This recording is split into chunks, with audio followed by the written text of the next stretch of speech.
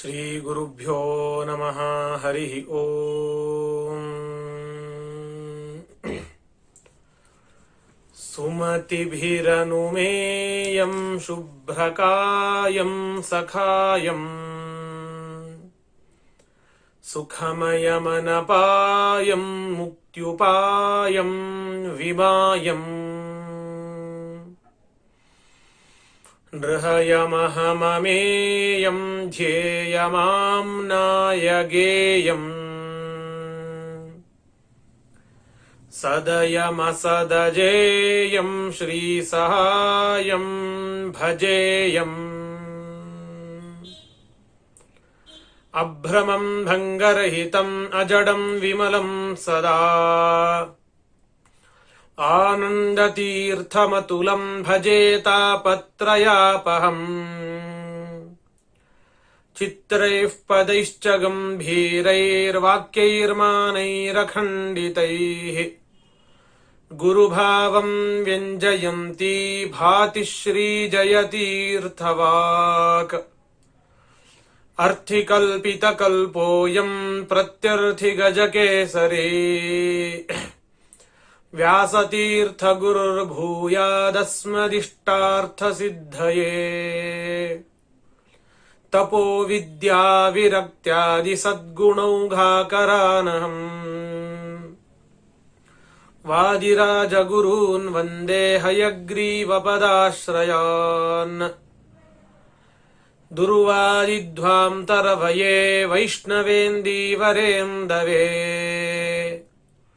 ಶ್ರೀರಾಘವೇಂದ್ರ ಗುರವೇ ನಮೋತ್ಯಂತದಯಾಲವೇ.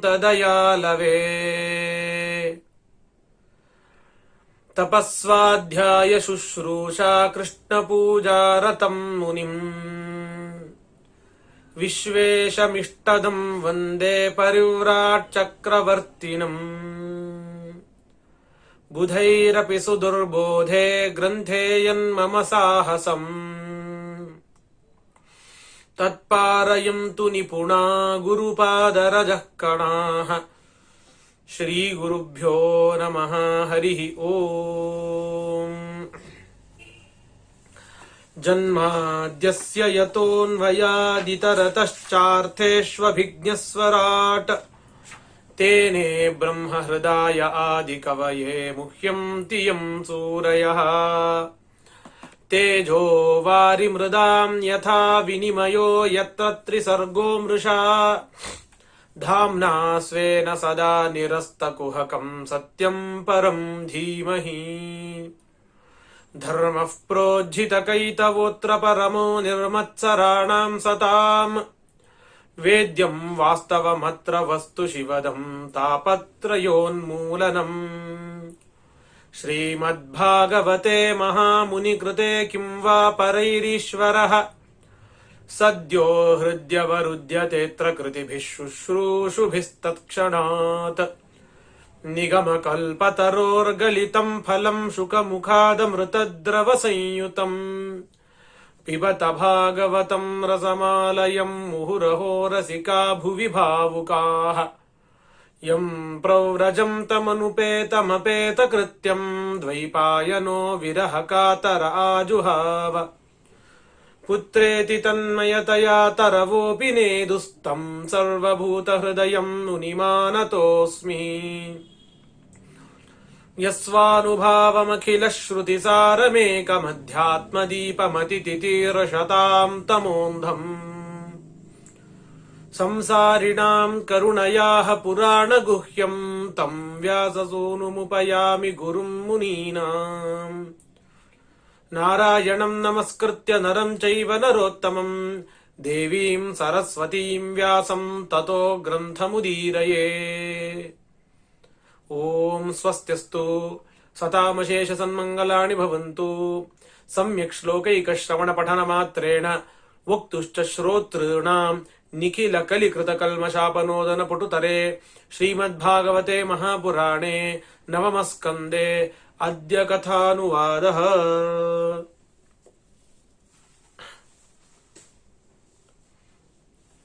ನವಮಸ್ಕಂದದ ಪ್ರವಚನದಲ್ಲಿ ಸೂರ್ಯವಂಶವನ್ನ ಪೂರ್ತಿ ನಾವು ನೋಡಿ ಆಗಿತ್ತು.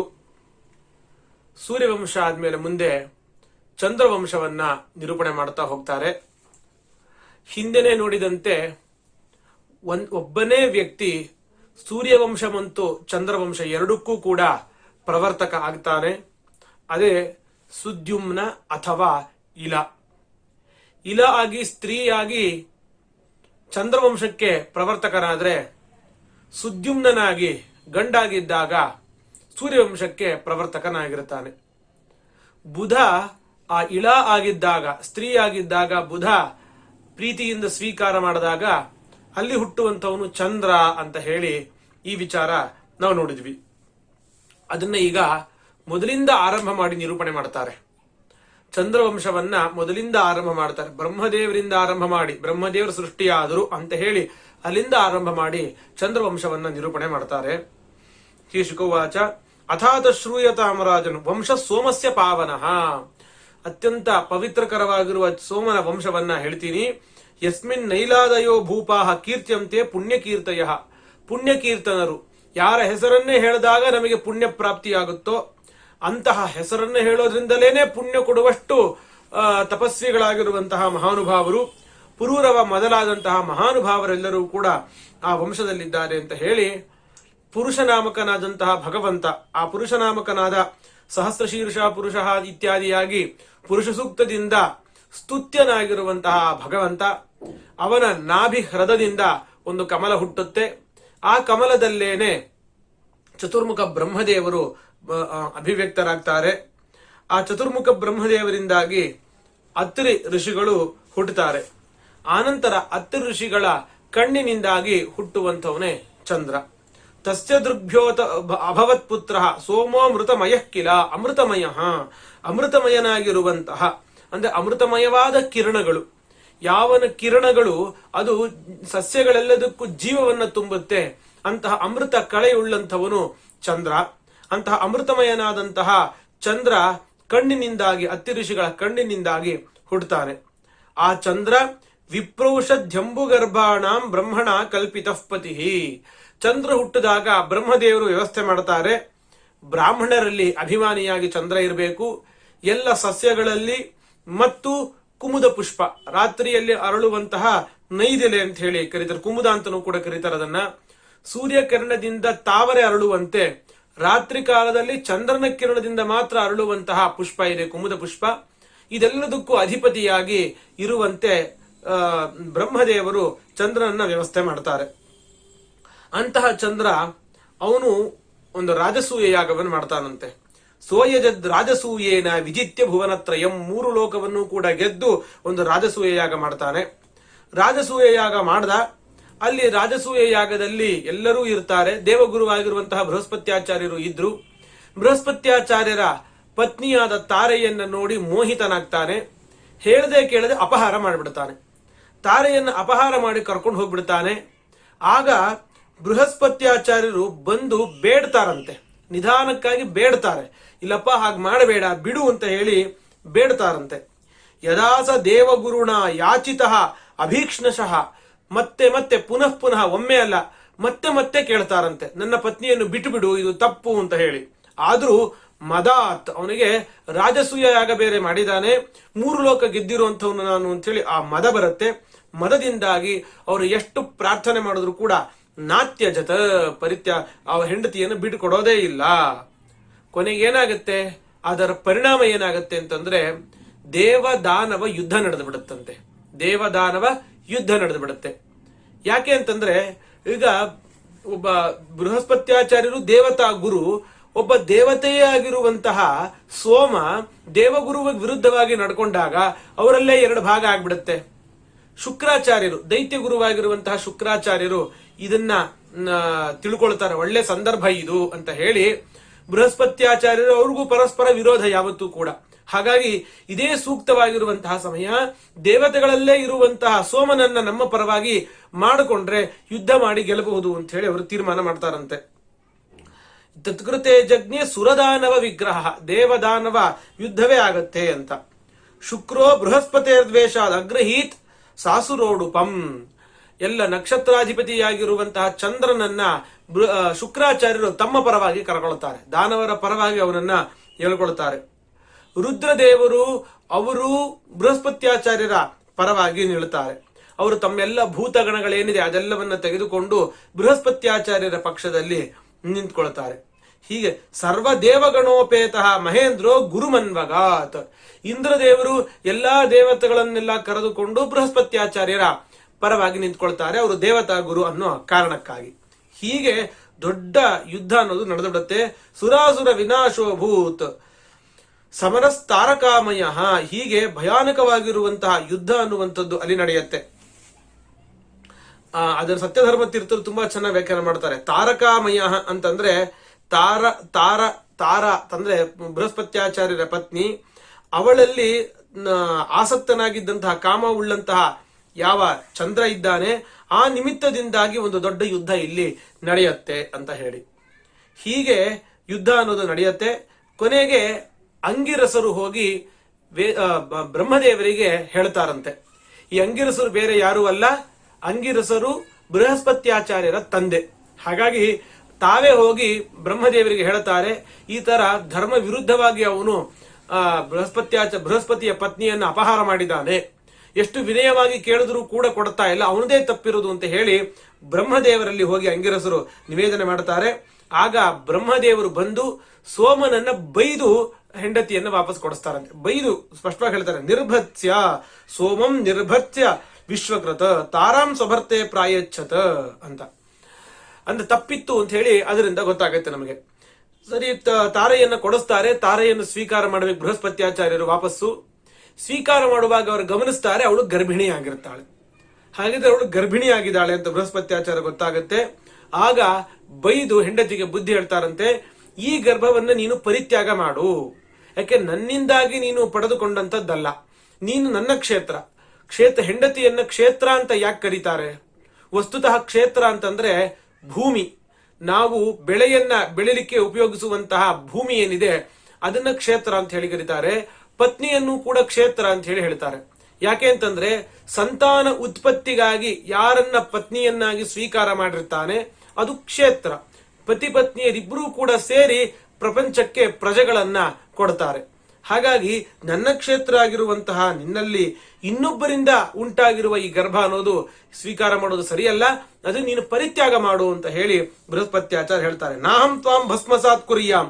ವಸ್ತುತಃ ನೀನು ಗರ್ಭಿಣಿ ಬೇರೆ ಆಗಿದ್ಯಾ, ಸಿಟ್ಟಿಗೆ ನಾನು ಸುಟ್ಬಿಡ್ಬೇಕು ನಾನು ತಪಶಕ್ತಿಯಿಂದ, ಆದರೆ ನಾನು ಮಾಡೋದಿಲ್ಲ ಆ ರೀತಿಯಾಗಿ. ಸ್ತ್ರೀಯಂ ಸಾಂತಾನಿಕೆ ಸತಿ. ಸಾಮಾನ್ಯವಾಗಿ ಸ್ತ್ರೀಯರನ್ನೇ ನಾನು ಏನು ಮಾಡೋದಿಲ್ಲ, ಅಂಥದ್ದಲ್ಲಿ ಗರ್ಭಿಣಿ ಬೇರೆ ಆಗಿದ್ಯಾ, ಅದರಿಂದ ನಿನ್ಗೆ ಹೆದರಿಕೆ ಬೇಡ, ನಾ ಏನಾದ್ರೂ ಮಾಡ್ತೀನಿ ಅಂತ. ಆದರೆ ಈ ಗರ್ಭವನ್ನ ಹೀಗೆ ಸ್ವೀಕಾರ ಮಾಡಬಾರದು, ಪರಿತ್ಯಾಗ ಮಾಡು ಅಂತ ಹೇಳಿ ಬೃಹಸ್ಪತ್ಯಾಚಾರ್ಯ ಹೇಳ್ತಾರೆ. ಸರಿ, ಅವಳಿಗೂ ಸಂಕೋಚ ಆಗತ್ತೆ. ತತ್ಯಾಜ ವಿರೀಡಿತಾ ತಾರ. ಕೊನೆಗೆ ಆ ತನ್ನ ಗರ್ಭದಿಂದ ಮಗುವನ್ನು ಹೊರಗೆ ಹಾಕ್ತಾಳೆ. ಮಗು ಹೊರಗೆ ಬಂತು, ಪರಿತ್ಯಾಗ ಮಾಡೋದು ಅಂತ ತೀರ್ಮಾನ ಆಗುತ್ತೆ. ಆದರೆ ಯಾವಾಗ ಆ ಮಗು ಹುಟ್ಟುತ್ತೋ ಅತ್ಯಂತ ಸುಂದರವಾಗಿರುವ ಆ ಮಗುವನ್ನ ನೋಡುತ್ತಾರೆ. ಕನಕಪ್ರಭಂ, ಒಳ್ಳೆ ಬಂಗಾರದಂತೆ ಫಳಫಳ ಹೊಳಿತಾ ಇದ್ದಂತಹ ವರ್ಚಸ್ಸು ಹುಟ್ಟಿದಂತಹ ಮಗುವಿಗೆ. ಹಾಗಾಗಿ ಆ ಮಗುವನ್ನ ನೋಡಿದಾಗ ಆಗ ಇಬ್ಬರಿಗೂ ಕೂಡ ಬೃಹಸ್ಪತ್ಯಾಚಾರ್ಯರಿಗೂ ಆಸೆ ಆಗುತ್ತಂತೆ, ನನ್ನ ಪುತ್ರನನ್ನಾಗಿ ಸ್ವೀಕಾರ ಮಾಡಿದ್ರೆ ಎಷ್ಟು ಚೆನ್ನಾಗಿರುತ್ತೆ, ಎಷ್ಟು ಒಳ್ಳೆ ತೇಜಸ್ವಿಯಾಗಿರುವಂತಹ ಮಗ ನನಗಿದ್ರೆ ಎಷ್ಟು ಚೆನ್ನಾಗಿರುತ್ತೆ ಅಂತ ಅವ್ರಿಗೆ ಆಸೆ ಆಗ್ಲಿಕ್ಕೆ ಶುರುವಾಗುತ್ತಂತೆ. ಸ್ಪೃಹ ಆಂಗಿರಸಶ್ಚಕ್ರೆ ಕುಮಾರೇ ಸೋಮ ಏವಚ. ಅಂಗಿರಸರ ಮಗನಾದ ಬೃಹಸ್ಪತ್ಯಾಚಾರ್ಯರು ಆಸೆಯನ್ನ ಪಡ್ತಾರೆ. ಕೊನೆಗೆ ಆ ಬೃಹಸ್ಪತ್ಯಾಚಾರ್ಯರು ಬೈದು ಪತ್ನಿಗೆ ಯಾವ ಮಗುವನ್ನ ಬೇಡ ಅಂತ ಹೇಳಿರ್ತಾರೋ ಆ ಮಗು ನಂದೇ ಅಂತ ಬೃಹಸ್ಪತ್ಯಾಚಾರ್ಯರು ಹೇಳಲಿಕ್ಕೆ ಶುರು ಮಾಡ್ತಾರೆ. ಈಗ ಮಮಾಯಂ ನತವೇತ್ಯುಚ್ಚೈ ತಯೋರ್ ವಿವದಮಾನಯೋ. ಹೀಗೆ ಇದು ನನ್ನ ಮಗು ನಿಂದಲ್ಲ ಅಂತ ಹೇಳಿ ಬೃಹಸ್ಪತ್ಯಾಚಾರ್ಯ ಹೇಳ್ತಾರೆ. ಸೋಮ ಮತ್ತು ಬೃಹಸ್ಪತ್ಯಾಚಾರ್ಯರಿಗೆ ವಿವಾದ ಅನ್ನೋದು ಉಂಟಾಗುತ್ತೆ. ವಿವಾದ ಉಂಟಾದಾಗ ವಿವಾದ ಪರಿಹಾರ ಮಾಡೋದೇನು? ಹಾಗಾಗಿ ಈ ಗರ್ಭಿಣಿಯಾಗಿದ್ದಂತಹ ತಾರೆಯಲ್ಲೇ ಕೇಳಿದ್ರಾಯ್ತು, ಯಾರ ಮಗು ಇದು ಅಂತ ಅವಳಲ್ಲೇ ಕೇಳಿದ್ರೆ ಪರಿಹಾರ ಸಿಕ್ಬಿಡುತ್ತೆ ಅಂತ ಹೇಳಿ ಪಪ್ರಚ್ಛುರ್ ಋಷಯೋ ದೇವಾಹ ನೈವೋಚೆ ವಿರೀಡಿತಾಚಸ. ಋಷಿಗಳು ದೇವತೆಗಳು ಎಲ್ಲರೂ ಬಂದು ಯಾರ ಮಗು ಇದು ಅಂತ ಹೇಳು ಅಂತ ಕೇಳಿದ್ರು ಕೂಡ ನಾಚಿಕೆಯಿಂದಾಗಿ ಏನನ್ನೂ ಕೂಡ ಹೇಳೋದೇ ಇಲ್ಲ. ಹೇಳ್ಕೊಳ್ಳುವಂತಹ ವಿಚಾರ ಅಲ್ಲ ಅಂತ ಹೇಳಿ ತುಂಬಾ ಸಂಕೋಚ ಆಗುತ್ತೆ ಅವಳಿಗೆ. ಹಾಗಾಗಿ ಏನನ್ನು ಹೇಳೋದೇ ಇಲ್ಲ. ಆಗ ಅವಳು ಏನು ಹೇಳದೇ ಇದ್ದಾಗ ಹುಟ್ಟಿದಂತ ಮಗುವಿಗೆ ಸಿಟ್ಟು ಬರುತ್ತಂತೆ. ಸಿಟ್ಟು ಬಂದು ತಾಯಿಯನ್ನ ಹೇಳುತ್ತಂತೆ, ಅಲೀಕ ಲಜ್ಜಯ. ಸುಮ್ನೆ ಇದೊಂದು ಅಲೀಕ ಲಜ್ಜ ಅಂತಂದ್ರೆ ಸುಳ್ಳೆ ಲಜ್ಜೆ, ನಿನ್ನ ಲಜ್ಜೆಗೆ ಕಾರಣವೇ ಇಲ್ಲ ಅಂತ ಹೇಳಿ ನೀನು ಇವಾಗ ಈ ವಿಚಾರ ಹೇಳೋದು ಬಿಟ್ಟು ನೀನು ಈ ಸಂದರ್ಭ ಬಂದಿದೆ, ಯಾರ ಮಗ ನಾನು ಹೇಳಬೇಕಾಗಿದೆ, ಅಂತ ಸಂದರ್ಭದಲ್ಲಿ ವ್ಯರ್ಥವಾದಂತಹ ನಾಚಿಕೆಯನ್ನು ನೀನು ತೋರಿಸ್ತಾ ಇದೆಯಾ? ಕಿಮ್ನವೋಚಸ್ಯ ಸದ್ವೃತ್ತೆ ಪಿತರಂನೇ ವದಾಶುವೈ.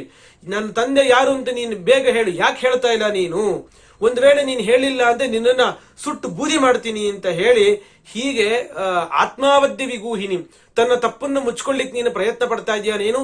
ಈ ತರ ಏನೇನೋ ಮಾತನ್ನ ಆಡಿ ತಾಯಿಯನ್ನೇ ಬೈಲಿಕ್ಕೆ ಶುರು ಮಾಡ್ತಾನೆ. ಆಗ ಬೈಲಿಕ್ಕೆ ಶುರು ಮಾಡಿದಾಗ ಬ್ರಹ್ಮದೇವರು ಬಂದು ಆ ಮಗುವನ್ನು ಬೈತಾರಂತೆ.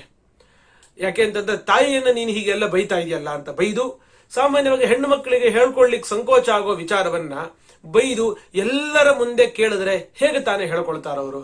ಸಾಧ್ಯನೇ ಆಗುವುದಿಲ್ಲ. ಏಕಾಂತದಲ್ಲಿ ಕೇಳಿದ್ರೇನೆ ಸಂಕೋಚ ಆಗುವಂತಹ ವಿಚಾರಗಳನ್ನ ಎಲ್ಲರ ಮುಂದೆ ಕೇಳಿದಾಗ ಹೇಗೆ ತಾನೇ ಹೇಳ್ಕೊಳ್ಳಿಕ್ ಸಾಧ್ಯ? ಹಾಗಾಗಿ ಬ್ರಹ್ಮ ತಂತು ವಿನಿರ್ಭತ್ಯ ಕ್ಷೇಪ್ತಾರಂ ಮಾತುರಂತಿಕೆ, ತನ್ನ ಹತ್ತಿರದಲ್ಲೇ ತನ್ನ ತಾಯಿಯನ್ನ ಬೈತಾ ಇದ್ದಾನೆ ಅಂತ ಹೇಳಿ ಆ ಮಗುವನ್ನೇ ಬ್ರಹ್ಮದೇವರು ನಿಂದಿಸ್ತಾರಂತೆ. ತಾಯಿಯನ್ನು ಬೈದಿದ್ದು ತಪ್ಪು ಅಂತ ಹೇಳಿ ಅವಳನ್ನ ಪ್ರತ್ಯೇಕವಾಗಿ ಕರ್ಕೊಂಡು ಹೋಗ್ತಾರೆ. ತಾರೆಯನ್ನ ಪ್ರತ್ಯೇಕವಾಗಿ ಕರ್ಕೊಂಡು, ಯಾರು ಇಲ್ಲದೆ ಇರೋ ಜಾಗಕ್ಕೆ ಕರ್ಕೊಂಡು ಏಕಾಂತದಲ್ಲಿ ಬ್ರಹ್ಮದೇವರು ಕೇಳ್ತಾರೆ, ಯಾರ ಸಂತಾನ ಇದು ಹೇಳು ಅಂತ. ಆಗ ಬಹಳ ಸಂಕೋಚದಿಂದ ಅವಳು ಹೇಳ್ತಾಳೆ, ಸೋಮಸ್ಯ, ಚಂದ್ರನ ಸಂತಾನವೇ ಇದು ಅಂತ ಹೇಳಿ ಹೇಳ್ತಾರೆ. ಕೊನೆಗೆ ಬ್ರಹ್ಮದೇವರು ಚಂದ್ರನಿಗೆ ಈ ಮಗು ಸಲ್ಲಬೇಕಾಗಿರೋದು ಅಂತ ನಿರ್ಣಯ ಕೊಡ್ತಾರೆ. ಮತ್ತು ಬ್ರಹ್ಮದೇವರೇ ನಿರ್ಣಯವನ್ನು, ಒಂದು ಹೆಸರನ್ನು ಕೂಡ ಕೊಡ್ತಾರೆ. ಬುಧ ಅಂತ ಈ ಮಗುವಿಗೆ ಹೆಸರಿಡಬೇಕು. ಬುದ್ಧ್ಯ ಗಂಭೀರಯಾಯೇನ, ಗಂಭೀರವಾದಂತಹ ಬುದ್ಧಿ ಬರುತ್ತೆ ಇವರಿಗೆ, ಮಹಾಜ್ಞಾನಿ ಆಗ್ತಾನೆ. ಅದರಿಂದಾಗಿ ಬುಧ ಅನ್ನುವಂತಹ ಹೆಸರನ್ನ ಬ್ರಹ್ಮದೇವರೇ ಸೂಚಿಸ್ತಾರೆ. ಅಂತಹ ಮಗನನ್ನು ಪಡೆದುಕೊಂಡು ಚಂದ್ರನಿಗೂ ಕೂಡ ಭಾರಿ ಸಂತೋಷ ಆಗುತ್ತೆ. ಇಂತಹ ಚಂದ್ರನ ವಂಶ ಆರಂಭ ಆಯಿತು. ಚಂದ್ರನ ಮಗನೇ ಬುಧ. ಆ ಬುಧನೇ ಸುದ್ಯುಮ್ನ ಇಲ ಆಗಿದ್ದಾಗ ಇಲ ಅವಳನ್ನು ಸ್ವೀಕಾರ ಮಾಡ್ತಾನೆ. ಆಗ ಅಲ್ಲಿ ಹುಟ್ಟುವಂತವನೇ ಪುರೂರವ ರಾಜ. ಇಲ ಮತ್ತು ಬುಧರಿಂದ ಹುಟ್ಟುವಂತವನೇ ಪುರೂರವಸ್. ತಸ್ಯ ರೂಪ ಗುಣೌದಾರಿ ಶೀಲ ದ್ರವಿಣ ವಿಕ್ರಮಾನ್ನ ಶ್ರುತ್ವೋರ್ವಶೀಂದ್ರ ಭವನೆ ಗೀಯಮಾನಾನ್ ಸುರರ್ಷಿಣ. ಈ ಪುರೂರವ ಅವ್ರು ಎಂಥ ಮಹಾನುಭಾವ ಇದ್ದ ಅಂತಂದ್ರೆ, ದೇವಲೋಕದಲ್ಲಿ ಅವನ ಗುಣಗಳನ್ನೆಲ್ಲ ನಾರದರು ಬಂದು ಆಗಾಗ ಹೊಗಳ್ತಾ ಇದ್ದಾಗ ಅದನ್ನೆಲ್ಲ ಕೇಳಿ ಕೇಳಿ ಅವನ ಬಗ್ಗೆ ಆಸಕ್ತಿ ಹೆಚ್ಚಾಗುತ್ತೆ. ಉರ್ವಶಿಗೆ, ದೇವತಾ ಸ್ತ್ರೀಯಾಗಿರುವಂತಹ ಉರ್ವಶಿಗೂ ಕೂಡ ಮನುಷ್ಯ ಲೋಕದಲ್ಲಿ ಇರುವಂತಹ ಪುರೂರವನ ಬಗ್ಗೆ ಕೇಳಿ ಅವನ ಬಗ್ಗೆ ಆಸಕ್ತಿ ಆಗುತ್ತೆ. ಅವನ ಸೌಂದರ್ಯ, ಅವನ ಗುಣಗಳು, ಅವನ ಔದಾರ್ಯ, ಅವನ ಪರಾಕ್ರಮ ಏನಿತ್ತು, ಅವನ ಸಂಪತ್ತೇನಿದೆ, ಇದೆಲ್ಲವನ್ನೂ ಕೂಡ ವರ್ಣನೆ ಮಾಡಿದ್ದನ್ನ ಕೇಳಿರ್ತಾಳವಳು. ಹಾಗಾಗಿ ಅವಳು ಬರ್ತಾಳಂತೆ. ಬಂದು ತಾನೇ ಪುರೂರವಸನ ಹತ್ತಿರ ಬಂದು, ತದಂತಿಕ ಮುಪೇಯಾಯ ದೇವಿ ಸ್ಮರಶರಾರ್ಧಿತ, ಕಾಮಾರ್ಧಿತಳಾಗಿ ಬರ್ತಾಳೆ. ಬಂದು ಅವಳೆ ಪತ್ನಿಯನ್ನಾಗಿ ಸ್ವೀಕಾರ ಮಾಡಲಿಕ್ಕೆ ಅವನನ್ನು ಒಪ್ಪಿಸ್ಬೇಕು ಅಂತ ಹೇಳಿ ಬರ್ತಾಳೆ. ಅವಳು ಯಾಕೆ ಬಂದ್ಲು? ಯಾಕೆಂದ್ರೆ ಅವನು ಎಷ್ಟೇ ರೂಪ ಸೌಂದರ್ಯ ಏನೇ ಇದ್ರೂ ಕೂಡ ದೇವತಾ ಸ್ತ್ರೀಯರಿಗೆ ಮನುಷ್ಯ ಲೋಕದ ಸಂಬಂಧ ಅನ್ನೋದೇ ನರಕಪ್ರಾಯ. ಅವರಿಗೆ ಅದಕ್ಕಿಂತ ದೊಡ್ಡ ನರಕ ಇನ್ಯಾವುದೂ ಇಲ್ಲ. ದೇವತೆಗಳಿಗೆ ಶಿಕ್ಷೆ ಯಾವುದು ಅಂತಂದ್ರೆ ಭೂಮಿಯಲ್ಲಿ ಹುಟ್ಟಿ ಅಂತ ಅನ್ನೋದೇ ಸಾಕು, ಮನುಷ್ಯರ ಸಹವಾಸದಲ್ಲಿ ಇರಿ, ಅದೇ ಅವರಿಗೆ ದೊಡ್ಡ ನರಕ. ಹಾಗಿದ ಮೇಲೆ ಇಂಥ ನರಕಮಯವಾಗಿರುವಂತಹ ಈ ಭೂಲೋಕದ ಸಂಪರ್ಕವನ್ನ ಊರ್ವಶಿ ಹೇಗೆ ತಾನೇ ಬಯಸ್ತಾಳೆ ಅಂತಂದ್ರೆ ಅದಕ್ಕೂ ಒಂದು ಕಾರಣ ಇತ್ತು. ಏನು ಅಂತಂದ್ರೆ, ಮಿತ್ರ ವೃಡಯೋ ಶಾಪಾತ ಆಪನ್ನ ನರಲೋಕಥ. ಅವಳು ಭೂಮಿಯಲ್ಲಿ ಹೋಗಿ ಮನುಷ್ಯರ ಸಂಪರ್ಕ ಮಾಡಬೇಕು ಅಂತ ಹೇಳಿ ಮಿತ್ರಾವೃಣದ ಶಾಪ ಅನ್ನೋದು ಇತ್ತು ಅಂತ ಹೇಳಿ ಹೇಳ್ತಾರೆ. ಕಾರಣ ಏನು ಅಂತಂದ್ರೆ, ಅಲ್ಲಿ ವಸ್ತುತಃ ಮಿತ್ರ ಮಾತ್ರ ಶಾಪವನ್ನ ಕೊಟ್ಟಿದ್ದು, ಮಿತ್ರಾವರುಣರಿಬ್ರು ಅಲ್ಲ. ಆದರೆ ಮಿತ್ರ ಶಾಪವನ್ನು ಕೊಡೋ ಸಂದರ್ಭದಲ್ಲಿ ವರುಣನೂ ಕೂಡ ಜೊತೆಗೆ ಇರ್ತಾನೆ. ಅಂದ್ರೆ ಅವನ ಅನುಮೋದನೆ ಇದು ಸರಿ ಅನ್ನುವಂತ ಅನುಮೋದನೆ ಇತ್ತು. ಆದ್ರಿಂದಾಗಿ ಮಿತ್ರಾವರುಣರು ಕೊಟ್ಟ ಶಾಪ ಅಂತ ಹೇಳಿ ಹೀಗೆ ಭಾಗವತದಲ್ಲಿ ಹೇಳ್ತಾರೆ. ಮಿತ್ರ ಯಾಕೆ ಶಾಪವನ್ನು ಕೊಟ್ಟಿದ್ದು ಅಂತಂದ್ರೆ, ಉರ್ವಶಿ ಅಪ್ಸರಾಸ್ತ್ರಿ. ಈ ಅಪ್ಸರಸೆಯರಿಗೆ ಅವರಿಗೆ ಪತಿ ನಿಯತವಾಗಿ ಒಬ್ಬ ಅಂತ ಇರೋದಿಲ್ಲ. ಎಲ್ಲಾ ದೇವತೆಗಳಿಗೂ ಇಂಥವನೇ ಪತಿ ಅಂತ ಇರ್ತಾರೆ. ಶಚೀದೇವಿಗೆ ಇಂದ್ರದೇವರೇ ಪತಿ, ರತಿದೇವಿಗೆ ಕಾಮಪತಿ, ಪಾರ್ವತಿ ದೇವರಿಗೆ ರುದ್ರದೇವರು ಪತಿ. ಹೀಗೆ ಎಲ್ಲಾ ದೇವತೆಗಳಿಗೂ ಕೂಡ ದೇವತಾ ಸ್ತ್ರೀಯರಿಗೆ ಇಂಥವನೇ ಪತಿ ಅಂತ ನಿಯತ ಪತಿ ಪತ್ನಿ ಭಾವ ದೇವತೆಗಳಲ್ಲಿ ಇರುತ್ತೆ. ಆದರೆ ಈ ಯಾವ ಅಪ್ಸರ ಸ್ತ್ರೀಯರಿದ್ದಾರೆ, ಆ ಅಪ್ಸರಸೆಯರಿಗೆ ಮಾತ್ರ ನಿಯತ ಪತಿ ಪತ್ನಿ ಭಾವ ಯಾರ ಜೊತೆಗೂ ಕೂಡ ಇರೋದಿಲ್ಲ. ಇಂಥವರೇ ಅವರ ಪತಿ ಅಂತ ನಿಯಮ ಇರೋದಿಲ್ಲ ಅವರಿಗೆ. ಇದನ್ನ ಆಚಾರ್ಯರು, ಶ್ರೀಮದಾಚಾರ್ಯರು ಮಹಾಭಾರತ ತಾತ್ಪರ್ಯ ನಿರ್ಣಯದಲ್ಲೆಲ್ಲ ಆ ಊರ್ವಶಿ ಮೊದಲಾದಂತಹ ಅಪ್ಸರಸ ಸ್ತ್ರೀಯರಿಗೆ ಇರುವಂತಹ ನಿಯಮವನ್ನು ಹೇಳ್ತಾರೆ. ಅವ್ರಿಗೆ ನಿಯಮ ಇಲ್ಲ ಅಂತಂದ್ರೆ ಸರ್ವಥಾ ಇಲ್ಲ, ಸ್ವೇಚ್ಛೆಯಿಂದ ಯಾವಾಗ ಹೇಗೆ ಬೇಕಾದ್ರೂ ಯಾರ ಜೊತೆ ಬೇಕಾದ್ರೂ ವಿಹಾರ ಮಾಡ್ತಾ ಇರಬಹುದು ಅಂತ ಆ ಅಭಿಪ್ರಾಯನೂ ಅಲ್ಲ. ಅವರಿಗೆ ನಿಯತವಾಗಿ ಇಂಥವನೇ ಪತಿ ಅಂತ ಇರೋದಿಲ್ಲ. ಆದರೆ ಒಂದು ನಿಯಮ ಇದೆ, ಏನು ಅಂತಂದ್ರೆ ಒಮ್ಮೆ ಒಬ್ಬನನ್ನ ಪತಿ ಅಂತ ಸ್ವೀಕಾರ ಮಾಡಿದಾಗ ಅವನ ಜೊತೆಗೆ ಇರಬೇಕು. ಯಾರನ್ನ ಪತಿ ಅಂತ ಸ್ವೀಕಾರ ಮಾಡಿರ್ತಾರೋ ಪುನಃ ಆಮೇಲೆ ಬದಲಾಯಿಸ್ಲಿಕ್ಕೆ ಅವಕಾಶ ಇರುತ್ತೆ. ಒಂದಿಷ್ಟು ಸಮಯ ಬಂಧ ಮಾಡಿಕೊಂಡು ಇಷ್ಟು ದಿವಸ ಇವನ ಜೊತೆ ಇರೋದು ಒಂದು ಸಮಯ ಬಂಧ ಮಾಡ್ಕೊಳ್ಬಹುದು. ಆ ನಂತರ ಬೇರೆ ಇನ್ನೊಬ್ಬನನ್ನ ಪತಿಯನ್ನಾಗಿ ಇನ್ನೊಬ್ಬ ದೇವತೆಯನ್ನ ಸ್ವೀಕಾರ ಮಾಡಬಹುದು ಅಪ್ಸರಸೆಯರು. ಆದರೆ ಯಾವಾಗ ಯಾರನ್ನು ಸ್ವೀಕಾರ ಮಾಡಿರ್ತಾರೋ ಅಲ್ಲಿಯ ತನಕ, ಆ ಒಪ್ಪಂದ ಮುಗಿಯುವ ತನಕ ಬೇರೆಯವರ ಹತ್ರ ಹೋಗಬಾರದು. ಇದು ಅಪ್ಸರೇಸರಿಗೆ ಇರುವಂತಹ ಒಂದು ನಿಯಮ. ನಿಯತ ಪತಿ ಇಲ್ಲದೆ ಇದ್ರೂ ಕೂಡ ಪತಿಯನ್ನು ಸ್ವೀಕಾರ ಮಾಡೋದ್ರಲ್ಲೂ ಒಂದು ನಿಯಮ ಅವರಿಗಿದೆ ಅಂತ ಹೇಳಿ ಗೊತ್ತಾಗುತ್ತೆ. ಅಲ್ಲಿ ಏನಾಗಿರುತ್ತೆ ಅಂದ್ರೆ ಮಿತ್ರನನ್ನ ಹಾಗೆ ಸ್ವೀಕಾರ ಮಾಡಿದ್ದಂತಹ ಉರ್ವಶಿ ಬೇರೆಯವರನ್ನು ಕೂಡ ಬಯಸ್ತಾ ಇರ್ತಾಳೆ. ಅದನ್ನ ನೋಡಿ ಮಿತ್ರನಿಗೆ ಸಿಟ್ಟು ಬರುತ್ತೆ. ನಿಯಮಕ್ಕೆ ವಿರುದ್ಧವಾಗಿ ನೀನು ಹೊರಡ್ತಾ ಇದೀಯ ನೀನು, ಹಾಗಾಗಿ ಅನೇನು ದುಷ್ಕೃತೇನತ್ವಂ ಮತ್ಕ್ರೋಧ ಕಲುಷೀಕೃತ, ನನಗೆ ಸಿಟ್ಟು ಬೇರೆ ಉಂಟು ಮಾಡಿದ್ಯಾ, ನಿಯಮ ವಿರುದ್ಧವಾಗಿ ನಡ್ಕೊಂಡಿದ್ಯಾ, ಅದರಿಂದ ಮನುಷ್ಯ ಲೋಕ ಮಾಸ್ಥಾಯ ಕಂಚಿತ್ ಕಾಲಂ ನಿವತ್ಸತಿ, ನಿನಗೆ ಮನುಷ್ಯ ಲೋಕದ ಸಂಬಂಧ ಆಗಲಿ, ಅದೇ ದೊಡ್ಡ ಶಾಪ. ಮನುಷ್ಯ ಲೋಕದ ಸಂಬಂಧ ನಿನಗೆ ಸ್ವಲ್ಪ ಕಾಲದ ತನಕ ಆಗ್ಲಿ. ಆನಂತರ ಅಲ್ಲಿಯೂ ಕೂಡ ಬುಧನ ಯಾರ ಸಂಪರ್ಕ ನಿನಗಾಗಬೇಕು ಮನುಷ್ಯ ಲೋಕದಲ್ಲಿ ಅಂತಂದ್ರೆ ಬುಧನ ಮಗ ಪುರೂರವಸ್ ಅಂತ ಇದ್ದಾನೆ, ರಾಜರ್ಷಿ ಅವನು. ಆ ಪುರೂರವಸ್ಸಿನ ಸಂಪರ್ಕ ನಿನಗಾಗ್ಲಿ, ನೀನೇ ಹೋಗಿ ಅವನನ್ನ ಭೇಟಿಯಾಗು ಅಂತ ಹೇಳಿ ಹೀಗೆ ಹೇಳ್ತಾರೆ. ಆದ್ದರಿಂದಾಗಿ ಆ ಶಾಪಕ್ಕೆ ಗುರಿಯಾಗಿರ್ತಾಳಾದ್ರಿಂದಾಗಿ ತಾನಾಗಿಯೇ ಪುರೂರವಸ್ಸಿನ ಬಳಿ ಅವಳು ಬಂದಿರ್ತಾಳೆ. ನಿಶಾಮ್ಯ ಪುರುಷ ಶ್ರೇಷ್ಠಂ ಕಂದರ್ಪಮಿವ ರೂಪಿಣಂ ಧೃತಿಂ ವಿಹಾಯ ಲಲನ ಉಪತಸ್ಥೆ ತದಂತಿಕಂ. ಅವನ ಸೌಂದರ್ಯ, ಅವನ ಪರಾಕ್ರಮ ಎಲ್ಲ ಕೇಳಿ ಕೇಳಿ ಅವನ ಹತ್ರ ಅವಳೇ ಬಂದಿರ್ತಾಳಂತೆ. ಸತಾಂ ವಿಲೋಕ್ಯ ನೃಪತಿರ ಹರ್ಷೇಣೋತ್ಫುಲ್ಲಲೋಚನ ಉವಾಚ ಶ್ಲಕ್ಷ್ಣಯ ವಾಚ ದೇವೀಂ ಹೃಷ್ಟತನೂರುಹ. ಅವಳು ಬಂದಾಗ ರಾಜನಿಗೆ ತುಂಬಾ ಸಂತೋಷ ಆಗತ್ತೆ. ಇಲ್ಲಿ ಒಂದು ಉಪಾಯವನ್ನು ಮಾಡಿರ್ತಾಳೆ ಅವಳು.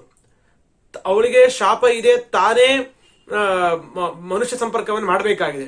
ಹಾಗಂತ ಯಾರ ಸಂಪರ್ಕ ಮಾಡಬೇಕು ಅಂತನೂ ಕೂಡ ಮಿತ್ರ ಹೇಳಾಗಿದೆ. ಹಾಗಿದ್ಮೇಲೆ ತಾನೇ ಹೋಗಿ ನನ್ನ ಪತಿಯಾಗುವಂತ ಬೇಡಬಹುದು. ಆದ್ರೆ ಅವಳು ಆ ರೀತಿಯಾಗಿ ಬೇಡ್ಕೊಳ್ಳೋದಿಲ್ಲ. ಯಾಕೆಂದ್ರೆ ಹೆಚ್ಚು ಚಿರಕಾಲ ಅಲ್ಲೇ ಇರೋದು ಅವಳಿಗೆ ಇಷ್ಟ ಇರೋದಿಲ್ಲ. ಸ್ವಲ್ಪ ಕಾಲದ ತನಕ ಅವನ ಸಂಬಂಧದಲ್ಲಿ ಇದ ಮೇಲೆ ವಾಪಸ್ ಹೋಗ್ಬೇಕಾಗತ್ತೆ. ವಾಪಸ್ ಹೋಗ್ಲಿಕ್ಕೆ ಏನಾದ್ರು ಒಂದು ನೆಪ ಬೇಕಾಗತ್ತೆ. ನೆಪವನ್ನ ಒಡ್ಡಬೇಕು ಅಂತಾದ್ರೆ ಅದಕ್ಕೆ ಅವನೇ ಬಂದು ಪತ್ನಿಯಾಗುವಂತ ಕೇಳುವಂತೆ ಮಾಡಬೇಕಾಗತ್ತೆ. ಅದಕ್ಕೆ ತಾನೇ ಹೋಗಿ ನಿಂತಿರ್ತಾಳಷ್ಟೇ. ಅವಳನ್ನ ಆ ಸೌಂದರ್ಯವನ್ನ ನೋಡಿ ಅದರಿಂದ ಸಂತುಷ್ಟನಾಗಿ ಅವನು ಮೆತ್ತಿಗೆ ಕೇಳುತ್ತಾರಂತೆ ಉರ್ವಶಿಯನ್ನ. ರಾಜೋವಾಚ ಸ್ವಾಗತಂ ತೇ ವರಾರೋಹೆ ಆಸ್ಯತಾಂ ಕರವಾಮಕಿಂ.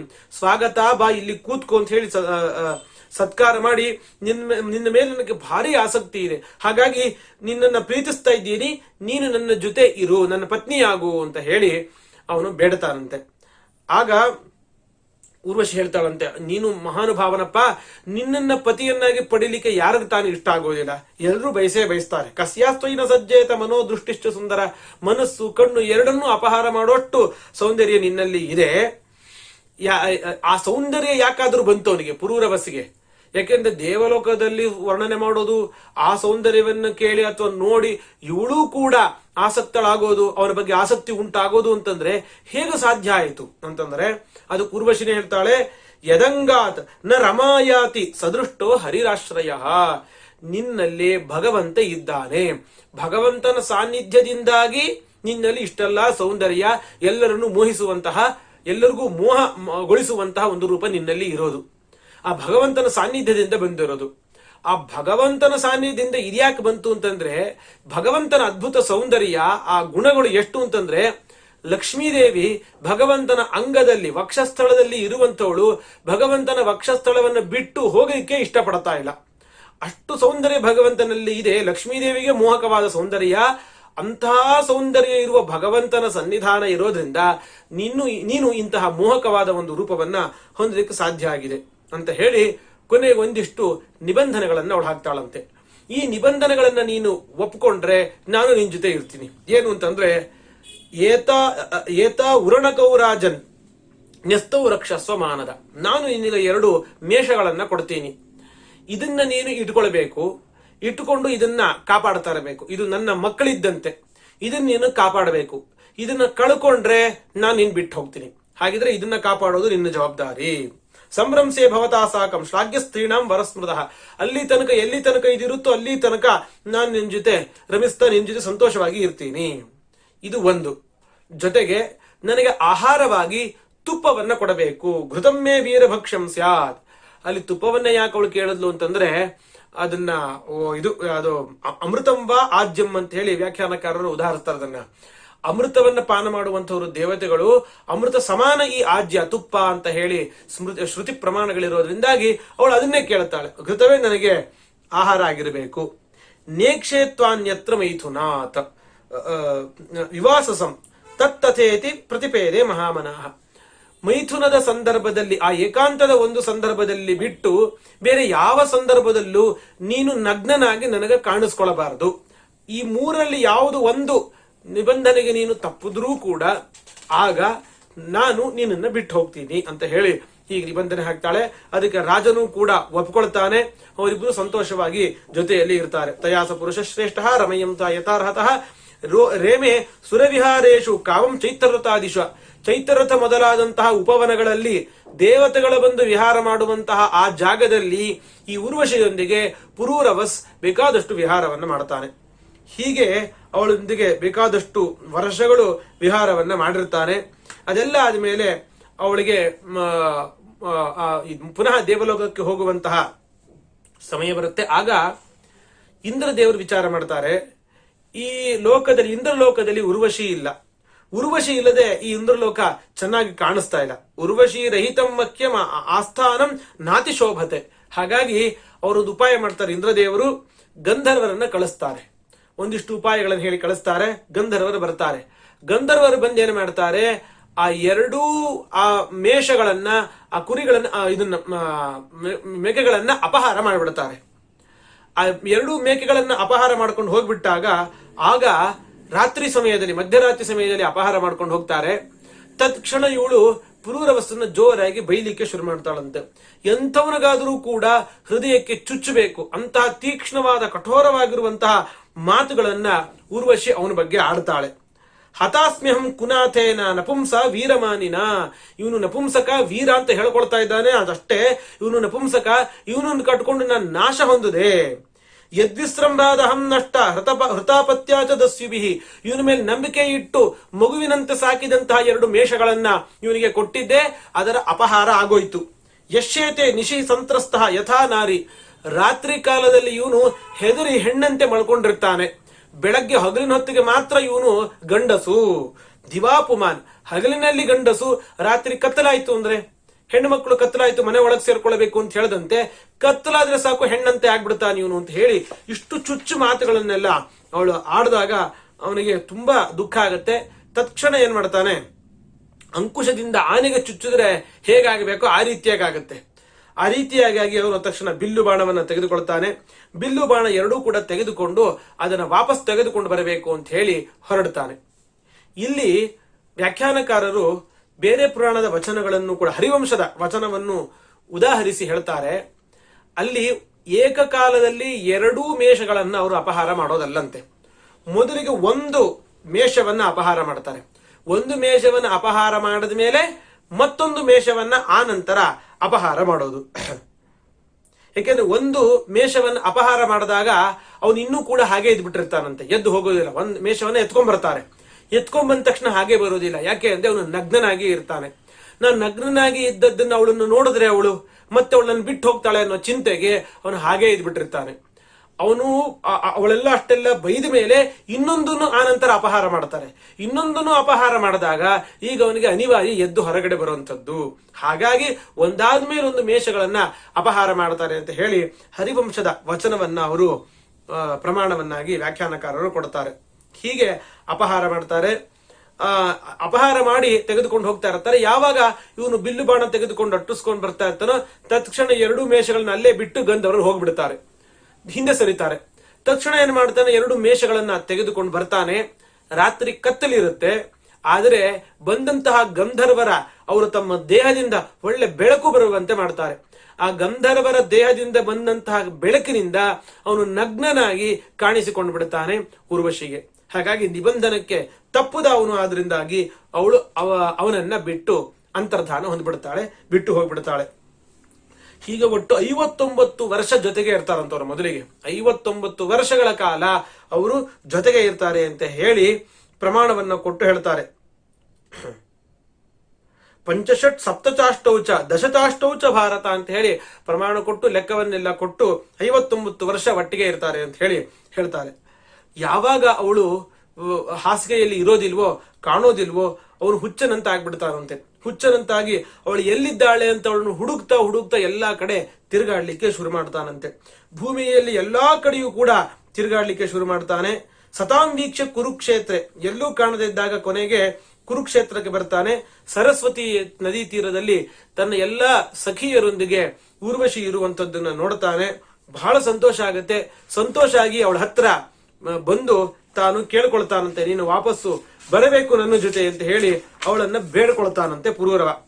ಅಹೋಜಾಯೇ ತಿಷ್ಠ ತಿಷ್ಠ ಗೋರೇನ ತ್ಯಕ್ತುಮರ್ಹಸಿ, ನನ್ನನ್ನ ಹೀಗೆ ಬಿಟ್ಟು ಹೋಗೋದು ಸರಿಯಲ್ಲ. ಇದೆಲ್ಲ ಕಥೆಗಳೇನಿದೆ ಇದಿಷ್ಟೂ ಕೂಡ ವೇದಗಳಲ್ಲಿ ಬರುವಂಥದ್ದು. ಅಷ್ಟೂ ವೇದವನ್ನ ಉಲ್ಲೇಖಿಸಿ ವ್ಯಾಖ್ಯಾನವನ್ನು ಮಾಡಿ ತೋರಿಸ್ತಾರೆ. ಅದರಲ್ಲಿ ಊರ್ವಶಿ ಮತ್ತು ಪುರೂರವಸಿಗೆ ಆಗುವಂತಹ ಸಂವಾದ ಎಲ್ಲನೂ ಕೂಡ ಬರುತ್ತೆ. ಒಟ್ಟು ಅದರ ಅಭಿಪ್ರಾಯವನ್ನ ಸಂಗ್ರಹ ಮಾಡಿ ಭಾಗವತದಲ್ಲಿ ವೇದವ್ಯಾಸ ದೇವರು ನಿರೂಪಣೆ ಮಾಡ್ತಾ ಹೋಗ್ತಾರೆ. ಮಂತ್ರ ಅದ್ಯಾಪ್ಯ ನಿರ್ವೃತ್ತ ವಚಾಂಸಿ ಕೃಣವಾವಹೈ, ನಮ್ಮ ಇನ್ನೂ ಸಲ್ಲಾಪಗಳು ಒಳ್ಳೆಯ ಮಾತುಗಳು ಇದ್ಯಾವುದೂ ಮುಗಿದಿಲ್ಲ, ನನಗೆ ತೃಪ್ತಿ ಆಗಿಲ್ಲ, ಹಾಗಾಗಿ ನೀನ್ ಬರಬೇಕು. ಹಾಗಾಗಿ ಸುದೇವೋಯಂ ಪತತ್ಯತ್ರ ದೇವಿ ದೂರಂ ಹೃತಸ್ತ್ವಯ ಖಾದಂತ್ಯೇನ ವೃಕಾಗೃದ್ಧ ಸ್ತತ್ಪ್ರಸಾದಸ್ಯ ನಾಸ್ಪದಂ. ನನಗೆ ಈ ದೇಹ ಏನಿದೆ ಅದು ಬಿದ್ದೇ ಹೋಗ್ಬಿಡುತ್ತೆ. ಇದು ತೋಳ ಮತ್ತು ಹದ್ದಿನ ಪಾಲಾಗ್ಬಿಡುತ್ತೆ ನೀ ಬರ್ಲಿಲ್ಲ ಅಂದ್ರೆ. ಅಂದ್ರೆ ನೀನು ಬರ್ಲಿಲ್ಲ ಅಂದ್ರೆ ನಾನು ಆತ್ಮಹತ್ಯೆ ಮಾಡ್ಕೊಳ್ತೀನಿ ಅನ್ನೋ ಅರ್ಥದ ಮಾತುಗಳನ್ನ ಆಡ್ತಾನೆ. ಈ ಶರೀರವನ್ನ ನಾನು ತ್ಯಾಗ ಮಾಡಿಬಿಡ್ತೀನಿ, ಹಾಗಾಗಿ ನೀನು ಬರಬೇಕು ಅಂತ ಹೇಳಿ ಹೀಗೆಲ್ಲ ಹೇಳಿದಾಗ ಊರ್ವಶಿ ಹೇಳ್ತಾಳೆ, ಮಾಮೃತ, ಹಾಗೆಲ್ಲ ಸಾಯ್ಬೇಡ, ನೀನೊಬ್ಬ ಪುರುಷನಾಗಿದ್ಯಾ, ರಾಜ ನೀನು, ಹಾಗೆಲ್ಲ ಸಾಯ್ಬಾರ್ದು ನೀನು. ನಿನ್ನ ದೇಹ ಹಾಗೆಲ್ಲ ತೋಳ ಮತ್ತು ಗಿಡುಗಗಳ ಪಾಲಾಗ್ಲಿಕ್ಕೆ ನೀನು ಬಿಡಬಾರ್ದು. ಆದ್ರೆ ಹೆಣ್ಣು ಮೇಲೆ ಇಷ್ಟೊಂದು ಆಸಕ್ತಿಯನ್ನ ತಾಳಬಾರದು. ಇಷ್ಟೆಲ್ಲ ಆಸಕ್ತಿಯನ್ನ ಹೆಣ್ಣಿನ ವಿಷಯದಲ್ಲಿ ತಾಳಿರೋದೇ ನಿನ್ನ ಈ ದುಃಖಕ್ಕೆ ಕಾರಣ ಆಗಿದೆ ಅಂತ ಹೇಳಿ ಎಲ್ಲ ಮಾಡಿ ಕೊನೆಗೆ ಹೇಳ್ತಾಳೆ, ಇನ್ನು 1 ವರ್ಷ ಆದ್ಮೇಲೆ ನಾನೇ ಇನ್ನೊಮ್ಮೆ ಬಂದು ನಿನ್ನನ್ನ ಭೇಟಿಯಾಗ್ತೀನಿ. ಯಾಕೆ ಆ ಮಾತು ಹೇಳ್ತಾಳೆ ಅಂದ್ರೆ ಅಷ್ಟೊತ್ತಿಗಾಗ್ಲಿ ಅವಳು ಗರ್ಭಿಣಿ ಆಗಿರ್ತಾಳೆ, ಹಾಗಾಗಿ ಪ್ರಸವ ಆಗಿರುತ್ತೆ. ಹಾಗಾಗಿ ನಾನು ಇನ್ನೊಂದು ವರ್ಷ ಆದ್ಮೇಲೆ ನಿನ್ನ ಬಂದು ಭೇಟಿಯಾಗ್ತೀನಿ. 1 ದಿವಸ ಮಾತ್ರ ನೀನು ಇನ್ನೊಮ್ಮೆ ನನ್ನ ಜೊತೆ ಕಳಿಬಹುದು, ಅಷ್ಟು ಮಾತ್ರ ನಿನಗೆ ಅವಕಾಶ ಕೊಡ್ತೀನಿ ಅಂತ ಹೇಳಿ ಊರ್ವಶಿ ಇಷ್ಟು ಮಾತನ್ನು ಹೇಳ್ತಾಳೆ. ಕೊನೆಗೆ ಅವನು ವಾಪಸ್ಸು ಬರ್ತಾನಂತೆ. ವಾಪಸ್ಸು ಬಂದು 1 ವರ್ಷದ ತನಕ ನಿರೀಕ್ಷೆ ಮಾಡ್ತಾ ಇರ್ತಾನೆ. 1 ವರ್ಷ ಆಗ್ತಾ ಇದ್ದಂತೆ ಅವಳು ಬರ್ತಾಳೆ. ಬಂದು ಅವಾಗ ಅವಳಿಗೆ ಸಂತಾನ ಆಗತ್ತೆ. ಸಂವತ್ಸರಾಂತೇಪಿ ಭವಾನ್ ಏಕರಾತ್ರಂ ಮಹೇಶ್ವರ ವಕ್ಷಸ್ಯಪತ್ಯಾನಿಚತೆ ಭವಿಷ್ಯಂ ತ್ಯಪರಾಣಿ ಭೋಹೋ. ಆನಂತರ ನಿನಗೂ ಬೇರೆ ಸಂತಾನಗಳು ಕೂಡ, ನನ್ನಿಂದಾಗುವ ಸಂತಾನ ಬಿಟ್ಟು ಬೇರೆ ಸಂತಾನಗಳು ಕೂಡ ಆನಂತರ ನಿನಗಾಗತ್ತೆ ಅಂತ ಹೇಳಿ ಈ ತರ ಹೇಳ್ತಾರೆ. ಆನಂತರ ವತ್ಸರಾಂತರದಲ್ಲಿ ಬರ್ತಾಳೆ. ಉಪಲಭ್ಯ ಮುದಾಯುಕ್ತ ಸಮವಾಸ ತಯಾನಿಶಂ, 1 ರಾತ್ರಿ ಅವಳ ಜೊತೆ ಅವನು ಕಳಿತಾನಷ್ಟೇ. ಅದಾಗ್ತಾ ಇದ್ದಂತೆ ಮುಂಚೆ ಹೇಳಿದಂತೆ ಅವಳು ಅಂತರ್ಧಾನ ಹೊಂದುತ್ತಾಳೆ. ಆದ್ರೆ ಈಗ ಅವಳನ್ನ ಬಿಟ್ಕೊಡ್ಲಿಕ್ಕೆ ಅವನಿಗೆ ಪುನಃ ಮನಸ್ಸಿಲ್ಲ. ಹಾಗಾಗಿ ಪುನಃ ಬೇಡ್ಕೊಳ್ತಾನಂತೆ. ಗಂಧರ್ವಾನುಪಧಾವೇ ಮಾಂ ಸ್ತುಭ್ಯಂ ದಾಸ್ಯಂತಿ ಮಾಮಿತಿ. ಆಗ ಅವಳು ಪುನಃ ಅಷ್ಟೊಂದು ಬೇಡ್ಕೊಳ್ತಾ ಇರೋದು ನೋಡಿ ಆಗ ಊರ್ವಶಿ ಹೇಳ್ತಾಳಂತೆ, ಒಂದು ಕೆಲಸ ಮಾಡು, ನಾನು ಗಂಧರ್ವರ ಪತ್ನಿಯಾಗಿ ಇರುವಂಥವಳು, ಹಾಗಾಗಿ ನೀನು ಗಂಧರ್ವರ ಸೇವೆಯನ್ನು ಮಾಡು, ಗಂಧರ್ವರ ಉಪಾಸನೆ ಮಾಡು, ಅವರೇ ನನ್ನನ್ನ ನೀನು ಪಡೆದುಕೊಳ್ಳುವಂತ ಮಾರ್ಗ ಹೇಳ್ತಾರೆ ಅಂತ ಹೇಳಿ ಹೇಳ್ತಾಳೆ. ಆಗಲೇ ಅವನೇನು ಮಾಡ್ತಾನೆ, ತಸ್ಯ ಸಂಸ್ತುಷ್ಟ ಅಗ್ನಿಸ್ಥಾಲಿ ದದುರ್ನೃಪ. ಗಂಧರ್ವರ ಸ್ತೋತ್ರ ಮಾಡಿದಾಗ ಸಂತುಷ್ಟರಾಗಿ ಗಂಧರ್ವರು ಬಂದು ಒಂದು ಅಗ್ನಿಸ್ಥಾಲಿ ಕೊಡ್ತಾರೆ. ಅಗ್ನಿಸ್ಥಾಲಿ ಅಂದ್ರೆ ಅಗ್ನಿಯನ್ನು ಹಾಕಿ ಸಂರಕ್ಷಣೆ ಮಾಡುವಂತಹ ಒಂದು ತರದ ಪಾತ್ರೆ ಅದು. ಆ ಪಾತ್ರೆಯನ್ನು ಕೊಟ್ಟು ಅವರು ಅಂತರ್ಧಾನ ಹೊಂದ್ಬಿಡ್ತಾರೆ. ಏನ್ ಅರ್ಥ ಮಾಡ್ಕೊಳ್ಬೇಕು? ಊರ್ವಶಿಯನ್ನು ಪಡೆದುಕೊಳ್ಳೋ ಮಾರ್ಗ ಹೇಳಿ ಅಂತ ಅಂದ್ರೆ ಒಂದು ಅಗ್ನಿ ಪಾತ್ರೆಯನ್ನು ಕೊಟ್ಟು ಏನ್ ಅರ್ಥ ಮಾಡಿಸ್ತಾ ಇದ್ದಾರೆ? ಅವನೇ ಅರ್ಥ ಮಾಡ್ಕೊಳ್ತಾರಂತೆ. ಅರ್ಥ ಮಾಡಿಕೊಂಡು ಇದರ ಅಭಿಪ್ರಾಯ, ನಾನು ಮಂತ್ರಗಳಿಂದ ಅಗ್ನಿಯ ಉಪಾಸನೆಯನ್ನು ಮಾಡಬೇಕು, ಹೋಮಾದಿಗಳನ್ನು ಮಾಡಬೇಕು, ಮಾಡಿ ಅಗ್ನಿಯ ಉಪಾಸನೆಯನ್ನು ಮಾಡಿ ಅದರ ಫಲವಾಗಿ ನಾನು ಗಂಧರ್ವ ಲೋಕವನ್ನು ಪಡ್ಕೊಳ್ಬೇಕು. ಗಂಧರ್ವ ಲೋಕ ಪಡೆದುಕೊಂಡ್ರೆ ಅಲ್ಲಿ ಊರ್ವಶಿ ನನಗೆ ಸಿಗ್ತಾಳೆ ಅಂತ ಹೇಳಿ ಹೀಗೆ ಅವನು ಅರ್ಥ ಮಾಡ್ಕೊಳ್ತಾನೆ. ಅರ್ಥ ಮಾಡಿಕೊಂಡು ತಪಸ್ಸನ್ನ ಮಾಡ್ತಾನೆ. ಅನೇಕ ಮಂತ್ರಗಳನ್ನ ತಿಳಿದುಕೊಂಡು ಆ ಯಜ್ಞಗಳನ್ನೆಲ್ಲವನ್ನು ಕೂಡ ಅವನು ಮಾಡ್ತಾನೆ. ಸ್ಥಾಲೀಮ್ಯಸ್ಯ ವನೇಗತ್ವ ಗೃಹಾನಧ್ಯುಷಿತೋ ನಿಶಿ ತ್ರೇತಾಯಾಮ್ ಸಂಪ್ರವೃತ್ತಾಯಾಮ್ ಮನಸ್ಸಿ ತ್ರಯ್ಯ ವರ್ತತ. ಅವನು ಕೃತಯುಗದವನು ರಾಜ. ಅವನು ಆ ಸ್ಥಾಲಿಯನ್ನ ಅಗ್ನಿಸ್ಥಾಲಿಯನ್ನ ತೆಗೆದುಕೊಂಡು ಮನೆಗೆ ಹೋಗ್ತಾನೆ. ಆನಂತರ ತ್ರೇತಾಯುಗ ಬಂದಾಗ ಅವನು ವೇದಗಳನ್ನ ಅವನು ಪಡೆದುಕೊಳ್ತಾನೆ. ಈ 3 ವೇದಗಳನ್ನ ಅವನು ಪಡೆದುಕೊಳ್ತಾನೆ ತ್ರೇತಾಯುಗ ಬಂದ ಮೇಲೆ. ಸ್ಥಾಲಿಸ್ಥಾನಂ ಗತೋಶ್ವತ್ಥಂ ಶಮೀಗರ್ಭಂ ವಿರಕ್ಷಸಃ. ಆಮೇಲೆ ಅವನು ಬಂದು ನೋಡ್ತಾನೆ ಆ ಜಾಗದಲ್ಲಿ ಸ್ಥಾಲಿ ಮತ್ತು ಅಗ್ನಿ. ಸ್ಥಾಲಿ ಜಾಗದಲ್ಲಿ ಒಂದು ಅಶ್ವತ್ಥ ಇರುತ್ತೆ. ಶಮೀಗರ್ಭಂ ಚ ವಿಲಕ್ಷ. ಅಗ್ನಿಯ ಸ್ಥಾನದಲ್ಲಿ ಅಲ್ಲಿ ಶಮಿ ವೃಕ್ಷ ಬೆಳೆದಿರುತ್ತೆ. ಅವನು ಎರಡನ್ನೂ ಕೂಡ ತೆಗೆದು 2ರಿಂದ ಅರಣಿಯನ್ನು ಮಾಡ್ತಾನೆ. ಉತ್ತರ ಅರಣಿ ಮತ್ತು ಪೂರ್ವಾರಣಿ. ಮೇಲೆ ಒಂದು ಕೆಳಗಡೆ ಒಂದು ಅರಣಿ ಇರುತ್ತೆ. ಅರಣಿ ಮಥನವನ್ನು ಮಾಡಿದಾಗ ಅಗ್ನಿ ಹುಟ್ಟುತ್ತೆ. ಅದರಲ್ಲಿ ಅವನು ವೇದ ಮಂತ್ರಗಳನ್ನ ಒಂದೊಂದನ್ನೇ ಉಚ್ಚಾರಣೆ ಮಾಡ್ತಾ ಮಾಡ್ತಾ ತಾನು ಉತ್ತರಾರಣಿ ಊರ್ವಶಿ ಅಧರಾರಣಿ ಈ ಒಂದು ಅರಣಿ ಮಥನದಿಂದ ಸಂತಾನ ಪ್ರಾಪ್ತಿಯಾಗತ್ತೆ ಅಂತ ಈ ತರ ಎಲ್ಲ ಚಿಂತನೆ ಮಾಡ್ತಾನೆ. ಚಿಂತನೆ ಮಾಡಿ ಹುಟ್ಟಿದಂತಹ ಅಗ್ನಿಯನ್ನೇ ತನಗೆ ಮಕ್ಕಳು ಅಂತ ಅವನು ಅನುಸಂಧಾನ ಮಾಡ್ತಾನಂತೆ. ಯಾಕೆಂದ್ರೆ ಮಕ್ಕಳು ಸದ್ಗತಿಯನ್ನ ಕೊಡಿಸ್ತಾರೆ. ಇಲ್ಲಿ ಈ ಮಥನದಿಂದ ಹುಟ್ಟುತ್ತಾ ಇರುವಂತಹ ಅಗ್ನಿ, ಅರಣಿ ಮಥನದಿಂದ ಹುಟ್ಟುತ್ತಾ ಇರುವಂತಹ ಅಗ್ನಿಯಿಂದ ಅದರ ಉಪಾಸನೆಯಿಂದ ಅವನಿಗೆ ಉತ್ತಮ ಲೋಕ ಗಂಧರ್ವ ಲೋಕ ಸಿಗ್ಲಿಕ್ಕಿದೆ. ಹಾಗಾಗಿ ಪುತ್ರ ಅಂತ ಹೇಳಿ ಹಾಗೆ ಚಿಂತನೆ ಮಾಡ್ತಾನೆ. ತಸ್ಯ ನಿರ್ಮಥನಾಜ್ಜಾತಃ ಜಾತವೇದ ವಿಭಾವಸು ತ್ರಯ್ಯಾಸ ವಿದ್ಯೆಯಾರಾಜ್ಞ ಪುತ್ರತ್ವೇ ಕಲ್ಪಿತಸ್ತಿವೃತು. 3 ವಿಧವಾದ ಅಗ್ನಿಗಳನ್ನು ಇಟ್ಕೊಂಡು ಉಪಾಸನೆ ಮಾಡ್ತಾನೆ. ತೇನ ಅಯಜತ ಯಜ್ಞೇಶಂ ಭಗವಂತ ಅಧೋಕ್ಷಜಂ. ಆ 3 ಅಗ್ನಿಗಳನ್ನ ಇಟ್ಟುಕೊಂಡು ಭಗವಂತನನ್ನ, ಅವನು ಯಜ್ಞೇಶನಾದ ಅಧೋಕ್ಷಜನಾದ ಭಗವಂತನನ್ನ ಉಪಾಸನೆ ಮಾಡ್ತಾನೆ. ಹೋಮಗಳಿಂದ ಅವನ ತೃಪ್ತಿಯನ್ನು ಪಡಿಸ್ತಾನೆ. ಆನಂತರ ಗಂಧರ್ವ ಲೋಕವನ್ನ ಅವನು ಪಡೆದುಕೊಳ್ತಾನೆ ಅಂತ ಇಲ್ಲಿ ಕೊನೆಯಲ್ಲಿ ಹೇಳ್ತಾರೆ. ಒಂದು ಮಾತು ಹೇಳ್ತಾರೆ. ಏಕಏವ ಪುರಾವೇದ ಪ್ರಣವ ಸರ್ವವಾಂಗ್ಮಯ ದೇವೋ ನಾರಾಯಣೋ ನಾನ್ಯ ಏಕೋಗ್ನಿರ್ ವರ್ಣ ಏವಚ. ಇವನು ತ್ರೇತಾಯುಗಕ್ಕೆ ಬಂದಾಗ ಇಷ್ಟೆಲ್ಲ ಮಾಡಿದ್ದು, ಯಜ್ಞಾದಿಗಳನ್ನು ಮಾಡಿದ್ದು. ಕೃತಯುಗದಲ್ಲಿದ್ದವರು ತ್ರೇತಾಯುಗ ಬಂದ ಮೇಲೆ ಅರಣಿ ಮಥನ ಮಾಡಿ 3 ಅಗ್ನಿಗಳನ್ನ ಪಡೆದುಕೊಂಡು ದೇವರ ಉಪಾಸನೆಯನ್ನು ಮಾಡಿ ಯಜ್ಞವನ್ನ ಮಾಡಿ ಉನ್ನತ ಗತಿಯನ್ನು ಪಡಿತಾನೆ ಅಂತ. ಆದ್ರೆ ಇಲ್ಲಿ ಮೊದಲಿಗೆ ಕೃತಯುಗ ಇದ್ದಾಗ ಏಕ ಏವ ಪುರಾವೇದ, ಮೊದಲಿಗೆ ವೇದ ಅನ್ನೋದು ಒಂದೇ ಇತ್ತು. ವೇದ ಅಂದ್ರೆ ಒಂದೇ ಇತ್ತು ಕೃತಯುಗದಲ್ಲಿ. ಆನಂತರ ತ್ರೇತಾಯುಗ ಬಂದಾಗ 3 4 ಆಗತ್ತೆ. ಅಥರ್ವಾಂಗಿರಸ ಋಷಿಗಳಿಂದ 1 ಸೇರ್ಕೊಂಡು 4 ಆಗತ್ತೆ. ಆಮೇಲೆ ದ್ವಾಪರ ಯುಗ ಬರ್ತಾ ಇದ್ದಂತೆ 5 ವೇದ ಆಗತ್ತೆ ಅಂತ ಹೇಳಿ ಈ ಒಂದು ಕ್ರಮ ಇದೆ. ಇಲ್ಲಿ ಭಾಗವತ ಹೇಳೋದಂತೂ ಏಕ ಏವ ಪುರಾವೇದ, ಮೊದಲಿಗೆ ಅಂದ್ರೆ ಕೃತಯುಗದಲ್ಲಿ ವೇದ ಅಂತಂದ್ರೆ ಒಂದೇ ಇತ್ತು ಅಂತ ಹೇಳಿ ಅದನ್ನ ಹೇಳ್ತಾರೆ. ಈ ವಿಚಾರಗಳನ್ನ ವ್ಯಾಖ್ಯಾನಕಾರೆಲ್ಲರೂ ಕೂಡ ಆಚಾರ್ಯರು ಅಥರ್ವಣ ಭಾಷ್ಯದಲ್ಲಿ ಆಚಾರ್ಯ ಹೇಳಿರೋದನ್ನ ಮತ್ತು ಬೇರೆ ಸಂದರ್ಭಗಳಲ್ಲಿ ಹೇಳಿರುವಂತಹ ಆಚಾರ್ಯರ ವಚನಗಳನ್ನ, ಆಚಾರ್ಯರು ಉದಾಹರಿಸಿರುವಂತಹ ಪ್ರಮಾಣ ವಚನಗಳನ್ನೆಲ್ಲ ಇಲ್ಲಿ ಉದಾಹರಿಸಿ ಇನ್ನೊಮ್ಮೆ ವ್ಯಾಖ್ಯಾನ ಮಾಡಿ ಇಲ್ಲೆಲ್ಲ ತೋರಿಸ್ತಾರೆ. ಅದರ ಅಭಿಪ್ರಾಯವನ್ನ ಸಂಗ್ರಹ ಮಾಡಿ ಹೇಳೋದಾದ್ರೆ, ವೇದಗಳು ಮೊದಲಿಗೆ ಅಂದ್ರೆ ಕೃತಯುಗದಲ್ಲಿ ಒಂದೇ ರಾಶಿಯಾಗಿ ಇತ್ತು. ಈಗೆಲ್ಲ ಸಿಕ್ಕಂತೆ ಋಗ್ವೇದ, ಯಜುರ್ವೇದ, ಸಾಮವೇದ, ಅಥರ್ವವೇದ ಈ ತರ ಯಾವ ವಿಭಾಗವೂ ಕೂಡ ಮೊದಲಿಗೆ ಇರಲಿಲ್ಲ. ಕೃತಯುಗದಲ್ಲಿ ವೇದ ಅಂತಷ್ಟೇ ಇತ್ತು. ಅದನ್ನ ಆವಾಗ ಮೂಲವೇದ ಅಂತ ಹೇಳಿ ಅದನ್ನ ಕರಿತಾ ಇದ್ರು. ಆನಂತರ ತ್ರೇತಾಯುಗ ಬಂದಾಗ ತ್ರೇತಾಯುಗದಲ್ಲಿ ಹಯಗ್ರೀವ ರೂಪಿ ಭಗವಂತ ಆ ವೇದವನ್ನು 3 ಭಾಗವನ್ನಾಗಿ ಮಾಡ್ತಾನೆ. 3 ಭಾಗವಾಗಿ ಮಾಡ್ತಾನೆ. ಅದೇ ಋಗ್ವೇದ, ಯಜುರ್ವೇದ ಮತ್ತು ಸಾಮವೇದ. ಆನಂತರ ಅಥರ್ವಾಂಗಿರಸ ಋಷಿಗಳು ಇದ್ದಂತಹ ವೇದ ಭಾಗದಲ್ಲೇ ಒಂದಿಷ್ಟು ಮಂತ್ರಗಳನ್ನ ತಮ್ಮ ಜ್ಞಾನ ದೃಷ್ಟಿಯಿಂದ ಕಂಡುಹಿಡಿದು ಕೊಡ್ತಾರೆ. ಅದನ್ನೇ ಅಥರ್ವ ವೇದ ಅಂತ ಹೇಳಿ ಹೇಳ್ತೀವಿ. ಇಲ್ಲಿ ಭಗವಂತನಿಂದ ಇದು 3 ವಿಭಾಗ ಹೊಂದಿತು. ಅದನ್ನ ಉಪವೇದ ಅಂತ ಹೇಳಿ ಕರೀತಾರೆ. ವಿಭಾಗವೇ ಇಲ್ಲದೆ ಕೃತಯುಗದಲ್ಲಿ ಇದ್ದಂತಹ ವೇದವನ್ನ ಮೂಲವೇದ ಅಂತ ಕರಿತೀವಿ. ಆನಂತರ ತ್ರೇತಾಯುಗದಲ್ಲಿ 3 ಭಾಗ ಅಥವಾ 4 ಭಾಗ ಹೊಂದಿದಂತಹ ವೇದವನ್ನ ಉಪವೇದ ಅಂತ ಹೇಳಿ ಕರಿತೀವಿ.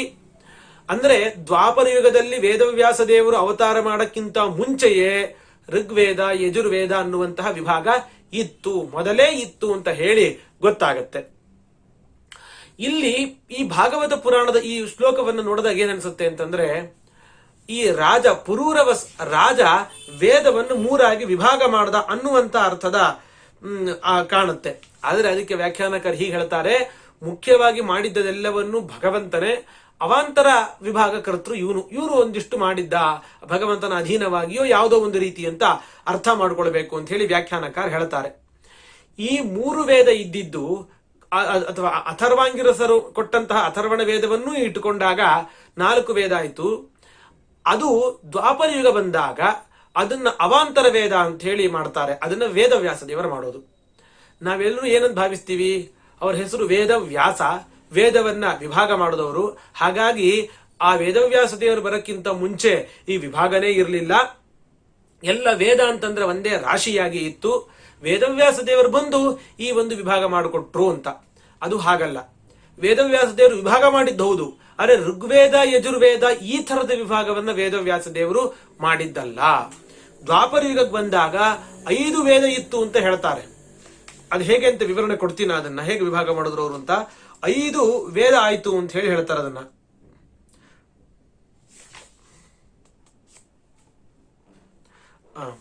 ಏಕೋ ವೇದ ಕೃತೆ ಹ್ಯಾಸೀತ್ ತ್ರೇತಾಯಾಂ ಸಾ ತ್ರಿಧಾ ಭವತ್. ತ್ರೇತಾಯುಗದಲ್ಲಿ 3 ಆಯ್ತು.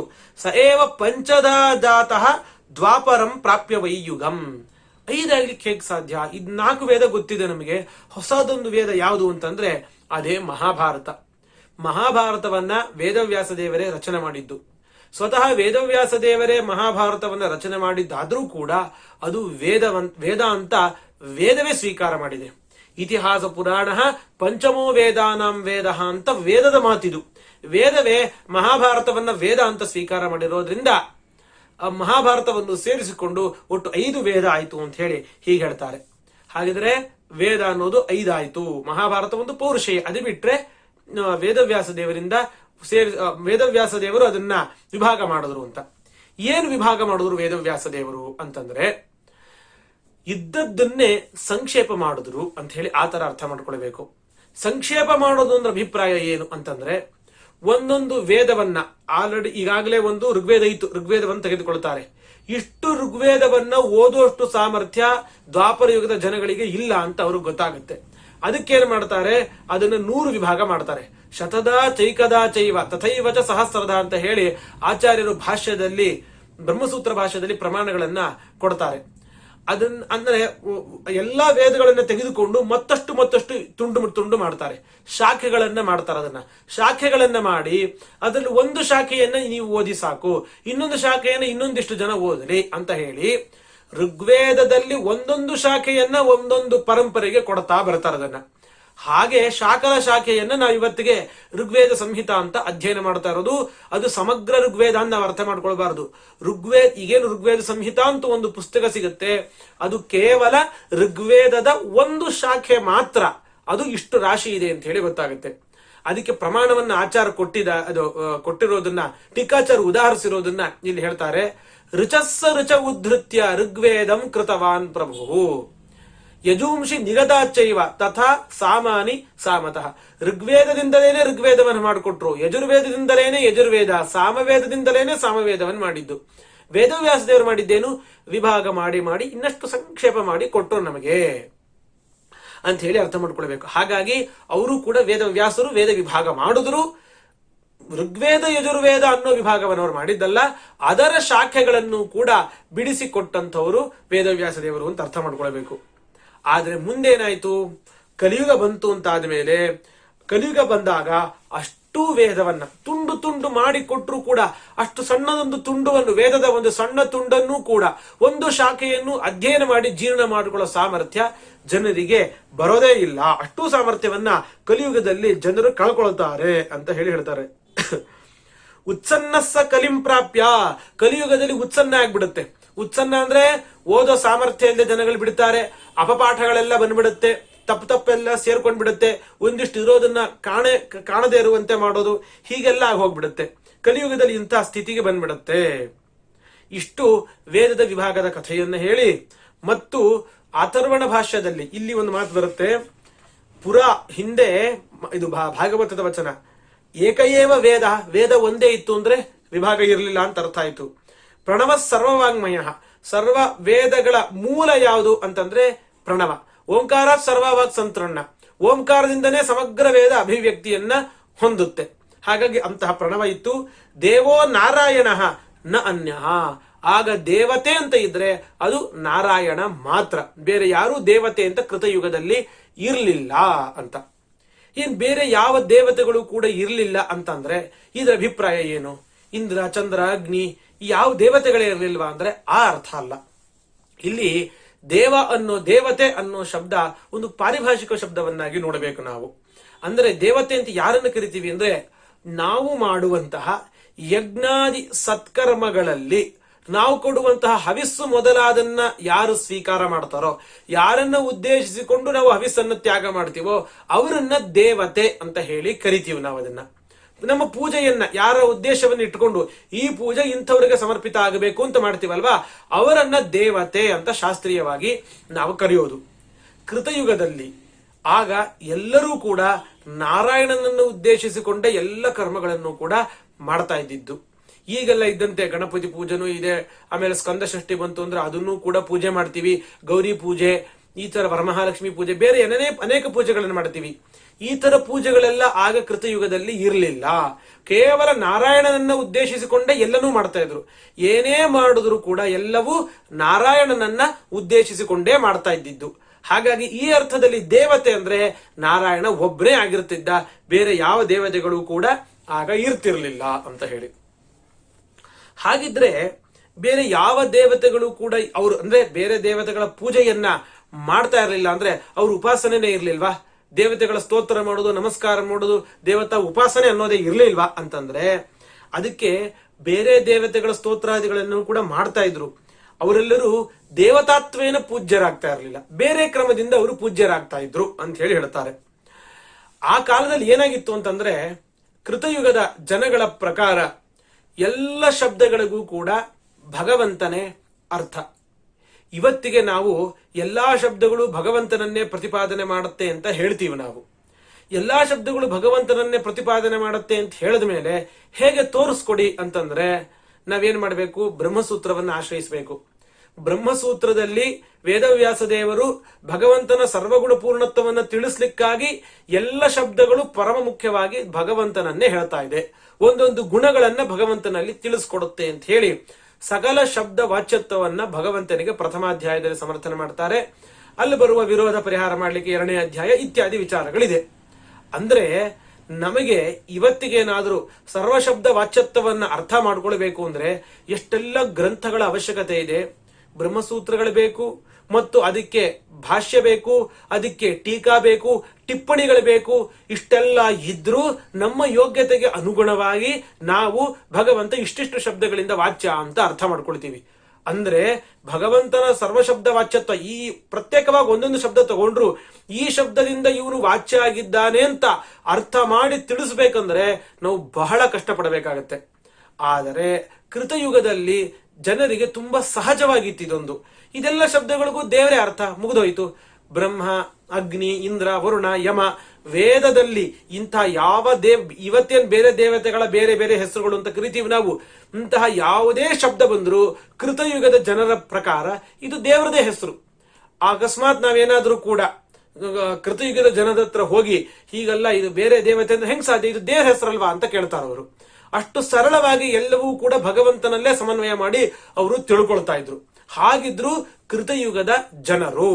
ಎಲ್ಲ ಶಬ್ದಗಳು ಭಗವಂತನನ್ನೇ ಪ್ರತಿಪಾದನೆ ಮಾಡ್ತಾ ಇತ್ತು. ಹಾಗಿದ್ರೆ ಎಲ್ಲಾ ವೇದ ಮಂತ್ರಗಳಿಂದ ಪೂಜೆ ಮಾಡೋದಾದ್ರೆ ಭಗವಂತನ ಪೂಜೆಯನ್ನೇ, ಯಜ್ಞ ಮಾಡಿದ್ರೆ ಭಗವಂತನನ್ನು ಉದ್ದೇಶಿಸಿಯೇ ಮಾಡಬೇಕಾಗಿತ್ತು. ಹಾಗಾಗಿ ಆ ಎಲ್ಲ ಮಂತ್ರಗಳ ದೇವತೆ ಯಾರು ಅಂದ್ರೆ ಭಗವಂತರೇ. ನಾವು ಯಾವ್ದಾದ್ರು ಒಂದು ವೇದ ಮಂತ್ರ ಹೇಳುವಾಗ ಈ ಮಂತ್ರಕ್ಕೆ ಇಂಥ ಋಷಿ, ಇಂಥ ಛಂದಸ್ಸು, ಇಂಥವನು ದೇವತೆ, ಇಂಥ ಕೆಲಸದಲ್ಲಿ ವಿನಿಯೋಗ ಮಾಡ್ತೀವಿ ಅಂತ ಹೇಳ್ತೀವಿ. ಅಂದ್ರೆ ಮಂತ್ರ ಪ್ರತಿಪಾದ್ಯರಾಗಿರುವಂತವ್ರನ್ನ ದೇವತೆ ಅಂತ ಕರಿತೀವಿ. ಆ ಎಲ್ಲಾ ಮಂತ್ರಗಳಿಂದ ಭಗವಂತನೇ ಅರ್ಥವಾಗಿ ಕಾಣಿಸ್ತಾ ಇದ್ದ ಅಂತಂದ ಮೇಲೆ ಅವನೇ ದೇವತೆ ಆಗಿಬಿಟ್ಟಿದ್ದೆ, ಬೇರೆ ಯಾರು ಕೂಡ ಅಲ್ಲೇ ಅಲ್ಲ. ಹಾಗಿದ್ರೆ ಇಂದ್ರ, ಅಗ್ನಿ, ಯಮ ಎಲ್ಲಾ ಶಬ್ದಗಳು ದೇವರನ್ನೇ ಪ್ರತಿಪಾದನೆ ಮಾಡುತ್ತೆ ಅಂತ ಆದ್ರೆ ದೇವತೆಗಳನ್ನ ಏನಂತ ಕರೀತಾ ಇದ್ರು ಅಂದ್ರೆ ಬ್ರಹ್ಮಾದ್ಯ ಮನುನಾಮಕಾಹ ಅಂತ ಅಥರ್ವಣೋಪನಿಷತ್ ಭಾಷೆಯಲ್ಲಿ ಆಚಾರ್ಯ ಹೇಳ್ತಾರೆ. ಬ್ರಹ್ಮಾದಿ ಎಲ್ಲಾ ದೇವತೆಗಳನ್ನ ಮನುಗಳು ಅಂತ ಕರೀತಾ ಇದ್ರಂತೆ. ಯಾಕೆಂದ್ರೆ ಅವರಿಗೆ ದಿವ್ಯವಾದ ಜ್ಞಾನ ಇರುತ್ತೆ, ಮನುಷ್ಯರಿಗೆ ಬರದೇ ಇರುವಂತಹ ಒಂದು ಅದ್ಭುತವಾದ ಜ್ಞಾನ ಇರುತ್ತೆ. ಅದರಿಂದಾಗಿ ಅವರನ್ನ ಮನುಗಳು ಅಂತ ಹೇಳಿ ಕರೀತಿದ್ರಂತೆ. ಮನವೋ ಬೋಧ ವೈಶೇಷ್ಯ, ವಿಶಿಷ್ಟವಾದ ಬುದ್ಧಿ ಇರೋದ್ರಿಂದಾಗಿ ಅವರನ್ನ ದೇವತೆಗಳನ್ನ ಮನುಗಳು ಅಂತ ಹೇಳಿ ಆಗ ಕರೀತಾ ಇದ್ರಂತೆ. ಹಾಗಿದ್ರೆ ದೇವತೆಗಳನ್ನ ಅವರ ಸತ್ಕಾರ ಮಾಡೋದು, ದೇವತೆಗಳ ಉಪಾಸನ ಮಾಡೋದು ಅಂದ್ರೆ ಹೇಗ್ ಮಾಡ್ತಿದ್ರು ಆಗ ಅಂತಂದ್ರೆ, ವಕ್ತೃತ್ವೇನ ಪಿತೃತ್ವೇನ ಕಾರಿತ್ವೇತೈನೈವ ಚಾದರಾತ್ ಇಜ್ಯಂತೆ ದೇವತಾ ಸರ್ವ ನತು ದೇವತೆಯ ಕ್ವಚಿತ್. ದೇವತಾತ್ವೇನ ದೇವತೆಗಳು ಪೂಜ್ಯ ಆಗ್ತಾ ಇರಲಿಲ್ಲ, ಪಿತೃತ್ವೇನ ಕಾರಿತ್ವೇನ ವಕ್ತೃತ್ವೇನ ಈ ರೀತಿಯಾಗಿ ಪೂಜ್ಯರಾಗ್ತಾ ಇದ್ರು. ಉದಾಹರಣೆ ನಿಮಗೆ ಅರ್ಥ ಮಾಡಿಸೋದಾದ್ರೆ, ವೇದವ್ಯಾಸ ದೇವರನ್ನ ಶ್ರೀಮದಾಚಾರ್ಯರು ನಮಸ್ಕಾರ ಮಾಡ್ತಾರೆ. ಗೀತಾ ಭಾಷ್ಯದ ಮಂಗಳಾಚರಣೆ ಶ್ಲೋಕ, ಅದರಲ್ಲಿ ದೇವಂ ನಾರಾಯಣಂ ನತ್ವ ಸರ್ವದೋಷ ವಿವರ್ಜಿತಂ ಪರಿಪೂರ್ಣಂ ಗುರುಂಶ್ಚ ಆನ್ ಗೀತಾರ್ಥಂ ವಕ್ಷ್ಯಾಮಿ ಲೇಷತಃ. ಈ ಒಂದು ವ್ಯಾಖ್ಯಾನವೂ ಕೂಡ ಅಲ್ಲಿ ಮಾಡ್ತಾರೆ. ಏನಂತಂದ್ರೆ ಗುರುಂಶ್ಚ ಆನ್ ಅಂತಂದ್ರೆ, ಆನ್ ಅಂದ್ರೆ ಅದು ವೇದವ್ಯಾಸ ದೇವರ ಹೆಸರು ಅಂತ ಕೋಶವನ್ನ ಅಂಹ ಪುರಾಣಶಿ ವ್ಯಾಸ ಶಾಖಾ ಸಹಸ್ರಕೃತ ಅಂತ ಕೊಟ್ಟಿದ್ದಾರೆ ಶ್ರೀಕಾಚಾರ್ಯರು. ಅಲ್ಲಿ ಅವರು ಗುರುಗಳೂ ಹೌದು, ವೇದವ್ಯಾಸ ದೇವರು ದೇವತೆಯೂ ಹೌದು, ಗ್ರಂಥ ಪ್ರತಿಪಾದ್ಯವಾದಂತಹ ದೇವತೆಯೂ ಹೌದು ಮತ್ತು ಗುರುಗಳೂ ಹೌದು. ಆದ್ರೆ ವೇದವ್ಯಾಸ ದೇವರನ್ನ ಅವರು ನಾರಾಯಣ ಬೇರೆ ಅಲ್ಲ, ವೇದವ್ಯಾಸ ದೇವರೇ ಬೇರೆ ಅಲ್ಲ. ಆದ್ರೆ ಒಂದ್ಸತಿ ನಾರಾಯಣನ ನಮಸ್ಕಾರ ಮಾಡಾಯ್ತಲ್ಲ, ನಾರಾಯಣಂ ನಮಸ್ಕೃತ್ಯ ದೇವಂ ನಾರಾಯಣಂ ನತ್ವ ಅಂತ ಹೇಳಿ. ಹಾಗಾದ್ರೆ ನಾರಾಯಣನಿಗೆ ನಮಸ್ಕಾರ ಮಾಡಾಯ್ತು ಅಂತಂದ ಮೇಲೆ ನಾರಾಯಣ ಬೇರೆ ಅಲ್ಲ, ವೇದವ್ಯಾಸ ದೇವರು ಬೇರೆ ಅಲ್ಲ ಅಂತಂದ್ರೆ ಮತ್ಯಾಕೆ ಇನ್ನೊಂದ್ಸತಿ ನಮಸ್ಕಾರ ಮಾಡ್ತೀರಿ ಅಂದ್ರೆ, ಈ ಗ್ರಂಥ ಪ್ರತಿಪಾದ್ಯ ಅಂತ ಹೇಳಿ ನಾರಾಯಣನಿಗೆ ನಮಸ್ಕಾರ ಮಾಡಾಯ್ತು, ಗುರುತ್ವೇನ ನಮಸ್ಕಾರ ಮಾಡಿಲ್ವಲ್ಲ. ಯಾವುದೇ ಒಂದು ಸತ್ಕರ್ಮ ಮಾಡುವಾಗ ಗುರು ನಮಸ್ಕಾರನು ಮಾಡ್ಲೇಬೇಕಲ್ಲ. ಯದ್ಯಪಿ ಗುರು ನಮಗೆಲ್ಲ ಗುರುಗಳು ಬೇರೆ, ನಾವು ಓದುವಂತ ಗ್ರಂಥ ತಗೊಂಡಾಗ ಆ ಗ್ರಂಥ ಉಪದೇಶ ಮಾಡುವ ಗುರುಗಳು ಬೇರೆ ಆಗಿರ್ತಾರೆ, ಆ ಗ್ರಂಥದಿಂದ ಪ್ರತಿಪಾದ್ಯರಾದಂತಹ ದೇವತೆಗಳು ಬೇರೆ ಆಗಿರ್ತಾರೆ. ಆದ್ರೆ ಆಚಾರ್ಯರ ವಿಷಯದಲ್ಲಿ ಅದಲ್ಲ. ಪ್ರತಿಪಾದ್ಯನಾದಂತಹ ಭಗವಂತನೇ ಗುರುನೂ ಆಗಿದ್ದಾನೆ. ಆದ್ರೂ ಒಮ್ಮೆ ದೇವತಾತ್ವೇನ ನಮಸ್ಕಾರ ಮಾಡಿ ಇನ್ನೊಮ್ಮೆ ಗುರುತ್ವೇನ ನಮಸ್ಕಾರ ಮಾಡ್ತಾರೆ. ಹಾಗೆ ಇಲ್ಲೂ ಕೂಡ ಈ ದೇವತೆಗಳನ್ನ ದೇವತಾತ್ವೇನ ಪೂಜಿಸ್ತಾ ಇರಲಿಲ್ಲ ಕೃತಯುಗದ ಜನರು. ದೇವತಾತ್ವೇನ ಪೂಜಿಸೋದು ಅಂತಂದ್ರೆ ಅದು ಭಗವಂತನನ್ನು ಮಾತ್ರ. ಅಂದ್ರೆ ದೇವತಾತ್ವೇನ ಪೂಜಿಸೋದು ಅಂತಂದ್ರೆ ಈ ಯಜ್ಞವನ್ನೆಲ್ಲ ಸಮರ್ಪಣೆ ಮಾಡುವುದು, ಯಜ್ಞದಲ್ಲಿ ಉದ್ದೇಶವಾಗಿ ಇರುವಂತವನು ಅಂತ, ಮತ್ತು ಈ ಮಂತ್ರಗಳಿಂದ ಎಲ್ಲ ವೇದ ಮಂತ್ರಗಳಿಂದ ಪ್ರತಿಪಾದ್ಯನಾದವನು, ಇದೆಲ್ಲ ಭಗವಂತ ಆಗಿದ್ದ, ಅವನು ದೇವತಾತ್ವೇನ ಪೂಜ್ಯನಾಗಿದ್ದ. ಇವರು ವಕ್ತೃತ್ವೇನ ಅಂದ್ರೆ ಈ ವೇದ ಮಂತ್ರಗಳಿದೆಯಲ್ವಾ ಅದೆಲ್ಲ ನಮ್ಮ ತನಕವೂ ಕೂಡ ಬರುವಂತೆ ಉಪದೇಶ ಪರಂಪರೆಯನ್ನು ಬೆಳೆಸುವಂತವ್ರು. ದೇವತೆಗಳಿಲ್ಲದೇನೆ ನಮ್ಮ ತನಕ ವೇದಗಳು ಯಾವುದೂ ಕೂಡ ಬರೋದೇ ಇಲ್ಲ. ಹಾಗಾಗಿ ನಮಗೆ ಆ ವೇದಗಳನ್ನೆಲ್ಲ ತಿಳಿಸಿಕೊಡ್ತಾರೆ. ಅದರಿಂದಾಗಿ ವಕ್ತೃತ್ವೇನ ಅವರನ್ನ ಪೂಜಿಸ್ತಾ ಇದ್ರು. ಪಿತೃತ್ವೇನ ಅಂತಂದ್ರೆ ನಮ್ಮೆಲ್ಲರಿಗೂ ಕೂಡ ಪಿತೃಗಳು, ತಂದೆ ಎಂದ್ರು ಅವರು. ನಮ್ಮನ್ನೆಲ್ಲ ಜಗತ್ತನ್ನೆಲ್ಲ ಸೃಷ್ಟಿ ಮಾಡ್ತಾರೆ ದೇವತೆಗಳು, ನಮ್ಮನ್ನ ಸೃಷ್ಟಿಗೆ ತಂದಿದ್ದಾರೆ. ಹಾಗಾಗಿ ಪಿತೃತ್ವೇನ ಅವರನ್ನ ಪೂಜೆ ಮಾಡ್ತಾ ಇದ್ರು. ಮತ್ತು ಕಾರಿತ್ವೇನ ಇನ್ನೊಂದೇನು ಅಂದ್ರೆ, ತತ್ವಾಭಿಮಾನಿ ದೇವತೆಗಳೆಲ್ಲ ನಮ್ಮ ಶರೀರದಲ್ಲಿದ್ದು ನಮ್ಮ ಶರೀರದಲ್ಲಿ ನಮ್ಮ ಅವಯವಗಳಿಂದ ಕರ್ಮಗಳನ್ನು ಮಾಡಿಸ್ತಾರೆ. ಹಾಗಾಗಿ ನನಗೆ ಪ್ರೇರಕರಾಗಿದ್ದಾರೆ. ಅದರಿಂದ ಪ್ರೇರಕತ್ವೇನ ಅವರನ್ನ ಉಪಾಸನೆಯನ್ನ ಪೂಜೆಯನ್ನ ಅವರೆಲ್ಲ ಮಾಡ್ತಾ ಇದ್ರು. ದೇವತಾತ್ವೇನ ಪೂಜೆ ಅಂತಿದ್ರೆ ಅದು ಕೇವಲ ಭಗವಂತನ ಪೂಜೆ ಮಾತ್ರ. ಹಾಗಾಗಿಯೇ ಭಾಗವತದಲ್ಲಿ ಇಲ್ಲಿ ಹೇಳ್ತಾ ಇರೋದು ದೇವೋ ನಾರಾಯಣ ನ ಅನ್ಯ. ಕೃತಯುಗದಲ್ಲಿ ನಾರಾಯಣ ಬಿಟ್ಟು ದೇವತೆ ಅಂತ ಬೇರೆ ಯಾರೂ ಕೂಡ ಇರಲಿಲ್ಲ ಅಂತ ಹೇಳಿ ಹೀಗೆ ಪ್ರಮಾಣವನ್ನ ಕೊಡ್ತಾರೆ.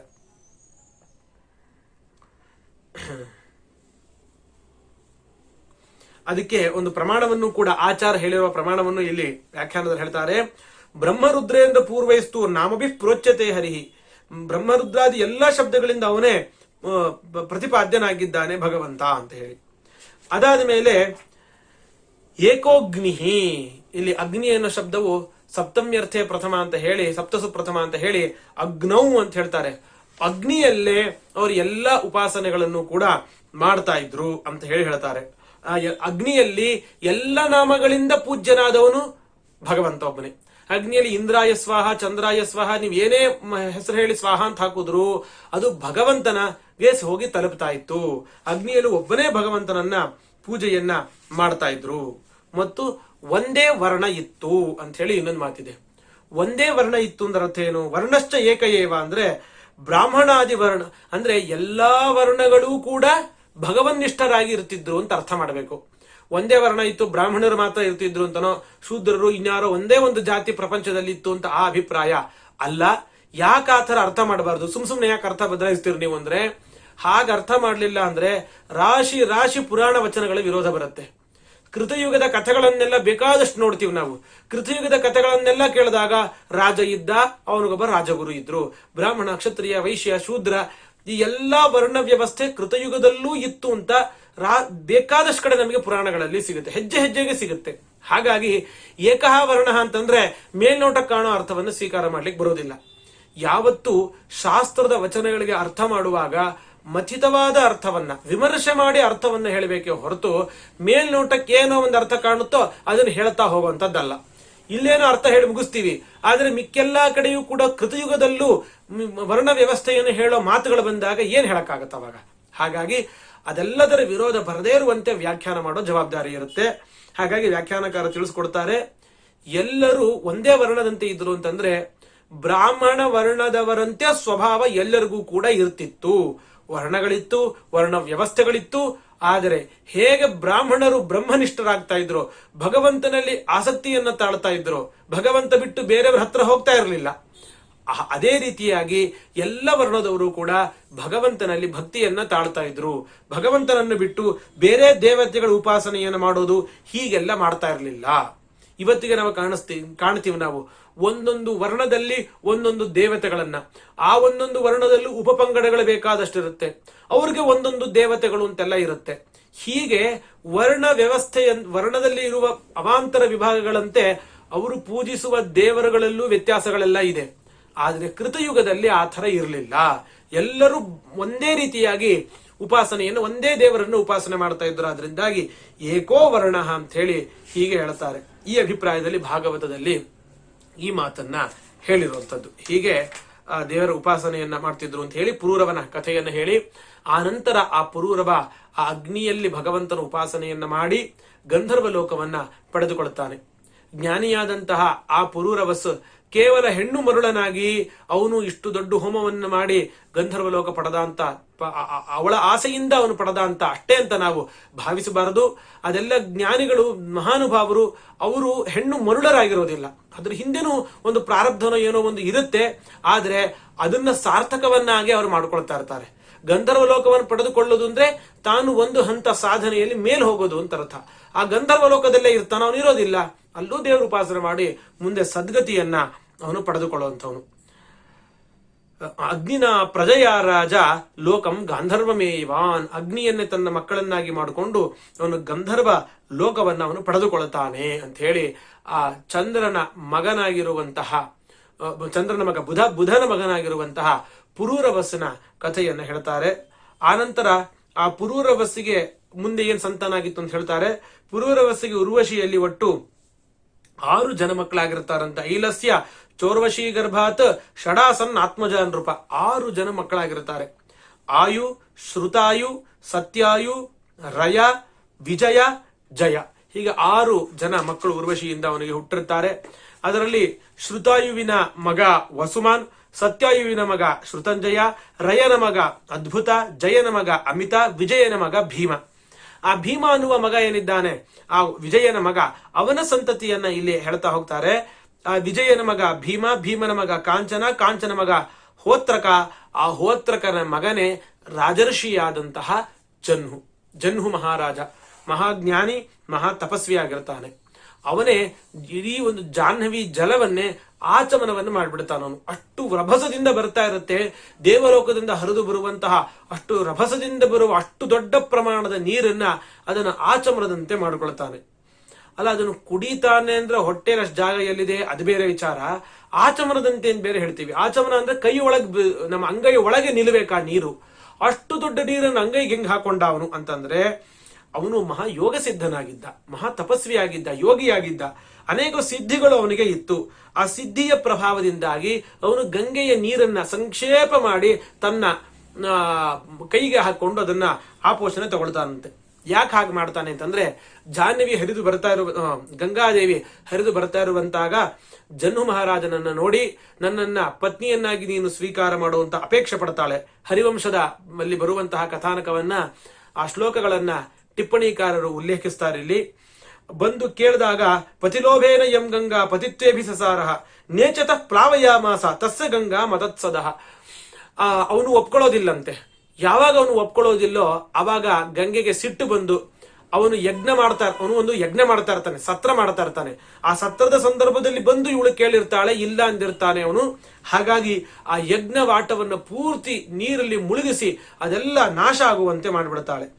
ಹಾಗಾಗಿ ಅವನಿಗೆ ಸಿಟ್ಟು ಬರುತ್ತೆ. ಸಿಟ್ಟು ಬಂದು ಹೇಳ್ತಾನೆ, ಇಷ್ಟೊಂದು ರಭಸದಿಂದ ಬರ್ತಾ ಇದ್ದೀನಿ ಅನ್ನೋ ಅಹಂಕಾರ ನಿನಗೆ ಇದೆ, ಅದರಿಂದ ಏಷತೆ ತ್ರಿಷು ಲೋಕೇಶು ಸಂಕ್ಷಿಪ್ಯಾಪ ಪಿಬಾಮ್ಯ, 3 ಲೋಕದಲ್ಲಿ ಹರಿದು ಬರ್ತಾ ಇರಬಹುದು, ನಿನ್ನ ಸಂಕ್ಷೇಪ ಮಾಡಿ ನಿನ್ನನ್ನು ಕುಡಿದು ಬಿಡ್ತೀನಿ ಅಂತ ಹೇಳಿ ಹಾಗೆ ಅದನ್ನ ಆಚಮನ ಮಾಡಿಬಿಡ್ತಾನಂತೆ. ಆಚಮನ ಮಾಡಿದಾಗ ಕೊನೆಗೆ ಬೇರೆ ಎಲ್ಲರೂ ಕೂಡ ಬಂದು ಪ್ರಾರ್ಥನೆ ಮಾಡ್ತಾರೆ, ಋಷಿಗಳೆಲ್ಲರೂ ಬಂದು ಗಂಗೆಯನ್ನ ಪ್ರಾರ್ಥನೆ ಮಾಡ್ತಾರೆ ಅಂತ ಹೇಳಿ, ಗಂಗೆಯನ್ನ ಬಿಡಬೇಕು ಅಂತ ಹೇಳಿ ಪ್ರಾರ್ಥನೆ ಮಾಡ್ತಾರೆ ಅಂತ ಹೇಳಿ ಅವನು ಕಿವಿಯಿಂದ ವಾಪಸ್ಸು ಆ ನೀರನ್ನ ಬಿಟ್ಬಿಡ್ತಾನಂತೆ. ಹಾಗಾಗಿ ಜಹ್ನುವಿನಿಂದ ಪುನಃ ಹುಟ್ಟಿ ಬರ್ತಾಳೆ. ಆದ್ರಿಂದಾಗಿ ಜಾಹ್ನವಿ ಎನ್ನುವಂತಹ ಹೆಸರು ಕೂಡ ಅವಳಿಗೆ ಬರುತ್ತೆ. ಆನಂತರ ಜಹ್ನು ಮಹಾರಾಜ ಆಯ್ತು. ಜಹ್ನುವಿನ ಮಗ ಪೂರು ಅಂತ ಹೇಳಿ, ಪುರೂರವಸ್ ಬೇರೆ ಪೂರು ಬೇರೆ. ಪೂರು ಅವನ ಮಗ ಬಲಾಕ, ಅವನ ಮಗ ಅಜಕ ಅಂತ ಹೇಳಿ. ಆ ಅಜಕನ ಮಗ ಕುಶ ಅಂತ ಹೇಳಿ. ಕುಶನಿಗೆ 4 ಜನ ಮಕ್ಕಳಿರ್ತಾರೆ. ಕುಶಾಂಬು, ತನಯ, ವಸು ಮತ್ತು ಕುಶನಾಭ ಅಂತ ಹೇಳಿ ಹೀಗೆ 4 ಜನ ಮಕ್ಕಳು ಅವನಿಗೆ ಇರ್ತಾರೆ. ಕುಶನಾಭಶ್ಚ ಚತ್ವಾರ ಗಾಧಿರಾಸೀತ್ ಕುಶಾಂಬುಜ. ಆ 4 ಜನ ಮಕ್ಕಳಲ್ಲಿ ದೊಡ್ಡ ಮಗ ಕುಶಾಂಬು ಇದ್ದಾನಲ್ಲ, ಆ ಕುಶಾಂಬುವಿನ ಮಗನೇ ಗಾಧಿರಾಜ. ಆ ಗಾಧಿರಾಜನ ಮಗಳೇ ಸತ್ಯವತಿ. ತನ್ನ ಮಗಳಾದ ಸತ್ಯವತಿಯನ್ನ ಗಾಧಿರಾಜ ಋಚೀಕ ಮುನಿಗೆ ಕೊಟ್ಟು ಮದುವೆಯನ್ನ ಮಾಡ್ತಾನೆ. ಆ ಮದುವೆ ಮಾಡಬೇಕಾದ್ರೆ ಅವನು ಸಂತೋಷವಾಗಿ ಕೊಟ್ಟು ಮದುವೆ ಮಾಡಿರೋದಿಲ್ಲ. ಇಂತಹ ಅನೇಕ ಕಥೆಗಳನ್ನು ಕೇಳ್ತಾ ಇದ್ದೀವಿ. ಅಂದ್ರೆ ಈ ಹೆಣ್ಣನ್ನು ಕೊಡುವಾಗ ಅವನ ಸಂಪತ್ತು, ಅವನ ಸೌಂದರ್ಯ ಇದನ್ನೇ ನೋಡಿ ಕೊಡ್ತಾರೆ. ಅದು ಬಿಟ್ಟು ಅವನು ಸ್ವಭಾವ ಏನಿದೆ, ವ್ಯಕ್ತಿತ್ವ ಏನಿದೆ ಅದನ್ನ ನೋಡೋದಿಲ್ಲ ಅನ್ನೋದು ಈ ಕಾಲದಲ್ಲ, ಆ ಕಾಲದಲ್ಲೂ ಆ ಒಂದು ಸಮಸ್ಯೆ ಇತ್ತು ಅಂತ ಹೇಳಿ ಆಶ್ಚರ್ಯ ಆಗುತ್ತೆ ನಮಗೆ. ಋಷಿಕ ಋಷಿಗಳು ಬರ್ತಾರಂತೆ. ಬಂದು ಗಾಜಿರಾಜನ ಹತ್ರ ಬಂದು ನಿನ್ನ ಮಗಳು ಸತ್ಯವತಿಯನ್ನ ನನಗೆ ಕೊಟ್ಟು ಮದುವೆ ಮಾಡು ಅಂತ ಹೇಳಿ ಕೇಳ್ತಾರಂತೆ. ಆದ್ರೆ ಇವನಿಗೆ ಕೊಡ್ಲಿಕ್ಕೆ ಇಷ್ಟ ಇರೋದಿಲ್ಲ. ಹಾಗಾಗಿ ಒಂದು ಉಪಾಯ ಮಾಡ್ತಾನವನು. ಆಯ್ತು, ಕೊಡ್ತೀನಿ, ನನ್ನ ಮಗಳನ್ನ ಕೊಡಬೇಕು ಅಂದ್ರೆ ಕನ್ಯಾಶುಲ್ಕ ಕೊಟ್ಟು ನೀವು ಪಡೆದುಕೊಳ್ಬೇಕು. ಹೀಗೆಲ್ಲ ಹೇಗೆ ವರದಕ್ಷಿಣೆ ಅಂತಾರೋ ಹಾಗೆ ಕನ್ಯಾಶುಲ್ಕವನ್ನ ಶಾಸ್ತ್ರ ಹೇಳುತ್ತೆ. ಕನ್ಯೆಗೆ ಒಂದಿಷ್ಟು ಶುಲ್ಕವನ್ನು ಕೊಟ್ಟು ಪಡೆದುಕೊಳ್ಳುವುದು ಅದು ಕ್ಷತ್ರಿಯರಲ್ಲಿ ಕೆಲವು ಕಡೆ ವಿಹಿತವಾಗಿರುವಂತದ್ದು, ಎಲ್ಲಾ ಕಡೆನೂ ಕೂಡ ಅಲ್ಲ.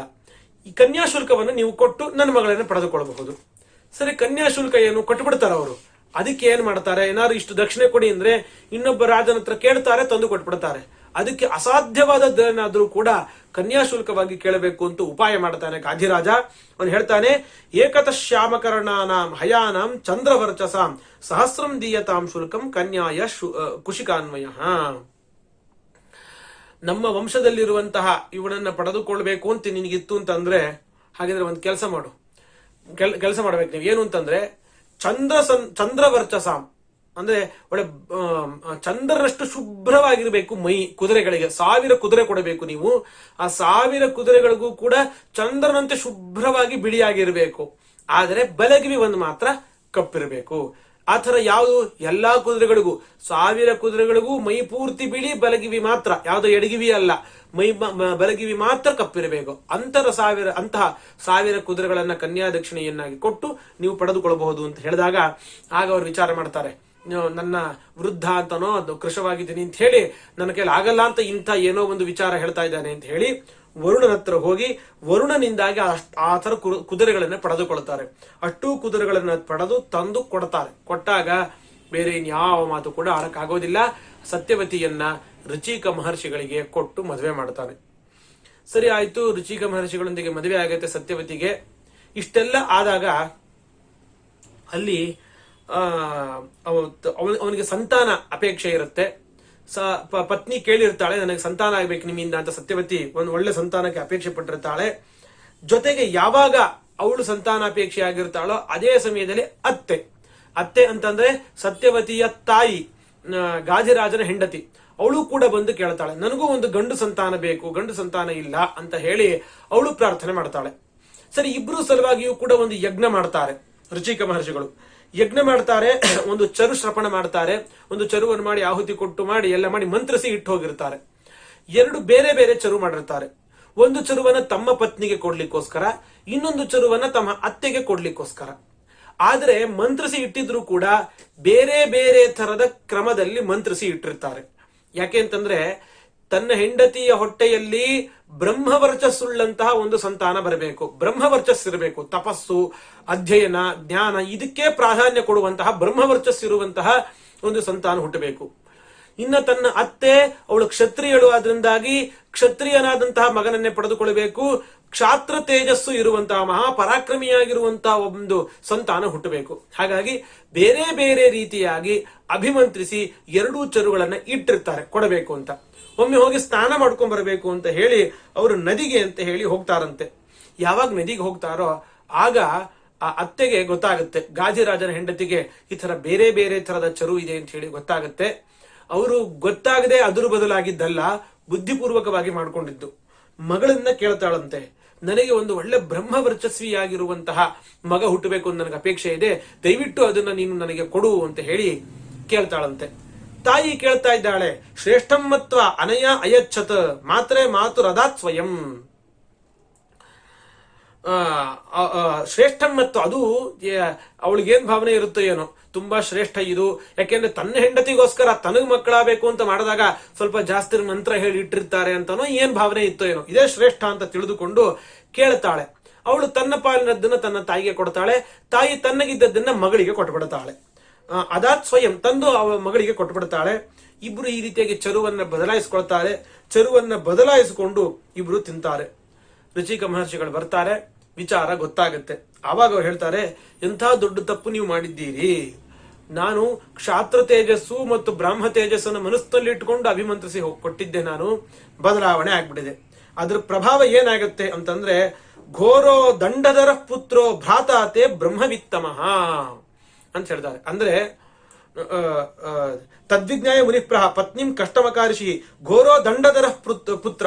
ನೀನು ಬ್ರಾಹ್ಮಣ ಪತ್ನಿಯಾಗಿದ್ಯಾ, ನೀನು ಬ್ರಾಹ್ಮಣನಿಗೆ ಪತ್ನಿಯಾಗಿರೋದು, ನಿನ್ನಲ್ಲಿ ಬ್ರಾಹ್ಮಣ ವರ್ಚಸ್ಸುಳ್ಳಂತಹ ಮಗ ಹುಟ್ಟಬೇಕಾಗಿತ್ತು. ಆದರೆ ಅತ್ಯಂತ ಘೋರವಾದ ಕರ್ಮವನ್ನು ಮಾಡುವಂತಹ ದಂಡಧರನಾದ ಒಬ್ಬ ಮಗ ನಿನಗೆ ಹುಟ್ಟುಬಿಡ್ತಾನೆ. ಮತ್ತು ನಿನಗೆ ತಮ್ಮನಾಗಿ ನಿನ್ನ ತಾಯಿಯಲ್ಲಿ ಬ್ರಾಹ್ಮ ತೇಜಸ್ಸುಳ್ಳಂತಹ ಒಬ್ಬ ತಪಸ್ವಿಯಾದಂತಹ ಒಬ್ಬ ಮಗ ಹುಟ್ಟುತ್ತಾನೆ. ಈ ತರ ವ್ಯತ್ಯಾಸ ಆಗುತ್ತೆ ಅಂತ ಹೇಳಿದಾಗ ಆಗ ಪತ್ನಿಗೆ ಚಿಂತೆ ಆಗ್ಬಿಡತ್ತೆ. ಬ್ರಾಹ್ಮಣನ ಕೈ ಹಿಡಿದು ಒಳ್ಳೆ ಬ್ರಾಹ್ಮ ತೇಜಸ್ಸುಳ್ಳ ಮಗನನ್ನ ಪಡೆದುಕೊಳ್ಳೋದು ಬಿಟ್ಟು ಕ್ಷಾತ್ರ ತೇಜಸ್ಸಿನ ಮಗನನ್ನು ಪಡೆದುಕೊಳ್ಳುವಂತ ಸ್ಥಿತಿ ಬಂತು. ಎಂಥ ಅವಕಾಶದಿಂದ ವಂಚಿತರಾದೆ ನಾನು ಅಂತೊಳಗೆ ತುಂಬಾ ಪಶ್ಚಾತ್ತಾಪ ಆಗುತ್ತೆ. ಗಂಡನಲ್ಲಿ ಕ್ಷಮೆಯನ್ನು ಕೇಳಿ ಪುನಃ ಪುನಃ ಪ್ರಸನ್ನನಾಗ್ಲಿಕ್ಕೆ ಪ್ರಾರ್ಥನೆ ಮಾಡಿದಾಗ ಆಗ ಪ್ರಸನ್ನರಾಗಿ ಹೇಳ್ತಾರಂತೆ, ಹಾಗಿದ್ರೆ ಇದು ವ್ಯರ್ಥ ಅಂತೂ ಆಗ್ಲಿಕ್ಕೆ ಸಾಧ್ಯ ಇಲ್ಲ. ಒಂದು ಕೆಲಸ ಆಗ್ಲಿ, ನಿನ್ನಿಂದ ಅಂದ್ರೆ ತಮ್ಮ ಪತ್ನಿಯಲ್ಲೇ ಸತ್ಯವತಿಯಲ್ಲಿ ಬ್ರಾಹ್ಮ ತೇಜಸ್ಸುಳ್ಳಂತಹ ಒಬ್ಬ ಮಗನೇ ಹುಡ್ತಾನೆ. ಆ ನಂತರದ ಮಗ ಇದ್ದಾನಲ್ಲ, ಅವನು ಕ್ಷಾತ್ರ ತೇಜಸ್ಸುಳ್ಳವನಾಗಿ ಹುಟ್ಟಲಿ, ಒಂದು ಜನರೇಷನ್ ಮುಂದೆ ಹಾಕೋದು ಅಂತ ಅರ್ಥ, ಮುಂದೆ ಹೋಗ್ಲಿ ಅಂತ ಹೇಳಿ ಇಷ್ಟು ಒಂದು ಮುಂದೆ ಹಾಕುವಂತಹ ಕೆಲಸವನ್ನು ಮಾಡ್ತಾರೆ.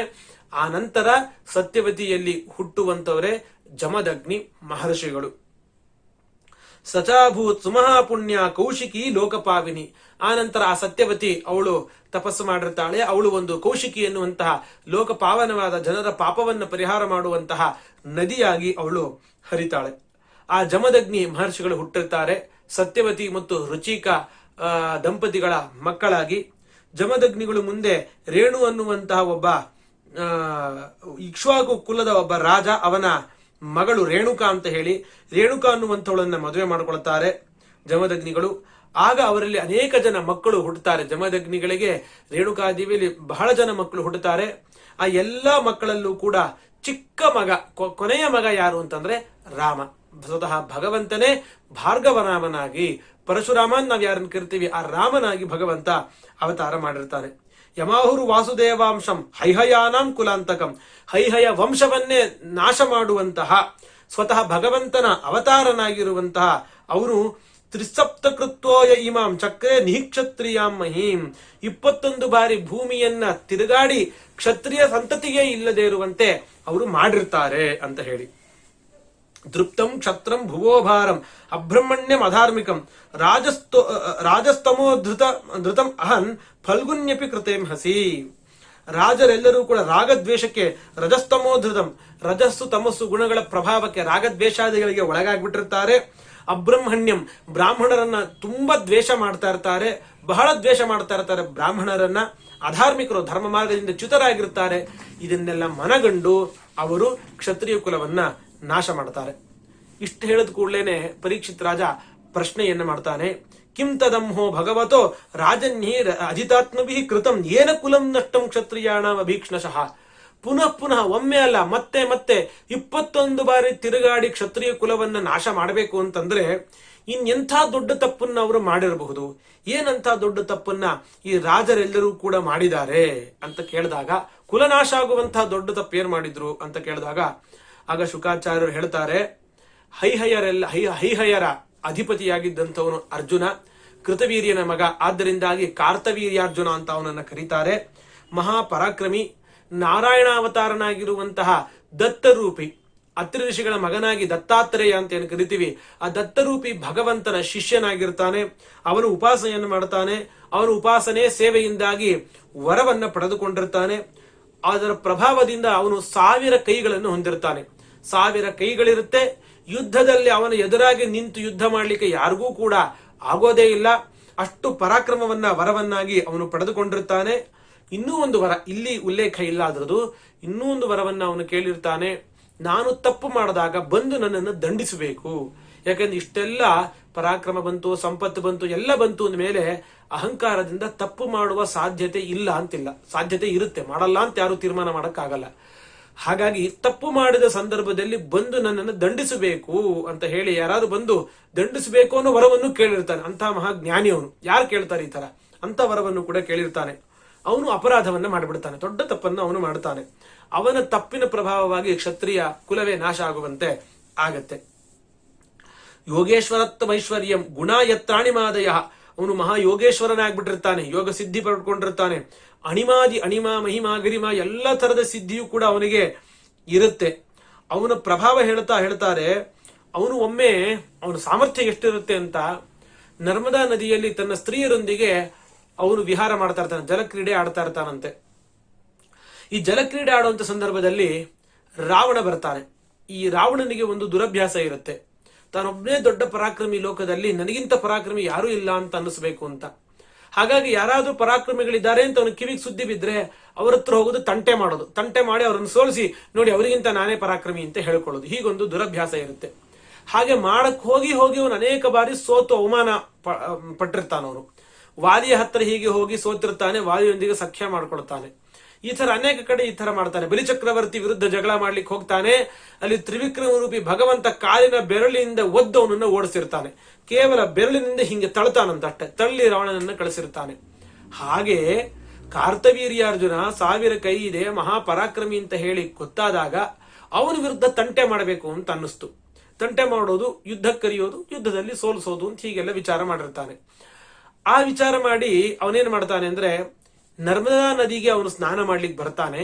ನರ್ಮದಾ ನದಿ ತೀರದಲ್ಲೇ ಸ್ವಲ್ಪ ಅವನು ಎಲ್ಲಿ ಸ್ನಾನ ಮಾಡ್ತಾ ಇರತ್ತೋ ಅದಕ್ಕಿಂತ ಸ್ವಲ್ಪ ದೂರದಲ್ಲಿ ಮುಂಚೆಯೇ ತಾನು ಒಂದು ಹೋಮವನ್ನು, ಒಂದು ಪೂಜೆಯನ್ನು ಮಾಡ್ತಾ ಕೂತ್ಕೊಳ್ಳೋದು.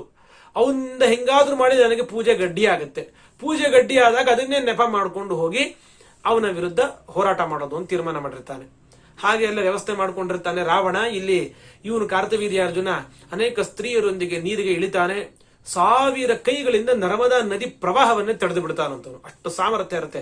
ನರ್ಮದಾ ನದಿ ಪ್ರವಾಹವನ್ನ 1000 ಕೈಗಳನ್ನ ಅಡ್ಡ ಇಟ್ಟು ತಡೆದು ಬಿಡ್ತಾನೆ. ನೀರಿಗೆ ಅಣೆಕಟ್ಟೆ ಇಟ್ಟಂತೆ ಆಗ್ಬಿಟ್ಟಿದೆ. ನೀರು ಜಾಸ್ತಿ ಜಾಸ್ತಿ ಆಗ್ತಾ ಹೋಗುತ್ತೆ. ಆ ತೀರದಲ್ಲೆಲ್ಲ ಆ ನೀರೆಲ್ಲ ಹರಿದು ಬರ್ಲಿಕ್ಕೆ ಶುರುವಾಗುತ್ತೆ. ಅವನ ಪೂಜಾ ಸಾಮಗ್ರಿಗಳೆಲ್ಲ, ರಾವಣನ ಪೂಜಾ ಸಾಮಗ್ರಿಗಳೆಲ್ಲ ಹರಿದುಕೊಂಡು ಹೋಗ್ಬಿಡುತ್ತೆ. ತಕ್ಷಣ ಅದನ್ನೇ ನೆಪ ಮಾಡಿಕೊಂಡು ಯುದ್ಧ ಮಾಡ್ಲಿಕ್ಕೆ ಅಂತ ಹೇಳಿ ಅವನು ಬರ್ತಾನೆ. ಬಂದಾಗ ಯಾವ ಶ್ರಮವೂ ಇಲ್ಲದೆ ಲೀಲಾಜಾಲವಾಗಿ ಆ ರಾವಣನನ್ನ ಬಂಧಿಸಿ ಇಟ್ಟು ಬಿಡ್ತಾನಂತೆ ಕಾರ್ತವೀರ್ಯಾರ್ಜುನ. ಆಮೇಲೆ ಬಂದು ಆ ವಿಶ್ರವಸರೆಲ್ಲ ಬಂದು ಕೇಳಿ ಅವನನ್ನ ಬಿಡಿಸೋ ಸ್ಥಿತಿ ಬರುತ್ತೆ. ಇಂತಹ ಮಹಾಪರಾಕ್ರಮಿಯಾಗಿದ್ದ ಆ ಕಾರ್ತವೀರ್ಯಾರ್ಜುನ. ಇಂತಹ ಅವನು ಒಮ್ಮೆ ಬೇಟೆ ಆಡ್ಲಿಕ್ಕೆ ಸೈನ್ಯವನ್ನೆಲ್ಲ ಕರೆದುಕೊಂಡು ಕಾಡಿಗೆ ಹೋಗಿರ್ತಾನೆ. ಕಾಡಿಗೆ ಹೋಗಿದ್ದಾಗ ಅಲ್ಲಿ ಜಮದಗ್ನಿ ಮಹರ್ಷಿಗಳ ಆಶ್ರಮಕ್ಕೆ ಬರ್ತಾನೆ. ಜಮದಗ್ನಿ ಮಹರ್ಷಿಗಳ ಆಶ್ರಮಕ್ಕೆ ಬಂದಾಗ ರಾಜ ಬಂದಿದ್ದಾನೆ, ರಾಜ ಪ್ರತ್ಯಕ್ಷ ದೈವತಂ, ಅವನೇ ಪ್ರತ್ಯಕ್ಷ, ಅವನಲ್ಲಿ ಎಲ್ಲಾ ದೇವತೆಗಳ ಸನ್ನಿಧಾನ ಇರುತ್ತೆ ಅಂತ ಹೇಳಿ ಸತ್ಕಾರ ಮಾಡಬೇಕು ಅಂತ ಹೇಳಿ ಜಮದಗ್ನಿ ಮಹರ್ಷಿಗಳು ಸೈನ್ಯ ಸಮೇತವಾಗಿ ಅವನಿಗೆಲ್ಲ ಸತ್ಕಾರ ಮಾಡ್ತಾರೆ, ಬೇಕಾದಷ್ಟು ಸತ್ಕಾರ ಮಾಡ್ತಾರೆ. ಅದನ್ನೆಲ್ಲ ನೋಡಿ ಅವನಿಗೆ ಆಶ್ಚರ್ಯ ಆಗುತ್ತೆ. ಇಷ್ಟೆಲ್ಲ ಸತ್ಕಾರ ಕಾಡಿನಲ್ಲಿರುವಂತಹ ಈ ಋಷಿಗಳಿಗೆ ಮಾಡ್ಲಿಕ್ಕೆ ಹೇಗೆ ಸಾಧ್ಯ ಅಂತ ನೋಡಿ ಅಲ್ಲಿ ಕಾಮಧೇನು ಇರುವುದನ್ನ ಅವರು ಅರ್ಥ ಮಾಡಿಕೊಂಡು ಕಾಮಧೇನು ತನಗೆ ಬೇಕು ಅಂತ ಕೇಳಿ ಅವರು ಇದು ಹೋಮಕ್ಕಾಗಿ ಹವಿರ್ಧಾನಿ, ಇದು ಅಂದ್ರೆ ಹೋಮಕ್ಕೆ ಬೇಕಾಗಿರುವ ಹವಿಸ್ಸು, ಹಾಲು, ತುಪ್ಪ, ಮೊಸರು, ಇದೆಲ್ಲನೂ ಹೋಮದ ಹವಿಸ್ಸುಗಳಿವೆಲ್ಲವೂ ಕೂಡ ಅದಕ್ಕಾಗಿ ಇಟ್ಕೊಂಡಿರೋದು, ಹಾಗೆ ಕೊಡಕ್ಕಾಗೋದಿಲ್ಲ ಅಂತ ಹೇಳಿದಾಗ ಕೊನೆಗೆ ಬಲಾತ್ಕಾರ ಮಾಡಿ ಆ ಹಸುವನ್ನ ಎಳ್ಕೊಂಡು ಹೋಗ್ತಾನಂತೆ. ತಾಂತೆ ಮಾಹಿಷ್ಮತೀಂ ನಿನ್ಯು ಸವತ್ಸಾಂ ಕ್ರಂದತೀಂ ಬಲಾತ್, ಅಳತಾ ಇರುತ್ತದು, ಅದಕ್ಕೂ ಬರ್ಲಿಕ್ಕೆ ಅಪೇಕ್ಷೆ ಇಲ್ಲ, ಇವನ ಜೊತೆ ಹೋಗ್ಲಿಕ್ಕೆ ಇಷ್ಟ ಇಲ್ಲ, ಅಳತಾ ಇರುತ್ತೆ. ಅದು ಅಳತಾ ಇದ್ದಂತೇನೆ ಅದರ ಕರುವಿನ ಜೊತೆಗೆ ಬಲಾತ್ಕಾರ ಮಾಡಿ ಆಶ್ರಮದಿಂದ ಅದನ್ನ ಎಳೆದುಕೊಂಡು ತನ್ನ ಮಾಹಿಷ್ಮತಿ ನಗರಕ್ಕೆ ತೆಗೆದುಕೊಂಡು ಹೋಗ್ಬಿಡ್ತಾನೆ. ಆಯ್ತು, ಹೋದಾದ ಮೇಲೆ ಪರಶುರಾಮ ದೇವರಿಗೆ ಆಶ್ರಮಕ್ಕೆ ಬಂದ ಮೇಲೆ ಅವರಿಗೆ ವಿಚಾರ ಗೊತ್ತಾಗುತ್ತೆ, ಇಷ್ಟೊಂದು ದೌರಾತ್ಮ್ಯವನ್ನ ಅವನು ತೋರಿಸಿದ್ದಾನೆ ಅಂತ ಹೇಳಿ ಗೊತ್ತಾಗುತ್ತೆ.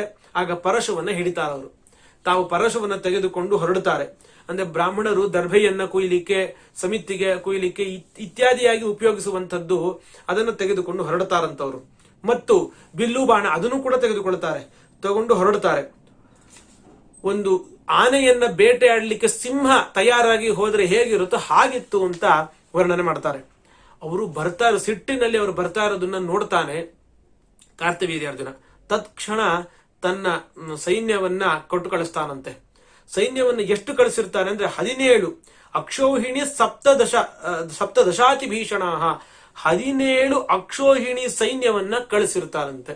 17 ಅಕ್ಷೋಹಿಣಿ ಸೈನ್ಯ ಅಂದ್ರೆ ಆ ಒಂದು ಅಕ್ಷೋಹಿಣಿಯಲ್ಲಿ ಎಷ್ಟು ಅಂತ ಅಲ್ಲಿ ಸುಮ್ಮನೆ ಒಂದು ಲೆಕ್ಕ ಹೇಳೋದಾದ್ರೆ, ಒಂದು ಅಕ್ಷೋಹಿಣಿ ಸೈನ್ಯ ಅಂತಂದ್ರೆ 21,870 ರಥಗಳು.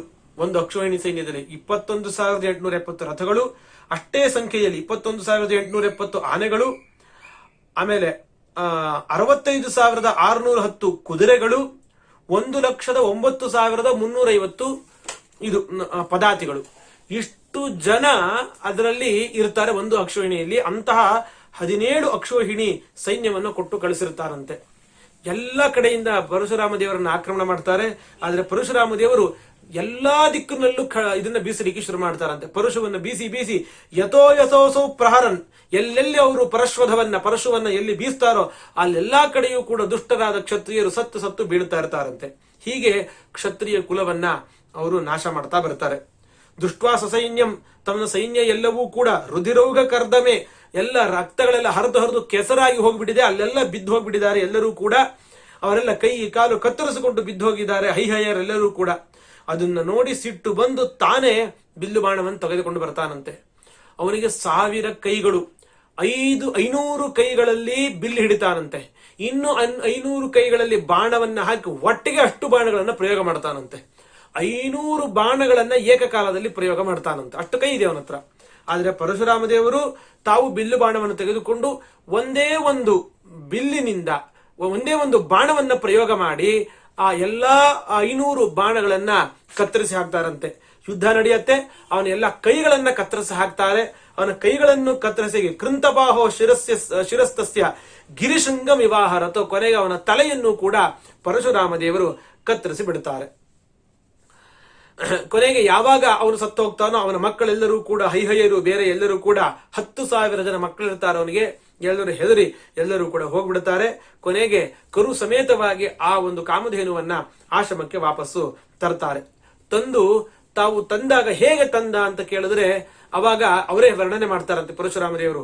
ಸ್ವಕರ್ಮ ತತ್ಕೃತಂ ರಾಮ ಪಿತ್ರೆ ಭ್ರಾತೃಭ್ಯ ಏವಚ ವರ್ಣಯಾಮಾಸ, ತನ್ನ ಎಲ್ಲ ಅಣ್ಣಂದಿರಿಗೆ ಮತ್ತು ತಂದೆಗೆ ಹೇಗೆ ತಾನು ಯುದ್ಧ ಮಾಡಿ ಯುದ್ಧದಲ್ಲಿ ಅವನನ್ನ ಸಂಹಾರ ಮಾಡಿ ಇದನ್ನು ತಗೊಂಡ್ಬಂದೆ ಅಂತ ಹೇಳ್ತಾರೆ. ಆಗ ಅವರು ಜಮದಗ್ನಿ ಮಹರ್ಷಿಗಳು, ಅಯ್ಯೋ ಎಂಥ ತಪ್ಪು ಮಾಡದೆ ಅಂತ ಅನ್ಸುತ್ತಂತ ಅವರಿಗೆ. ರಾಮ ಮಹಾಬಾಹೋ ಭವಾನ್ ಪಾಪಮಕಾರಶೀತ್, ದೊಡ್ಡ ತಪ್ಪನ್ನು ನೀನು ಮಾಡ್ಬಿಟ್ಟಿದ್ಯಾ. ಯಾಕೆ ಅಂತಂದ್ರೆ ರಾಜನನ್ನ ಕೊಲ್ಲೋದು ಬಹಳ ದೊಡ್ಡ ತಪ್ಪು. ಅವಧಿರ್ ನರದೇವಂ ಯತ, ಯಾಕೆಂದ್ರೆ ಅವನು ನರದೇವ ಅಂತ ಕರಿತೀವಿ. ನರದೇವ ಅಂದ್ರೆ ಮನುಷ್ಯರಲ್ಲಿ ದೇವತೆಗಳ ಸನ್ನಿಧಾನ ಇಟ್ಕೊಂಡಿರುವಂತಹ ವ್ಯಕ್ತಿ ರಾಜನಾಗಿರುತ್ತಾನೆ. ವಯಂ ಹಿ ಬ್ರಾಹ್ಮಣಾಸ್ತಾತ ಕ್ಷಮಯ ಅರ್ಹಣತಾಂ ಗತಾಹ, ನಾವು ಬ್ರಾಹ್ಮಣರು, ನಾವು ಪೂಜ್ಯರು, ಕ್ಷತ್ರಿಯರು ಬಂದು ನಮ್ಮನ್ನು ಪೂಜಿಸ್ತಾರೆ. ಆ ಪೂಜ್ಯತ್ವ ಬಂದಿರೋದು ಹೇಗೆ ಬ್ರಾಹ್ಮಣರಿಗೆ ಅಂತಂದ್ರೆ ಕ್ಷಮ ಅಂತಂದ್ರೆ ಸಹನೆ ಅಂತ ಅನ್ನುವಂಥದ್ದು ಅತಿ ದೊಡ್ಡ ಗುಣ.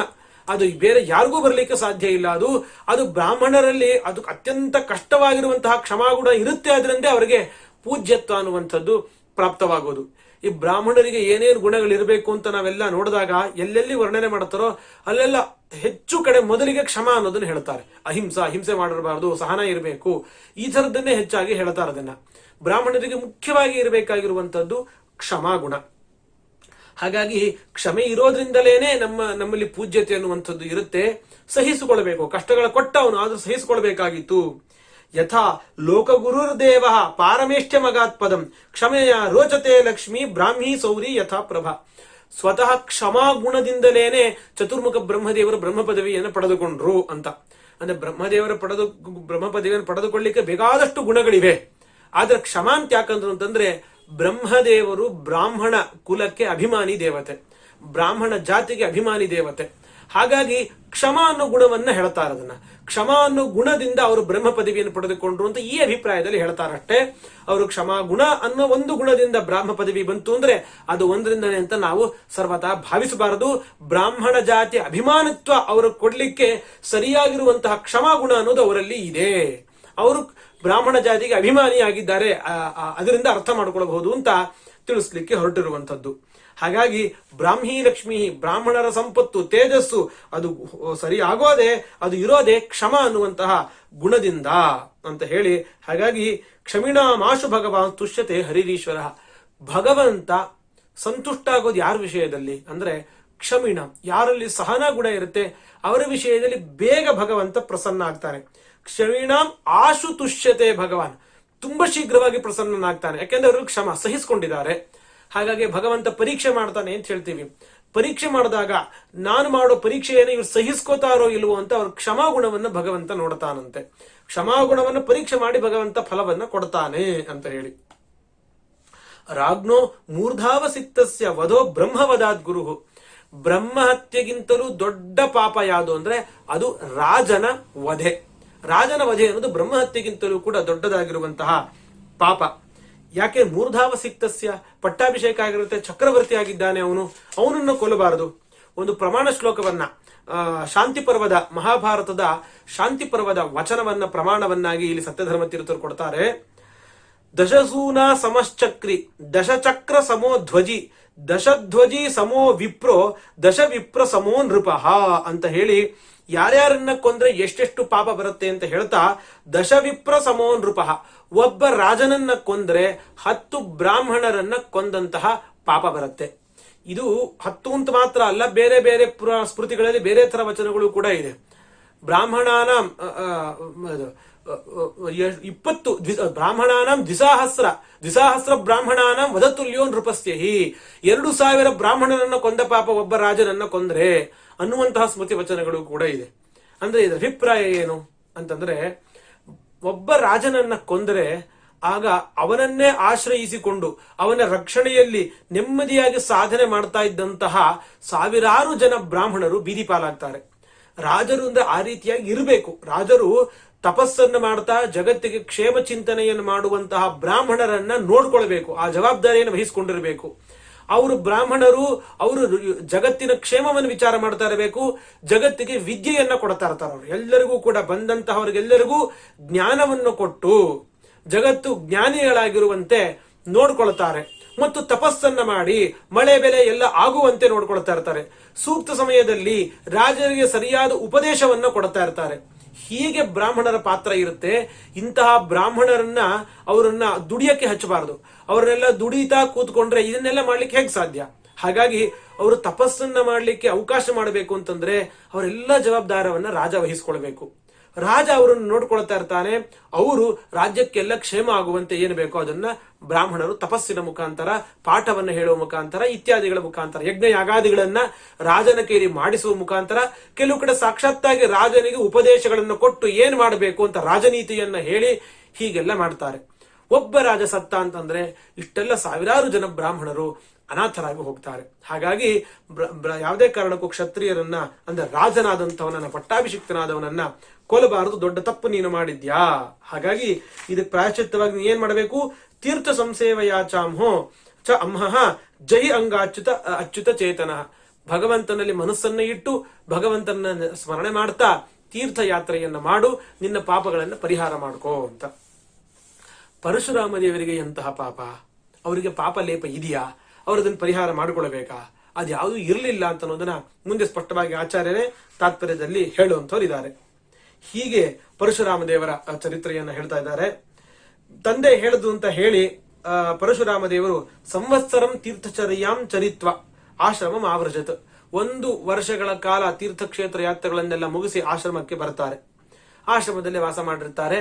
ಒಮ್ಮೆ ಅವರ ತಾಯಿ ರೇಣುಕಾದೇವಿ, ಜಮದಗ್ನಿ ಋಷಿಗಳ ಹೆಂಡತಿ ರೇಣುಕಾದೇವಿ ತೀರ್ಥಕ್ಕೆ ಹೋಗಿ ಅಂದ್ರೆ ನದಿಗೆ ಹೋಗಿ ನದಿಯ ನೀರನ್ನ ತರಬೇಕಾಗಿರುತ್ತೆ. ಹೋಮಕ್ಕೆ ಪೂಜೆಗೆ ಬೇಕಾಗಿರುವಂತಹ ವ್ಯವಸ್ಥೆ ಮಾಡ್ಲಿಕ್ಕೆ ನೀರನ್ನ ತರಬೇಕಾಗಿರುತ್ತೆ. ಹೋದಾಗ ಅಲ್ಲಿ ಒಳ್ಳೆ ಅಲಂಕಾರ ಮಾಡಿಕೊಂಡಿರುವಂತಹ ಪದ್ಮಮಾಲಿಯಾಗಿರುವಂತಹ ಒಬ್ಬ ಗಂಧರ್ವ ರಾಜ ಅನೇಕ ಅಪ್ಸರಿಯರ ಜೊತೆಗೆ ಅಲ್ಲಿ ಆ ನದಿಯಲ್ಲಿ ವಿಹಾರ ಮಾಡ್ತಾ ಇರೋದನ್ನ ನೋಡ್ತಾಳೆ. ನೋಡಿ ಒಂದು ಕ್ಷಣ ಅವಳ ಮನಸ್ಸು ವಿಚಲಿತ ಆಗತ್ತೆ ಆ ಗಂಧರ್ವನ ವಿಷಯದಲ್ಲಿ. ಕೊನೆಗೆ ಸ್ವಲ್ಪ ವಿಳಂಬ ಆಗೋಗುತ್ತೆ. ಬಂದ ಮೇಲೆ ತನ್ನಿಂದ ತಪ್ಪಾಗಿದೆ ಅಂತ ಹೇಳಿ ಗೊತ್ತಾಗಿ ರೇಣುಕಾದೇವಿ ಅದನ್ನ ಕಲಶಂ ಆಗತ್ತ ಕಲಶಂ ತತ್ಸ್ಥೌ ಪುರೋಧಾಯ ಕೃತಾಂಜಲಿ, ಕಲಶವನ್ನ ತಂದು ಇಟ್ಟು ಕೈ ಮುಗಿದು ನಿಂತ್ಕೊಂಡ್ಬಿಡ್ತಾಳಂತೆ, ತನ್ನಿಂದ ತಪ್ಪಾಗಿದೆ ಅಂತ ಗೊತ್ತಾಗಿದೆ. ಮಾನಸಿಕ ವ್ಯಭಿಚಾರ ಆಗಿರೋದನ್ನ ಅರ್ಥ ಮಾಡಿಕೊಂಡು ಸಿಟ್ಟಿನಿಂದ ಜಮದಗ್ನಿ ಮಹರ್ಷಿಗಳು ತನ್ನ ಎಲ್ಲ ಮಕ್ಕಳಿಗೂ ಆದೇಶ ಕೊಡ್ತಾರಂತೆ, ಘ್ನತೈನಾಂ ಪುತ್ರಕಾಃ ಪಾಪ ಮಿತ್ಯುಕ್ತಾಸ್ತಾಂ ನಚಕ್ರಿದೆ, ಇವಳನ್ನ ಕೊಲ್ಲಬೇಕು ನೀವು ಅಂತ ಮಕ್ಕಳಿಗೆ ಆದೇಶ ಮಾಡಿದ್ರೆ ಯಾವ ಮಕ್ಕಳು ಅದಕ್ಕೆ ತಾಯಿಯನ್ನ ಕೊಲ್ಲುವಂತಹ ಕೆಲಸಕ್ಕೆ ಮುಂದೆ ಹೋಗುದಿಲ್ಲ.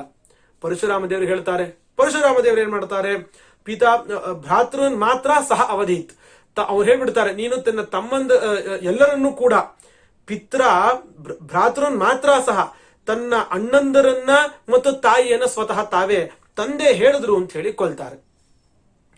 ಇದು ಕೊಂದಿದ್ ಸರಿನಾ? ಪರಶುರಾಮ ದೇವರು ಹೇಳಿರಬಹುದು.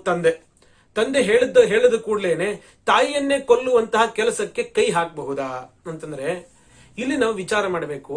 ಅದನ್ನ ಭಾಗವತದಲ್ಲೇ ಸೂಕ್ಷ್ಮವಾಗಿ ಹೇಳ್ತಾರೆ. ಅದನ್ನ ಪ್ರಭಾವಜ್ಞೋ ಮುನೇ ಸಮ್ಯಕ ತಮ ಸಮಾಧೇ ತಪಸ್ಸಷ್ಟ ಸಹ, ತನ್ನ ತಂದೆ ಜಮದಗ್ನಿ ಮಹರ್ಷಿಗಳ ತಪಸ್ಸು ಎಂಥದ್ದು, ಅದರ ಪ್ರಭಾವ ಏನು, ಅವರ ಸಾಮರ್ಥ್ಯ ಏನು ಅಂತ ಚೆನ್ನಾಗಿ ಗೊತ್ತಿತ್ತು. ಆದ್ರಿಂದಾಗಿ ಸಿಟ್ಟಿನಿಂದ ಕೊಲ್ಲು ಅಂತ ಹೇಳಿರುವ ತಂದೆಗೆ ಅವರನ್ನ ವಾಪಸ್ಸು ಬದುಕಿಸುವಷ್ಟು ಸಾಮರ್ಥ್ಯವೂ ಕೂಡ ಇದೆ ಅಂತ ಹೇಳಿ ಗೊತ್ತಿದೆ. ಈಗ ಲೋಕದೃಷ್ಟಿಯಿಂದ ನೋಡೋಣ. ಅಂದ್ರೆ ಭಗವಂತ ಭೂಮಿಯಲ್ಲಿ ಅವತಾರ ಮಾಡಿದಾಗ ಲೋಕ ಶಿಕ್ಷಣವನ್ನ ಕೊಡ್ತಾನೆ. ಭಗವಂತ ತಂದೆ ತಾಯಿಗಳನ್ನ ಕತ್ತರಿಸುವ ಅವಶ್ಯಕತೆ, ತಾಯಿಯನ್ನ ಸಹೋದರನ ಕತ್ತರಿಸುವ ಅವಶ್ಯಕತೆ ಇರಲೇ ಇರಲಿಲ್ಲ ವಸ್ತುತಃ ವಿಚಾರ ಮಾಡೋದಾದ್ರೆ. ಯಾಕೆ ಅಂದ್ರೆ ಜಮದಗ್ನಿಗಳ ಶಾಪ ಭಗವಂತನಿಗೆ ತಟ್ಟೋದೂ ಇಲ್ಲ. ಇವ್ರಿಗೆ ಏನ್ ಬೇಕಾದ್ರೂ ಮಾಡಬಹುದು, ಪರಶುರಾಮ ದೇವರಿಗೆ ಏನೂ ಮಾಡ್ಲಿಕ್ಕೆ ಆಗೋದಿಲ್ಲ. ಹಾಗಿದ್ರು ಯಾಕೆ ಇದೆಲ್ಲ ಮಾಡ್ತಾ ಇದ್ದಾರೆ? ತಂದೆ ಹೇಳಿದ್ರು ಅಂತ ತೀರ್ಥಯಾತ್ರೆ ಯಾಕೆ ಮಾಡ್ಕೊಂಬಂದ್ರು? ಅವ್ರಿಗೇನ್ ಪಾಪ ಇಲ್ಲ, ಏನೂ ಇಲ್ಲ. ಅಂದ್ರೆ ಲೋಕ ಶಿಕ್ಷಣ ಮಾಡಬೇಕು, ಜಗತ್ತಿಗೆ ತಿಳಿಸ್ಕೊಡ್ಬೇಕು. ಇಂಥದ್ದೇನಾದ್ರೂ ಆದಾಗ ದೊಡ್ಡವರು ಹೇಳಿದಂತಹ ಒಂದು ಪ್ರಾಯಶ್ಚಿತ್ತವನ್ನ ನಾವು ಮಾಡ್ಕೊಳ್ಬೇಕು. ದೊಡ್ಡವರು ಹೇಳಿದ ಮಾತನ್ನ ಇಂತಹ ಒಂದು ಇಕ್ಕಟ್ಟಿನ ಸಂದರ್ಭದಲ್ಲಿ ಬಂದಾಗ ಏನು ಮಾಡಬೇಕು ಅಂತ ಜಗತ್ತಿಗೆ ಶಿಕ್ಷಣ ಕೊಡಬೇಕಾಗಿದೆ. ಏನ್ ಶಿಕ್ಷಣ ಕೊಟ್ರು? ತಂದೆ ಹೇಳಿದ್ರು ಅಂತ ತಾಯಿ ತಲೆಯನ್ನು ಕತ್ತರಿಸುವಂತ ಇದಾ ಲೋಕ ಶಿಕ್ಷಣ ಅಂದ್ರೆ? ಅದೆಲ್ಲ ಲೋಕ ಶಿಕ್ಷಣೆ. ಪ್ರಭಾವಜ್ಞ, ತಂದೆ ಸಾಮರ್ಥ್ಯ ಗೊತ್ತಿದೆ, ಅವರು ಮನಸ್ಸು ಮಾಡಿ ಪುನಃ ಎಲ್ಲರನ್ನೂ ಕೂಡ ಬದುಕಿಸ್ಬಿಡ್ತಾರ. ಅವರು ಈಗ ಏನಾದ್ರೂ ಕೂಡ ಒಪ್ಕೊಳ್ಳಿಲ್ಲ ಅಂತಂದ್ರೆ ತಂದೆಯ ಸಿಟ್ಟಿಗೆ ಒಳಗಾಗಿ ಪರಶುರಾಮ ದೇವರು ಕೂಡ ಹತರಾಗೋ, ಅಂದ್ರೆ ಇದನ್ನ ಸರ್ವಥಾ ಬೇರೆ ರೀತಿಯಾಗಿ ಭಾವಿಸಬಾರದು.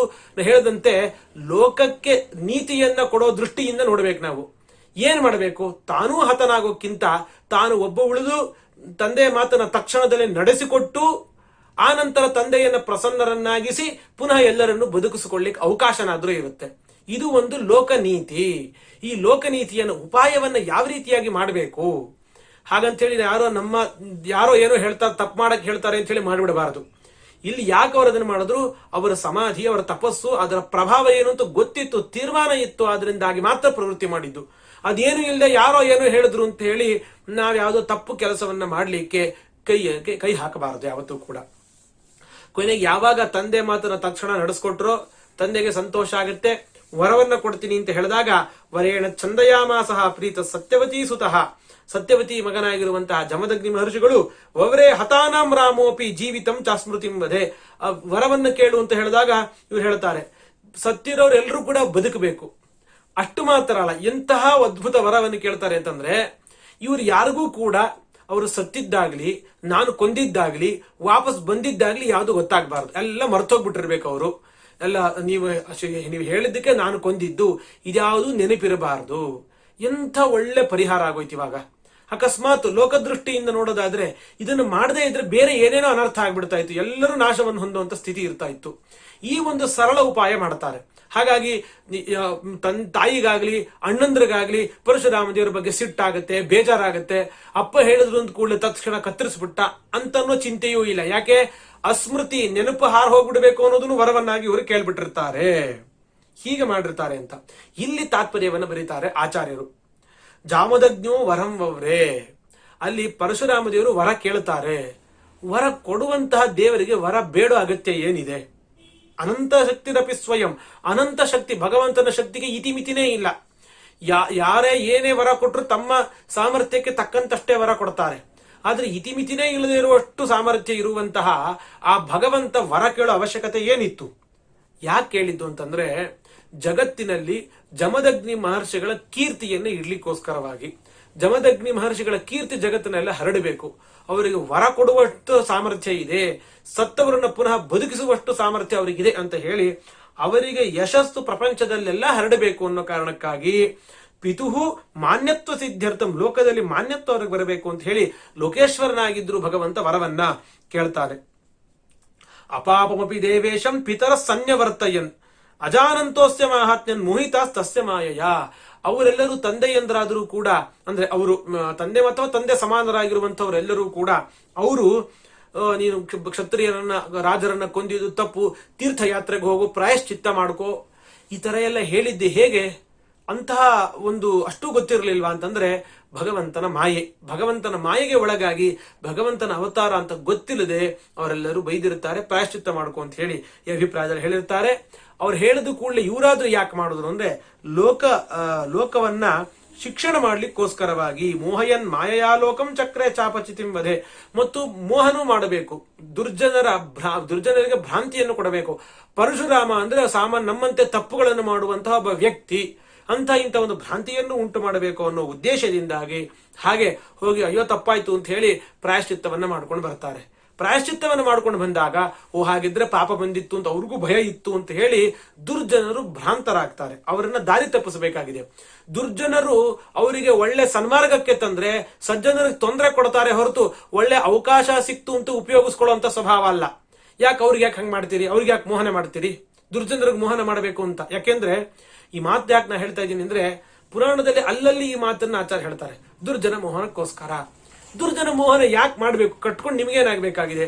ಅವ್ರಿಗೂ ಭಗವಂತನ ಅವತಾರ ಅಂತ ಗೊತ್ತಾಗ್ಲಿ. ಏನ್ ತಪ್ಪು ಅಂತಂದ್ರೆ ದುರ್ಜನರಿಗೆ ಒಳ್ಳೆ ವಿಚಾರ, ಒಳ್ಳೇದು ಏನೇ ಸಿಕ್ಕಿದ್ರು ಅದನ್ನ ಕೆಟ್ಟದಕ್ಕಾಗಿಯೇ ಉಪಯೋಗಿಸ್ಕೊಳ್ತಾರೆ ಹೊರತು ಒಳ್ಳೇದಕ್ಕಾಗಿ ಉಪಯೋಗಿಸ್ಕೊಳ್ಳೋದಿಲ್ಲ. ಅವರಿಗೆ ಒಳ್ಳೇದು ಸಿಕ್ಕರೆ ಸನ್ಮಾರ್ಗದಲ್ಲಿ ಏನಾದ್ರು ಅವ್ರು ಬಂದ್ರೆ ಅವರು ಸನ್ಮಾರ್ಗದಲ್ಲಿ ನಡೆಯೋದಿಲ್ಲ, ಸನ್ಮಾರ್ಗದಲ್ಲಿರುವ ಸಜ್ಜನರಿಗೆ ತೊಂದರೆ ಕೊಡ್ತಾರಷ್ಟೇ, ಇನ್ನೊಬ್ಬರಿಗೆ ಕಂಟಕರಾಗ್ತಾರೆ ಹೊರತು ಎಂದು ಒಳ್ಳೆಯದನ್ನು ಮಾಡುವಂತವ್ರಲ್ಲ. ಅದರಿಂದಾಗಿ ಅವರನ್ನ ದಾರಿ ತಪ್ಪಿಸುವಂತದ್ದು ಪ್ರಪಂಚದ ಹಿತದೃಷ್ಟಿಯಿಂದ ಅತ್ಯಂತ ಅನಿವಾರ್ಯ ಆಗುತ್ತೆ. ಪುಣ್ಯ ಪಾಪಾದಿ ನಿರ್ಮಾತು ಕುತಃ ಪಾಪಾದಿ ಸಂಗತಿ. ಬೇರೆಯವರಿಗೆ ಪುಣ್ಯ ಪಾಪ ಕರ್ಮಗಳನ್ನ ಮಾಡಿಸಿ ಪುಣ್ಯ ಪಾಪಗಳನ್ನು ಕೊಡುವಂತವನು ದೇವರು. ಹಾಗಿದ್ರೆ ಭಗವಂತ ಸರ್ವ ಪ್ರೇರಕನಾಗಿ ಬೇರೆಯವರಿಗೆ ಪುಣ್ಯ ಪಾಪವನ್ನು ಕೊಡುವಂತವನು ಅಂತಿದ್ದ ಮೇಲೆ ಅವನಿಗೆ ಪುಣ್ಯ ಪಾಪದ ಲೇಪ ಬರ್ಲಿಕ್ಕೆ ಹೇಗೆ ಸಾಧ್ಯ? ಪಾಪ ಇತ್ತು, ತೀರ್ಥಕ್ಷೇತ್ರ ಮಾಡಿ ಪುಣ್ಯ ಸಂಪಾದನೆ ಮಾಡಿ ಪಾಪಗಳನ್ನ ಕಳೆದುಕೊಂಡ, ಇದೆಲ್ಲ ಹೇಗೆ ಇರ್ಲಿಕ್ಕೆ ಸಾಧ್ಯ ಭಗವಂತನ ವಿಷಯದಲ್ಲಿ ಅಂತೇಳಿ ಹೇಳ್ತಾರೆ. ಯಾವಾಗ ವರವನ್ನು ಪಡ್ಕೊಳ್ತಾರೋ ಆಗ ಎಲ್ಲರೂ ಕೂಡ ಎದ್ದೇಳ್ತಾರಂತೆ, ತಾಯಿ ಅಣ್ಣಂದ್ರು ಎಲ್ಲ ಎದ್ದೇಳ್ತಾರೆ. ಹೇಗೆ ಅಂದ್ರೆ ನಿದ್ರಾಪಾಯೇ ಇವ ಅಂಜಸ, ನಿದ್ರೆ ಎಲ್ಲ ಮುಗಿದ ಮೇಲೆ ಬೆಳಗ್ಗೆ ಹೇಗೆ ಹೇಳ್ತಾರೋ ಹಾಗೆ ನಿದ್ದೆ ಮಾಡಿ ಎದ್ದಿದ್ದೀವಿ ಅನ್ನೋ ಭಾವನೆ ಬರುತ್ತಷ್ಟೇ ಅವರಿಗೆ, ಹೊರತು ಈ ತರ ಹಿಂದೆ ಆಗಿದ್ದೇನು ಅದೆಲ್ಲವೂ ಕೂಡ ಅವರಿಗೆ ಮರೆತು ಹೋಗ್ಬಿಟ್ಟಿರುತ್ತೆ. ಪಿತೃ ವಿದ್ವಾಂಸ್ ತಪೋವೀರ್ಯಂ ರಾಮಶ್ಚಕ್ರೆ ಸುಹೃದ್ವಧಂ, ಸ್ಪಷ್ಟವಾಗಿ ಹೇಳ್ಬಿಡ್ತಾರೆ. ಸುಹೃದ್ವಧಂ, ತಾನು ಪ್ರೀತಿಸಬೇಕಾಗಿರುವ ತನ್ನ ಸಹೋದರನ ತಾಯಿಯನ್ನ ಕೊಂದಿದ್ದು ಯಾಕೆ? ಪಿತೃ ವಿದ್ವಾಂಸ್ ತಪೋವೀರ್ಯಂ, ತಂದೆಯ ತಪಸ್ಸಿನ ಸಾಮರ್ಥ್ಯ ತೀರ್ಮಾನ ಆಗಿತ್ತು, ಅದರಿಂದನೇ ಇಂಥ ಒಂದು ಕೆಲಸವನ್ನ ಅವರು ಮಾಡಿರ್ತಾರೆ ಅಂತ. ಇಷ್ಟೆಲ್ಲ ಆದ್ಮೇಲೆ ಆನಂತರ ಕಾರ್ತವೀರ್ಯ ಅರ್ಜುನನ ಮಕ್ಕಳು ಹೆದರ್ಕೊಂಡು ಓಡೋಗಿರ್ತಾರೆ. ಆಗ ಆಮೇಲೆ ಎಲ್ಲರೂ ಕೂಡ ಸೇರ್ತಾರೆ. ತಂದೆಯನ್ನ ಕೊಂದಿರುವಂತಹ ಪರಶುರಾಮನ ವಿರುದ್ಧವಾಗಿ ಸೇಡನ್ನ ತೀರಿಸ್ಕೊಳ್ಬೇಕು ಅಂತ ತೀರ್ಮಾನ ಮಾಡ್ತಾರೆ. ಆಶ್ರಮಕ್ಕೆ ಬರ್ತಾರೆ. ಪರಶುರಾಮ ದೇವರು ಮತ್ತು ಅವರ ಅಣ್ಣಂದರು ಎಲ್ಲರೂ ಕೂಡ ಏನೋ ಒಂದು ನಿಮಿತ್ತದಿಂದ ಸಮಿತನ್ನೋ ದರ್ಭೆಯನ್ನೋ ಏನೋ ತರಬೇಕು ಅಂತ ಹೇಳಿ ಎಲ್ಲರೂ ಕಾಡಿನಲ್ಲಿ ಒಳಗೆಲ್ಲ ದೂರ ಹೋಗಿರ್ತಾರೆ. ಆಶ್ರಮದಲ್ಲಿ ಜಮದಗ್ನಿಗಳು ಮತ್ತು ಅವರ ಪತ್ನಿ ರೇಣುಕಾದೇವಿ ಇಬ್ರು ಮಾತ್ರ ಇರ್ತಾರೆ. ಆ ಸಂದರ್ಭದಲ್ಲಿ ಬರ್ತಾರೆ. ಏಕದಾಶ್ರಮತೋ ರಾಮೇ ಸಭ್ರಾತರಿ ವನಂಗತೆ ವೈರಂ ಸಿಷಾದೈಷವ ಲಬ್ಧಚ್ಛಿದ್ರ ಉಪಾಗಮನ್. ಲಬ್ಧಚ್ಛಿದ್ರ ಇದೇ ಸರಿಯಾಗಿರುವಂತಹ ಅವಕಾಶ, ಇಂಥ ಅವಕಾಶ ಸಿಗೋದಿಲ್ಲ ಮತ್ತೆ ನಮಗೆ ಅಂತ ಹೇಳಿ ಆಶ್ರಮಕ್ಕೆ ಪ್ರವೇಶ ಮಾಡ್ತಾರೆ. ಅಲ್ಲಿ ಆ ಯಜ್ಞವಾಟದಲ್ಲಿ, ಆ ಯಜ್ಞ ನಡೆಯುವಂತಹ ಜಾಗದಲ್ಲಿ ಅವರು ಕೂತಿರ್ತಾರೆ. ಉಪಾಸನೆಯನ್ನು ಮಾಡ್ತಾ, ಅಗ್ನಿಪಾಸನೆಯನ್ನು ಮಾಡ್ತಾ ಕೂತಿರ್ತಾರೆ. ಭಗವತ್ಯುತ್ತಮ ಶ್ಲೋಕೆ ಆವೇಶಿತ ಧಿಯಂ ಮುನಿ. ಭಗವಂತನಲ್ಲಿ ಮನಸ್ಸನ್ನು ನೆಲೆಗೊಳಿಸ್ಬಿಟ್ಟಿದ್ದಾರೆ. ಭಗವಂತನ ಧ್ಯಾನ ಮಾಡ್ತಾ ಇರ್ತಾರೆ ಅವರು. ಭಗವಂತನ ಧ್ಯಾನ ಮಾಡ್ತಾ ಇದ್ದಾಗ ಅವ್ರು ಹೊಡಿಲಿಕ್ಕೆ ಶುರು ಮಾಡ್ತಾರಂತೆ. ಇವರು ಹೊಡೆದು ತೊಂದರೆ ಕೊಡ್ಲಿಕ್ಕೆ ಶುರು ಮಾಡ್ತಾರೆ. ಆಗ ಅತ್ಯಂತ ದೈನ್ಯವಾಗಿ ಬಂದು ಕೇಳ್ಕೊಳ್ತಾಳಂತೆ ರೇಣುಕಾದೇವಿ ಬಂದು ಕೇಳ್ತಾರಂತೆ, ಏನೂ ಮಾಡಬೇಡಿ, ಅವ್ರಿಗೆ ಏನು ತೊಂದರೆ ಕೊಡಬೇಡಿ, ಅವ್ರು ನಿಷ್ಪಾಪಿಗಳು ಅಂತ ಎಷ್ಟು ಕೇಳಿದ್ರು ಕೂಡ ಕಿಂಚಿತ್ತೂ ಕೂಡ ನಮ್ಮ ತಂದೆಯನ್ನು ಕೊಂದಿದ್ದಾನಲ್ಲ ರಾಮ, ಅವನ ತಂದೆಯನ್ನು ನಾವು ಕೊಲ್ತೀವಿ ಅಂತ ಹೇಳಿ ಎಷ್ಟು ಕೇಳ್ತಾ ಇದ್ರು ಕೂಡ ಬಲಾತ್ಕಾರವಾಗಿ ತಲೆಯನ್ನ ಕತ್ತರಿಸ್ಬಿಡ್ತಾರಂತೆ. ಪ್ರಸಹ್ಯ ಶಿರ ಉತ್ಕೃತ್ಯ ಜಗ್ಮುಸ್ತೆ ಕ್ಷತ್ರ ಬಂಧವ. ಉತ್ಕೃತ್ಯ ಅಂದ್ರೆ ತಲೆಯನ್ನು ಕತ್ತರಿಸಿ ಎಸೆದು ಒಂದಷ್ಟೇ ಅಲ್ಲದೇನೆ ಛಲಾರ್ಯಾಚಾರ್ಯ ವ್ಯಾಖ್ಯಾನ ಮಾಡ್ತಾರೆ, ತಲೆಯನ್ನು ಕತ್ತರಿಸಿ ತಲೆಯನ್ನು ತೆಗೆದುಕೊಂಡು ಹೋಗ್ಬಿಡ್ತಾರಂತವ್ರು. ಜಮದಗ್ನಿ ಋಷಿಗಳ ತಲೆಯನ್ನೇ ತೆಗೆದುಕೊಂಡು ಹೋಗ್ಬಿಡ್ತಾರೆ. ಯಾವಾಗ ಅವ್ರು ಹೋಗ್ತಾರಾಗ ರೇಣುಕಾದೇವಿ ತುಂಬಾ ಜೋರಾಗಿ ಅರಚಿ ಮಕ್ಕಳನ್ನ ಕೂಗಿ ಕರೀತಾಳೆ. ಎದೆಯನ್ನ ಬಡಿದುಕೊಳ್ತಾ ಅಳ್ಳಿಕ್ಕೆ ಶುರು ಮಾಡ್ತಾಳೆ. ಏನು ವಿಚಾರ ಆಗಿದೆ ಎಲ್ಲವೂ ಕೂಡ ಗೊತ್ತಾಗತ್ತೆ. ಎಲ್ಲರಿಗೂ ಸಿಟ್ಟು ಬಂದ್ಬಿಡತ್ತೆ. ಆಗ ಅವನ ಅಣ್ಣಂದ್ರಿಗೂ ಕೂಡ ಎಲ್ಲರಿಗೂ ಕೂಡ ಸಿಟ್ಟು ಬರುತ್ತೆ. ವಿಲಪ್ಯೈವಂ ಪಿತುರ್ದೇಹಂ ನಿಧಾಯ ಭ್ರಾತೃಷು ಸ್ವಯಂ. ಆಗ ಪರಶುರಾಮದೇವರು ಹೇಳ್ತಾರೆ, ತಂದೆಯ ಈ ದೇಹವನ್ನ, ಕಬಂಧ ಏನಿದೆ ಅದನ್ನ ನೀವು ಹಾಗೆ ಮುಂಡ ಭಾಗವನ್ನ ನೀವು ಹಂಗೆ ರಕ್ಷಣೆ ಮಾಡ್ತಾ ನಾ ಬರ್ತೀನಿ ಅಂತ ಹೇಳಿ ಪರಶುವನ್ನ ಹಿಡಿದುಕೊಂಡು ಹೊರಡ್ತಾರಂತೆ. ಮಾಹಿಷ್ಮತಿ ನಗರಕ್ಕೆ ಹೋಗ್ತಾರೆ. ಮಹಿಷ್ಮತಿ ನಗರಕ್ಕೆ ಹೋಗಿ ಬ್ರಹ್ಮಜ್ಞ ವಿಹತಶ್ರಿಯಂ, ಈಗಾಗಲೇ ಬ್ರಹ್ಮ ಹತ್ಯೆಯನ್ನ ಮಾಡಿ ತಮ್ಮ ಎಲ್ಲ ಸಾಮರ್ಥ್ಯವನ್ನ ಕಳ್ಕೊಂಡು ಬಿಟ್ಟಿದ್ದಾರೆ. ಆ ಕಾರ್ತವೀರ್ಯನ 10,000 ಜನ ಮಕ್ಕಳು. ಅಲ್ಲಿ ಬ್ರಹ್ಮಹತ್ಯೆ ಅಂತಂದ್ರೆ ಬ್ರಾಹ್ಮಣರಿಗೆ ಹಿಂಸೆ ಮಾಡಿದ್ರೆ ಸಾಕು, ಬ್ರಾಹ್ಮಣರನ್ನ ನಿಂದಿಸಿ ಅಪಮಾನ ಮಾಡಿದ್ರೆ ಸಾಕು ಬ್ರಹ್ಮಹತ್ಯೆ ಬರುತ್ತೆ. ಅಂಥದ್ರಲ್ಲಿ ಬ್ರಾಹ್ಮಣರನ್ನ ಕತ್ತರಿಸಿ ಯಥಾರ್ಥವಾಗಿ ಕೊಂದುಬಿಟ್ಟಿದ್ದಾರೆ ಅವರು. ಇನ್ನು ಅವ್ರಿಗೆ ಇನ್ನೇನು ಶಕ್ತಿ ಇಲ್ಲ, ಸಾಮರ್ಥ್ಯ ಇಲ್ಲ, ಅವನನ್ನು ರಕ್ಷಣೆ ಮಾಡೋದು ಯಾರಿಗೂ ಸಾಧ್ಯ ಇಲ್ಲ. ಅಂಥ ಅವರ ಹತ್ರ ಹೋಗಿ ತಸ್ಯಾಂಸ ಶೀರ್ಷಭಿ ರಾಜ್ಞಾಂ ಮಧ್ಯೆ ಚಕ್ರೆ ಮಹಾಗಿರಿ, ಪ್ರತಿಯೊಬ್ಬರನ್ನು ಹಿಡಿದು ಎಲ್ಲರ ಶಿರಚ್ಛೇದವನ್ನ ಮಾಡಿ ಶಿರಸ್ಸನ್ನ ಕತ್ತರಿಸಿ ಅದರದೇ ಒಂದು ಬೆಟ್ಟವನ್ನೇ ಮಾಡಿಬಿಡ್ತಾರಂತೆ. ಬೆಟ್ಟ ಮಾಡಿ ತದ್ರಕ್ತೇನ ನದೀಂ ಘೋರಾಂ ಅಭ್ರಮಣ್ಯ ಭಯಾವಹ, ಅದರ ರಕ್ತವ ನದಿಯಾಗಿ ಹರಲಿಕ್ಕೆ ಶುರುವಾಗುತ್ತೆ. ಯಾರು ಬ್ರಾಹ್ಮಣರನ್ನ ವಿನಾಕಾರಣ ದ್ವೇಷ ಮಾಡ್ತಿದ್ರೋ ಅವರೆಲ್ಲರೂ ಅದನ್ನ ನೋಡಿ ಹೆದರಬೇಕು, ಹಾಗೆ ಮಾಡಿರ್ತಾರಂತೆ. ಈ ತರ ಯಾಕೆ ಮಾಡಿದ್ರು? ಹಾಗಿದ್ರೆ ಇದು ಒಂದು ಸೇಡಿನ ಕೆಲಸ ಅಷ್ಟೇ. ಇಬ್ರು ಪರಸ್ಪರ ಜಗಳ ಆಡ್ಕೊಂಡ್ರು. ಭಗವಂತ ಭೂಮಿಯಲ್ಲಿ ಅವತಾರ ಮಾಡೋದು ಈ ಉದ್ದೇಶದಿಂದನ, ಸೇಡು ತೀರಿಸ್ಕೊಳ್ಳಿಕ್ಕೆ. ಯಾರಿಗೋ ಏನೋ ಜಗಳ ಆಯ್ತು, ಪರಸ್ಪರ ಒಂದು ಸಣ್ಣ ಜಗಳಾಟ. ಆ ಹಸು ಎತ್ಕೊಂಡು ಹೋದ್ರು, ಅದಕ್ಕೆ ಇವ್ರು ಹೋಗಿ ಕೊಂದು ಬಂದ್ರು. ವಾಪಸ್ ಇವ್ರು ಸೇಡು ತೀರಿಸ್ಕೊಂಡ್ರು, ವಾಪಸ್ ನಾನು ಸೇಡು ತೀರಿಸ್ಕೊಳ್ತೀನಿ ಅಂತಂದ್ರೆ ಇಷ್ಟು ಮಾತ್ರ ಅಲ್ಲ, ಇದು ಒಂದು ರಾಗದ್ವೇಷಗಳಿಗೆ ಒಳಗಾಗಿ ಮಾಡುವಂತಹ ಕೆಲಸ. ನಮ್ಮವರನ್ನು ಕೊಂದ್ರು ಅಂತ ನಮ್ಮವರಿರುವ ರಾಗ, ಕೊಂದವರಲ್ಲಿರುವಂತಹ ದ್ವೇಷ, ರಾಗ ದ್ವೇಷ ದೋಷಗಳಿಗೆ ಒಳಗಾಗಿ ಮಾಡುವಂತಹ ಕೆಲಸಗಳಿವೆಲ್ಲ. ಇಂಥ ಒಂದು ಕೆಲಸ ಮಾಡ್ಲಿಕ್ಕೆ ಸಾಧ್ಯನಾ ಅಂತಂದ್ರೆ ಅದಕ್ಕೆ ಭಾಗವತವೇ ಸ್ಪಷ್ಟವಾಗಿ ಉತ್ತರ ಕೊಡ್ತಾ ಇದೆ. ಇಲ್ಲಿ ಹೇತುಂ ಕೃತ್ವಾ ಪಿತೃವಧಂ ಕ್ಷತ್ರೇ ಅಮಂಗಲಕಾರಿಣಿ. ತಂದೆಯ ಸಾವು ಅನ್ನೋದು ಒಂದು ನೆಪ ಅಷ್ಟೇ. ತಂದೆಯ ಸಾವಿಲ್ದೇ ಇದ್ರೂ ಕ್ಷತ್ರಿಯರನ್ನ ಸಂಹಾರ ಮಾಡೋದು ತೀರ್ಮಾನ ಆಗಿತ್ತು. ಪರಶುರಾಮ ದೇವರು ಅವತಾರ ಮಾಡಿದ್ದೆ, ಭಗವಂತ ಪರಶುರಾಮನಾಗಿ ಅವತಾರ ಮಾಡಿದ್ದೆ ಕ್ಷತ್ರಿಯ ಸಂಹಾರಕ್ಕಾಗಿ. ಅದಕ್ಕೊಂದು ನೆಪ ಅಷ್ಟೇ. ರಾಮದೇವರು ಅಷ್ಟೇ, ಅವರು ರಾವಣನನ್ನು ಸಂಹಾರ ಮಾಡೋದು ತೀರ್ಮಾನ. ಸೀತಾಪಹರಣ ಅನ್ನೋದು ಒಂದು ನೆಪ. ಭಗವಂತ ಹಿರಣ್ಯಕಶಿಪವನ್ನ ಕೊಲ್ಲೋದು ತೀರ್ಮಾನ. ಪ್ರಹ್ಲಾದರ ವಿಷಯದಲ್ಲಿ ತಪ್ಪು ಮಾಡಿದ್ದು ಒಂದು ನೆಪ, ಹಿರಣ್ಯಕಶಿಪ ಮಾಡಿದ ತಪ್ಪು ಒಂದು ನೆಪ. ಹೀಗೆ ಪ್ರತಿಯೊಂದು ನಿಮಿತ್ತ ಮಾಡ್ಕೊಳ್ತಾನೆ ಭಗವಂತ. ಹಾಗೆ ಇಲ್ಲಿ ಭೂಭಾರ ಹರಣಕ್ಕೆ ನಿಮಿತ್ತವನ್ನ ಮಾಡ್ಕೊಂಡಿದ್ದು ಪಿತೃವಧೆ. ಅವರು ತಮ್ಮ ಜಗತ್ತಿಗೆ ಹಿಂಗ್ ಕಾಣುತ್ತೆ. ಇಲ್ಲಾಂದ್ರೆ ಸುಮ್ಮನೆ ಹೋಗಿ ಭಗವಂತ ಹೋಗಿ ಕೊಂದ, ವಿಚಾರ ಮಾಡೋಣಂತೆ. ಅಲ್ಲಿ ಜಮದಗ್ನಿಗಳಿಗೆ ಅವ್ರು ಏನೂ ಮಾಡಿಲ್ಲ. ಭಗವಂತ ಭೂಭಾರ ಹರಣ ಮಾಡ್ಲಿಕ್ಕೆ ಅವತಾರ ಮಾಡಿದ್ದಾನೆ, ಹೋದ ಕೊಂದ ಬಂದ ಅಂತಂದ್ರೆ ಏನ್ ಅನ್ಕೋತಾರೆ? ಅದಕ್ಕಾಗಿ ಒಂದು ನಿಮಿತ್ತವನ್ನ ಮಾಡಿಕೊಂಡು ಎಲ್ಲರನ್ನು ಸಂಹಾರ ಮಾಡ್ತಾನೆ. ಸರಿ, ಭಗವಂತ ಸುಮ್ಮನೆ ವಿನಾಕಾರಣ ಸಂಹಾರ ಮಾಡಿದ್ದಾದ್ರೂ ಯಾಕೆ? ಅಂದ್ರೆ ತಂದೆಯ ವಧೆಯನ್ನೇ ನಿಮಿತ್ತ ಮಾಡ್ಕೊಳ್ಳಿ, ಆದ್ರೆ ತಂದೆಯ ವಧ ಅನ್ನೋದು ನೆಪ ಮಾತ್ರ. ಆದ್ರೆ ನಿಜವಾಗ್ಲೂ ಅವನು ಸಂಹಾರ ಮಾಡಬೇಕು ಅಂತ ತಂದೆ ಸಾಯ್ಲಿ ಬಿಡ್ಲಿ ಭಗವಂತ ತೀರ್ಮಾನ ಮಾಡೇ ಇದ್ನಲ್ವಾ, ಅದನ್ನಾದ್ರೂ ಮಾಡಿದ್ ಯಾಕೆ ಅಂತಂದ್ರೆ ಆ ಕ್ಷತ್ರಿಯರು ಯಾರು ಒಳ್ಳೆಯವರಾಗಿರ್ಲಿಲ್ಲ, ಸಜ್ಜನರನ್ನ ಸಂಹಾರ ಮಾಡಿದ್ದಲ್ಲ ಹೊರತು ಅಮಂಗಲಕಾರಿಣಿ ಕ್ಷತ್ರಿಯರು ಮಂಗಲಕಾರಿಗಳಾಗಿರ್ಬೇಕು. ಕ್ಷತ್ರಿಯರ ಕೆಲಸ ರಾಜನಾಗಿ ರಾಜನ ಮಕ್ಕಳಾಗಿ ಇವ್ರು ಏನ್ ಮಾಡ್ಬೇಕಾಗಿತ್ತು? ಜಗತ್ತಿಗೆ ಹಿತ ಮಾಡಬೇಕಾಗಿತ್ತು, ಜಗತ್ತಿಗೆ ಏನು ಒಳ್ಳೆಯದೋ ಅದನ್ನು ಮಾಡಬೇಕು. ಆದ್ರೆ ಅಮಂಗಲಕಾರಿಗಳಾಗಿರ್ತಾರೆ, ಜಗತ್ತಿಗೆಲ್ಲ ಕೆಟ್ಟದ್ದನ್ನೇ ಮಾಡ್ತಾ ಇರ್ತಾರೆ. ಇಂಥವ್ರನ್ನ ಬಿಟ್ರೆ ಜಗತ್ತು ಸಂಪೂರ್ಣ ನಾಶವನ್ನೇ ಹೊಂದ್ಬಿಡುತ್ತೆ. ಯಾಕೆಂದ್ರೆ ಜಗತ್ತಿಗೂ ಇವರೇನು ಬ್ರಾಹ್ಮಣರನ್ನ ಮಾತ್ರ ದ್ವೇಷ ಮಾಡ್ತಾ ಇದ್ದಿದ್ದಲ್ಲ, ಅಮಂಗಲಕಾರಿಗಳಾಗಿರ್ತಾರೆ, ಜಗತ್ತಿಗೆ ಕಂಟಕರಾಗಿರುತ್ತಾರೆ. ಬ್ರಾಹ್ಮಣ ದ್ವೇಷ ಅನ್ನೋದು ಆ ಯುಗಕ್ಕೆ ನೋಡಿದಾಗ ಅದು ಜಗತ್ತಿನ ದ್ವೇಷದಲ್ಲೇ ಪರ್ಯವಸಾನ ಹೊಂದುತ್ತಾ ಇರುತ್ತೆ. ಯಾಕೆ ಅಂತಂದ್ರೆ ಎಲ್ಲ ವರ್ಣದವರೂ ಕೂಡ ಜಗತ್ತಿಗೆ ಹಿತವಾಗುವಂಥದ್ದನ್ನೇ ಒಂದಲ್ಲ ಒಂದು ರೀತಿ ಮಾಡ್ತಾ ಇರ್ತಾರೆ. ಬ್ರಾಹ್ಮಣರು ಅಷ್ಟೇ ಜಗತ್ತಿಗೆ ಅನೇಕ ರೀತಿಯಿಂದ, ಹಿಂದೆ ಹೇಳಿದಂತೆ ಅನೇಕ ರೀತಿಯಿಂದ ಜಗತ್ತಿಗೆ ಹಿತವನ್ನು ಮಾಡ್ತಾ ಇರ್ತಾರೆ. ಹಾಗಾಗಿ ಯಾವ ಕಾರಣ ಇಲ್ಲದೆ ಸಣ್ಣ ಪುಟ್ಟ ಕಾರಣಕ್ಕೆ ಇಲ್ಲಿ ಅವನು ಕಾರ್ತವೀರ್ಯಾರ್ಜುನ ಇಷ್ಟ ಇಲ್ಲದೆ ಇದ್ರು, ಸ್ವತಃ ಕಾಮಧೇನುಗೂ ಇಷ್ಟ ಇಲ್ಲ, ಜಮದಗ್ನಿಗಳಿಗೂ ಇಷ್ಟ ಇಲ್ಲ, ಬಲಾತ್ಕಾರ ಮಾಡಿ ತೆಗೆದುಕೊಂಡು ಹೋಗ್ತಾನೆ. ಬಲಾತ್ಕಾರದಿಂದ ಹೇಳ್ಕೊಂಡು ಹೋದ. ಆಗೆಲ್ಲ ಏನು ಭಾವನೆ ಇರುತ್ತೆ ಆ ರಾಜರಿಗೆ ಅಂತಂದ್ರೆ, ನಾವೇ ದೊಡ್ಡವರು, ನಮಗಿಂತ ದೊಡ್ಡವರು ಯಾರು? ಇವರೆಲ್ಲ ನಾವು ಕೊಟ್ಟಿರುವಂತಹ ಭಿಕ್ಷೆಯನ್ನ ಸ್ವೀಕಾರ ಮಾಡುವಂತವರು ಇವರೆಲ್ಲರೂ ಕೂಡ. ಈ ಒಂದು ಭಾವನೆ ಬ್ರಾಹ್ಮಣರ ಬಗ್ಗೆ ಇರುತ್ತೆ. ಜೊತೆಗೆ ಕೆಟ್ಟ ಸ್ವಭಾವದ ಅವರೆಲ್ಲರೂ ಕೂಡ ಜಗತ್ತಿಗೂ ಕಂಟಕರಾಗಿರ್ತಾರೆ, ಎಲ್ಲ ಪ್ರಜಾಪೀಡಕರಾಗ್ಬಿಟ್ಟಿರ್ತಾರೆ. ಹಾಗಾಗಿ ಅವರನ್ನ ಪ್ರಜೆಗಳ ಹಿತದೃಷ್ಟಿಯಿಂದ ಇಂಥವರನ್ನ ಸಂಹಾರ ಮಾಡೋದು ಅನಿವಾರ್ಯ ಆಗಿರುತ್ತೆ.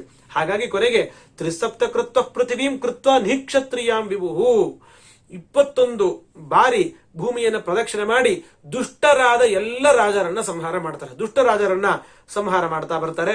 ಆಯಾ ಪುರಾಣಗಳಲ್ಲಿ ನೋಡಿದಾಗ ಕೆಲವರನ್ನ ಹಿಂದೆಯೂ ಕೂಡ ನೋಡಿದ್ವಿ ನಾವು, ನಾರಿ ಕವಚ ಅಂತ ಹೇಳಿ ಅವನನ್ನ ಉಳಿಸಿರ್ತಾರೆ.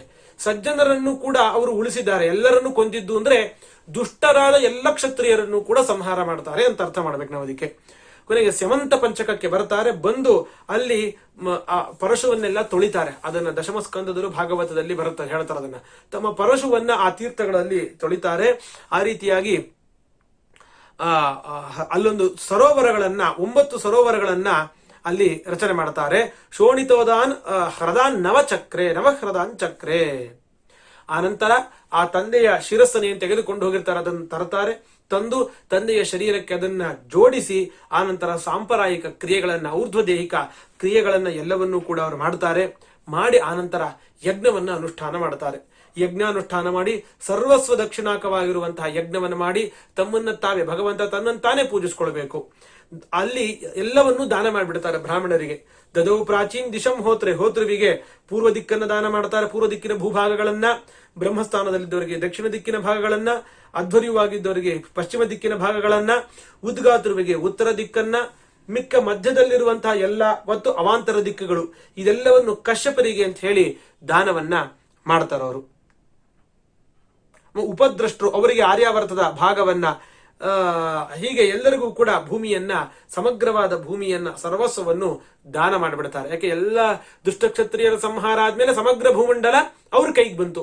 ಅದನ್ನ ಎಲ್ಲರಿಗೂ ಕೂಡ ದಾನವನ್ನ ಮಾಡ್ತಾರೆ. ಹೀಗೆ ತತಶ್ಚಾಭವ ಅವಭೃತ ಸ್ನಾನ ವಿಧೂತ ಶೇಷ ಕಿಲ್ಬಿಷಃ.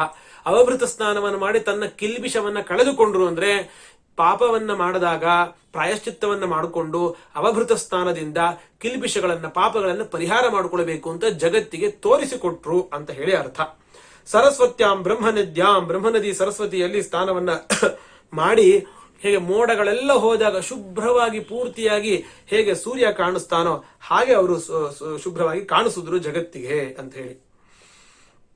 ಅನಂತರ ಜಮದಗ್ನಿ ಮಹರ್ಷಿಗಳು ಕೂಡ ಅವರು ಜ್ಞಾನವನ್ನ ಪಡೆದುಕೊಂಡು ಋಷಿಮಂಡಲದಲ್ಲಿ, ಸಪ್ತ ಋಷಿಗಳಲ್ಲಿ ಒಬ್ಬ ಋಷಿಗಳಾಗಿ ಅವರು ಅಲ್ಲಿ ಮೆರಿತಾರೆ. ಈ ಸ್ವತಃ ಈ ಜಮದಗ್ನಿಯ ಮಗನಾಗಿರುವಂತಹ ಪರಶುರಾಮ ದೇವರು ಕೂಡ ಮುಂದಿನ ಮನ್ವಂತರದಲ್ಲಿ ಅವರು ಸಪ್ತರ್ಷಿಗಳಲ್ಲಿ ಒಬ್ಬರಾಗಿ ಅವರು ವೇದ ಪ್ರವರ್ತಕರಾಗ್ತಾರೆ. ವರ್ತಯಿಷ್ಯತಿ ವೈ ಬೃಹತ್. ಉತ್ಸನ್ನವಾಗಿರುವ ವೇದಗಳೆಲ್ಲ ನಾಶ ಹೊಂದಿಬಿಟ್ಟಿದೆ, ಎಲ್ಲೂ ಸಿಗ್ತಾನೆ ಇಲ್ಲ ಅನ್ನೋ ಸಂದರ್ಭದಲ್ಲಿ ಪರಶುರಾಮ ದೇವರು ಮುಂದಿನ ಕಲ್ಪದಲ್ಲಿ, ಅಂದ್ರೆ ಮುಂದಿನ ಮನ್ವಂತರದಲ್ಲಿ, ದಿನಕಲ್ಪದಲ್ಲಿ ಬಂದು ಅವರೇ ಯಾರಿಗೂ ಸಿಗದೆ ಹೋಗಿರುವಂತಹ ಅಪಪಾಠಾದಿಗಳಿಂದ ನಾಶ ಆಗಿರುವ ವೇದಗಳನ್ನ ಉದ್ಧಾರ ಮಾಡಿ ಜಗತ್ತಿಗೆ ಕೊಡ್ತಾರೆ. ಇಂತಹ ಆ ಪರಶುರಾಮ ದೇವರು ಆಸ್ತೆ ಅದ್ಯಾಪಿ ಮಹೇಂದ್ರಾದು ನ್ಯಸ್ತದಂಡ ಪ್ರಶಾಂತದೀಹಿ. ಈಗ ಅವರು ಪ್ರಶಾಂತ ಚಿತ್ತರಾಗಿ ಅಂದ್ರೆ ಲೋಕಕ್ಕೆ ಉಗ್ರ ರೂಪವನ್ನ ತೋರಿಸದೆ, ಯಾವತ್ತೂ ಅವ್ರಿಗೆ ದೋಷ ಇಲ್ಲೇ ಇಲ್ಲ. ಉಗ್ರತೆಯು ಜಗತ್ತಿನ ಒಳ್ಳೇದಕ್ಕೋಸ್ಕರವಾಗಿ ಇರೋದೇ ಅದು ಗುಣವೇ. ಪ್ರಶಾಂತ ಚಿತ್ತರಂತೆ ತೋರಿಸಿಕೊಳ್ತಾ ಯಾವ ದಂಡವನೆಯನ್ನು ಕೂಡ ಯಾರಿಗೂ ಮಾಡದೇನೆ ಮಹೇಂದ್ರ ಪರ್ವತದಲ್ಲಿ ಉಪಗೀಯಮಾನ ಚರಿತ ಸಿದ್ಧ ಗಂಧರ್ವ ಚಾರಣೆ, ಸಿದ್ಧರು ಗಂಧರ್ವರು ಚಾರಣರು ಎಲ್ಲರೂ ಕೂಡ ಆ ಪರಶುರಾಮ ದೇವರ ಚರಿತ್ರೆಯನ್ನ ಸ್ತೋತ್ರ ಮಾಡ್ತಾ ಇರ್ತಾರೆ, ಅವರನ್ನ ಹೊಗಳುತ್ತಾ ಇರ್ತಾರೆ. ಹೀಗೆ ಅವರು ಮಹೇಂದ್ರ ಮೊದಲಾದ ಪರ್ವತಗಳಲ್ಲಿ ಇರ್ತಾರೆ, ಇವತ್ತಿಗೂ ಕೂಡ ಇರ್ತಾರೆ ಅಂತ ಹೇಳಿ ಹೇಳ್ತಾರೆ. ಇವತ್ತಿಗೂ ಕೂಡ ಅದನ್ನೇ ನಾವು ಪರಶುರಾಮ ಭೂಮಿ ಅಂತ ಹೇಳಿ ಉಡುಪಿಯ ಆ ಪ್ರಾಂತ ಎಲ್ಲವೂ ಕೂಡ ಅದೆಲ್ಲ ಪರಶುರಾಮ ಕ್ಷೇತ್ರ. ಎಲ್ಲ ಭೂಮಿಯನ್ನ ಬ್ರಾಹ್ಮಣರಿಗೆ ದಾನ ಮಾಡದ ಮೇಲೆ ಬ್ರಾಹ್ಮಣರು ಒಮ್ಮೆ ನೋಡೋಣ ಇವ್ರು ಏನು ಮಾಡ್ತಾರೆ ಅಂತ ಹೇಳಿ, ನೀವೆಲ್ಲ ದಾನ ಮಾಡಾಗಿದೆ, ನಮ್ಮ ಭೂಮಿಯಲ್ಲಿ ನೀವು ಇರೋ ಹಾಗಿಲ್ಲ ಅಂತ ಹೇಳಿದಾಗ ಬಂದು ಅವರು ಆ ಸಮುದ್ರವನ್ನ ಹಿಂದೆ ಸರಿಸಿ ತಾವು ಒಂದು ಭೂಮಿಯನ್ನ ಮಾಡಿಕೊಳ್ತಾರೆ. ಅದೇ ಪರಶುರಾಮ ಭೂಮಿ. ಅಲ್ಲಿ ಅವರು ತಪಸ್ಸನ್ನು ಮಾಡುತ್ತಾ ಇವತ್ತಿಗೂ ಕೂಡ ಇದ್ದಾರೆ ಅಂತ ಹೇಳಿ ಬೇರೆ ಎಲ್ಲ ಪುರಾಣಗಳ ಅಭಿಪ್ರಾಯ. ಏವಂ ಭೃಗುಷು ವಿಶ್ವಾತ್ಮ ಭಗವಾನ್ ಹರಿರೀಶ್ವರ ಅವತೀರ್ಯ ಪರಂಭಾರಂ ಭುವೋಹನ್ ಬಹುಶೋ ನೃಪಾನ್. ಹೀಗೆ ಭಗವಂತ ಹರಿ ತಾನು ಭೂಮಿಯಲ್ಲಿ ಭೃಗುವಂಶದಲ್ಲಿ ಅವತಾರವನ್ನು ಮಾಡಿ ಭೂಭಾರವನ್ನ ಹರಣ ಮಾಡ್ತಾನೆ. ಬಹುಶಃ ಅನೇಕ ಬಾರಿ ಭೂ ಪ್ರದಕ್ಷಿಣೆಯನ್ನು ಮಾಡಿ ಭೂಭಾರವನ್ನ ಭಗವಂತ ಹರಣ ಮಾಡ್ತಾನೆ ಅಂತ ಹೇಳಿ, ಹೀಗೆ ಆ ಒಂದು ಋಷಿಗಳು ಕೊಟ್ಟಂತಹ ಎರಡು ಚರುವಿನ ವ್ಯತ್ಯಾಸದಿಂದಾಗಿ ಏನು ಬ್ರಾಹ್ಮಣ ಸಂತತಿಯಲ್ಲಿ ಕ್ಷಾತ್ರ ತೇಜಸ್ಸಿರುವಂತಹ ಪರಶುರಾಮ ದೇವರ ಬರ್ತಾರೆ ಅಂತ ನೋಡಿದ್ವಿ. ಆ ನಂತರ ಕ್ಷತ್ರಿಯ ವಂಶದಲ್ಲಿ ಬ್ರಾಹ್ಮ ತೇಜಸ್ಸಿರುವಂತಹ ಋಷಿ ಬರ್ತಾರೆ ಅಂತ ಹೇಳ್ತೀವಿ. ಅದೇ ವಿಶ್ವಾಮಿತ್ರ ಋಷಿಗಳು. ಆ ವಿಶ್ವಾಮಿತ್ರ ಋಷಿಗಳ ಕಥಾನಕ ಏನಿದೆ, ಚರಿತ್ರೆ, ಅದೆಲ್ಲವನ್ನು ಕೂಡ ಮುಂದಿನ ಭಾಗದಲ್ಲಿ ನಾಳಿನ ಮುಂದಿನ ಪ್ರವಚನದಲ್ಲಿ ನೋಡೋಣ ಅಂತ ಹೇಳ್ತಾ ಇವತ್ತಿನ ಪ್ರವಚನ ಮುಗಿಸ್ತಾ ಇದ್ದೀನಿ. ಶ್ರೀಕೃಷ್ಣ ಅರ್ಪಣಮಸ್ತು. ಕಾಯೇನ ವಾಚಾ ಮನಸೇಂದ್ರಿಯರ್ವಾ ಬುದ್ಧ್ಯಾತ್ಮನವಾ ಪ್ರಕೃತಿ ಸ್ವಭಾವಾತ್ ಕರೋಮಿ ಯದ್ಯತ್ ಸಕಲಂ ಪರಸ್ಮೈ ನಾರಾಯಣಾಯೇತಿ ಸಮರ್ಪಯಾಮಿ. ಶ್ರೀಕೃಷ್ಣ ಅರ್ಪಣಮಸ್ತು.